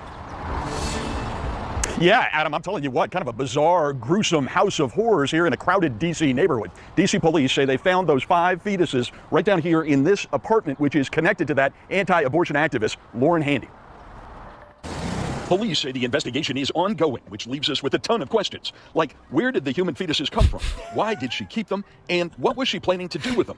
Police carried a cooler and several biohazard bags out of the home on Wednesday. Anti-abortion activist Lauren Handy, outside her home after her release on federal charges, told WUSA 9 people would freak out when they heard what police had found inside her home. Abortion is the most painful type of murder. Dismembering a child alive with no anesthetic. Handy was among 9 people indicted by a federal grand jury Wednesday for allegedly invading Washington Surgery Clinic on October 22nd, 2020. If you die in the abortion procedure, you can wake up in a place you don't want to be. The anti-abortion activists chained themselves to chairs in a waiting room. I'm Jonathan Darnell. And protester Jonathan Darnell of Arlington live streamed the whole thing to Facebook. You would cry out in agony. Your mind would be twisted with pain if you could spend 1 minute in hell. Handy, Darnell, and 7 others were charged under the 1994 Freedom of Access to Clinic Entrances Act, which had fallen into disuse under the Trump administration. Planned Parenthood of Metropolitan Washington CEO says she knows several of the people indicted. They have protested at our facility on 4th Street here in the district many times and have been disruptive. They have harassed patients. They have obstructed patients, and no one should have to experience that intimidation for trying to access healthcare. Now, Washington Surgery Clinic declined to comment when we called them, so we really don't know whether the fetuses came from there or from someplace else. D.C. police are leading the investigation into the fetuses, and they say it's really ongoing, so we don't know if or when or what kind of charges might be. These people claim, the reason why it's called DC-5 is because they claim that all 5 of these fetuses were like live baby abortions, baby. They're like 3rd trimester, fully viable, 8.5 months they were aborted, but they provided no evidence of this. They don't have any death certificates. They don't have any medical information. These are just like fetuses that this fucking weirdo anti-abortion activist has collected. And when people say about justice for the 5, what they're talking about is in DC, these 5 poor babies that were maliciously assassinated by these evil Planned Parenthood types. We need to have justice for them. It's an unhinged, crazy story. I was hoping Lila would bring this up, but she never did, so I don't know, my research mattered here. Filed in connection with those fetuses. A guy with keys to the house came up to us just a little bit over an hour ago, and he said there is going to be a news conference on Tuesday, and it's going to be big. But I think beyond that, he refused to say anything at all. Adam? All of this, Bruce, is just extremely bizarre. And do we know anything about Handy's group being involved with human fetuses before? Yeah, this is interesting. Right at the top of their website, there's a big picture they say shows human fetuses being improperly stored at the University of Washington, at a health center or a medical school at the University of Washington. Fetuses, baby parts, they say, stored in plastic bags, paper bags, in a freezer. But again, we don't know if that has anything to do with what's going on here. Yeah, very strange. It's, so many things still need to be unraveled here. Bruce Chandler, Force in the Capitol Hill neighborhood. Oh, shit. He's about to... How do you feel? He's about to fucking stab this dude. Okay, wait. We're on this one. Sorry. This is happening in blue cities, and I think that's super problematic. Do you think that is? I'm against 3rd trimester abortions. I'm like quasi pro-life, I would say. I'm where a lot of people are in the country, which is in the middle on that issue. I think a lot of times it gets bifurcated into extremes. But now that Dobbs has been overturned, kind of like the dynamics has changed a lot in what the laws are in a lot of those cities. But I agree, and I think that the Kermit Cosnell thing, whatever in Philadelphia, a horrible story. Here's the problem, though, is that again, on average, like the red states do a horrible job of protecting young people. You mentioned gun deaths, but it's also child poverty is higher in the red states. Infant mortality is much higher in the red states because they aren't funding healthcare to the same degree. And my view is, look, when I think about what I'm looking for in a governor, in somebody who's governing the state or the country. I used to work for Jeb Bush. One of his lines was that he wants people to be able to live a life of purpose and meaning.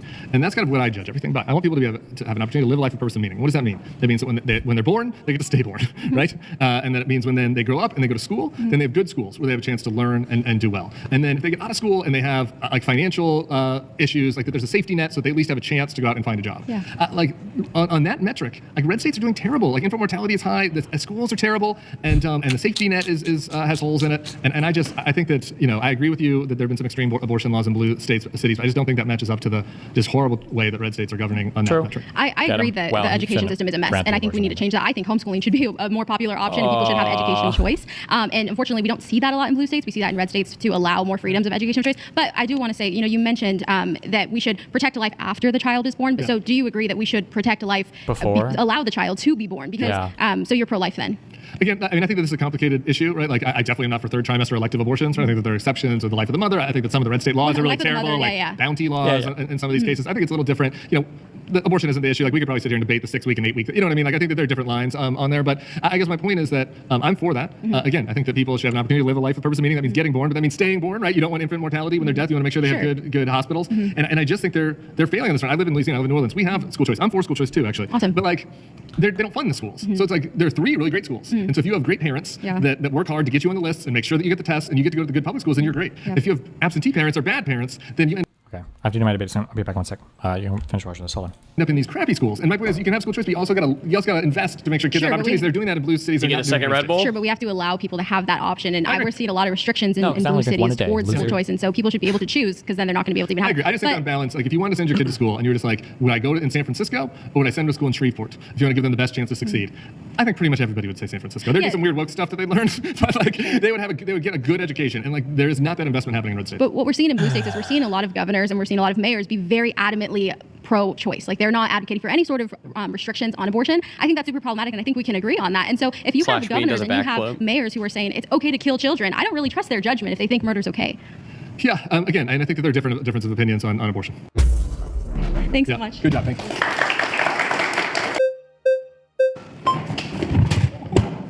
We rolling. All right, here we go.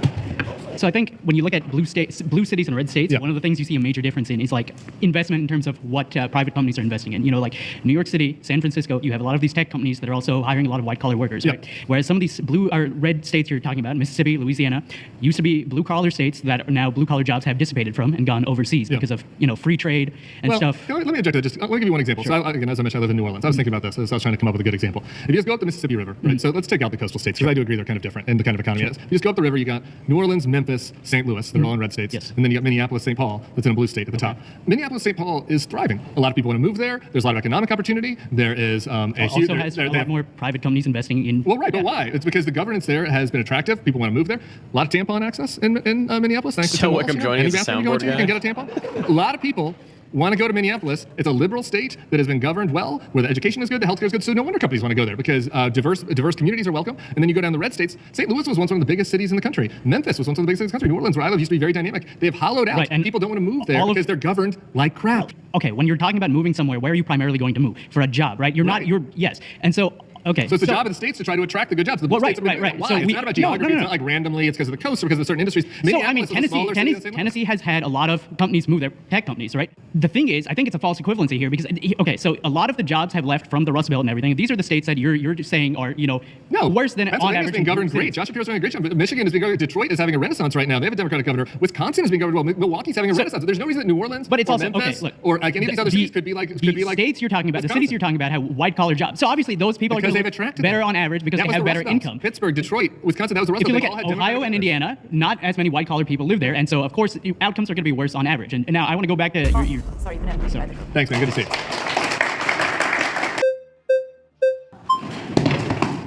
Welcome back. What was it, JP? JP, yeah. Good to see you, man. Yeah, nice to see you again. I don't really want to talk about like states, cities, because I see what you're doing. You're mentioning the states, we're mentioning the cities. But again, like we all know, like it's no surprise that people are always talking about LA and New York. I came to the city for the first time with my little sister. It's beautiful. It attracts eccentrics. It's a wonderful city. Where are you from? It represents America. I'm from Miami, Florida, where you don't see all this homelessness, right? But you see it here. You don't see it like here. And it's no surprise that it's on the news all the time. Yeah. So I want to move away from that because I know you're going to do. You're going to mention specific states and you're going to ignore the social conditions there, the poverty rates, etc. I'm not going to do that. I want to talk about the word Morris that you mentioned. I assume you're a big Tocqueville guy. Yeah, sure. I'm getting old since I'm a dad, so it's been a decade since I read de Tocqueville. But yeah, sure. For the normies, Alexis de Tocqueville loved to talk about inclinations, right? About Morris. Yeah, Morris. I think that today liberal cities have an issue that's not really about government. It's about hyper individualism, right? And we're losing, let's say, the Morris, the inclination to make America great. Some of those are represented in rural America, and it's in perfect, hard to compare these places. But I think that you sometimes make things so much about identity, about hyper-individuality. You mentioned gay, Latino, black. You brought demographics many times today. And one thing that Trump does and Republicans do is they talk about nationhood. They talk about being an American. And right now with liberals, a lot of times they're like, why do all these people have American flags in their house? What are you proud of, Did you watch the protest, the No Kings protest? It was all liberals, a lot of American flags. A lot of American flags out there. Yeah, a lot of American flags, a lot of them, saying things that... and Donald Trump did the thing where he called them the enemy of the people, the enemy within, the enemy from within, the people that were protesting him, he called them the enemy from within. He has very kind things to say about foreign despots that like him. If you're a Sharia law sand dictator... You are confusing foreign policy making. Okay. Like, he's trying to negotiate and get a deal, and you're trying to make Maduro loves like Putin. And that's I want to talk about some traditional value stuff, but I appreciate it, man. It's okay. All right, what's up? Good. Martin, nice to meet you, man. So I think that the whole framing of kind of red states versus blue cities, it's kind of a bad framing because we're talking about different levels of analysis. I think the best way of looking at this would be what happens when a state goes from blue leadership to red. Did he do 6-7? I think the best example of that is the state of Florida under the leadership of Ron DeSantis. So under the leadership of Ron DeSantis, has the poverty rate of Florida gone up or down? And I don't have all of the Florida stats in front of me, but I will say, do you want me to go to Florida? Sure, I'll give you the downside of Florida. I think that right now what you're seeing in Florida is a big rise in cost of living because people don't want to move there. I get that. There's a supply and demand. The poverty rate of Florida has gone down. Yeah, there's supply and demand. There's an Adam Smith. Yeah, why I bet I get summoned Dan. Dan Clancy. Economic development opportunity that's come to the state, I guess. Yeah, the main reason why is because when you lower state taxes, you attract more businesses. Businesses come in, that creates more jobs and opportunity for people, which is what you see under Republican leadership. Yeah. And that's really why you're seeing major companies and people leave states like California in droves to go to states like Texas and Florida with preferable businesses. California's doing better in the poverty rate than Florida is, though. But look, Florida has big issues. Hassan. Florida has a big insurance rate crisis. So look, if you're right, if you're doing well in Florida right now. Oh. Take their fucking perms, Steven. Take yo mama's perms. Good one. That was food shops, not fucking Dan. Ha ha ha ha ha ha ha ha ha ha ha ha ha ha ha ha ha. I knew it'd work. You missed the most important word, Celeste. Wow. Well, what do you want, Mouton? Well, Steve, you gotta go. I just wanted to summon you. Oh. Where does he have to go to? Oh, he's got a debate. Right now? Like, I think he's late now. Way to go. Where are you going? He's gonna go on the WIC panel. Oh. I thought it was something in real life. Not a. No. He's going to a Twitch stream. Ooh, Yeah, I'm going to your watch mom's out. house in real life. Got him. No, I don't think so.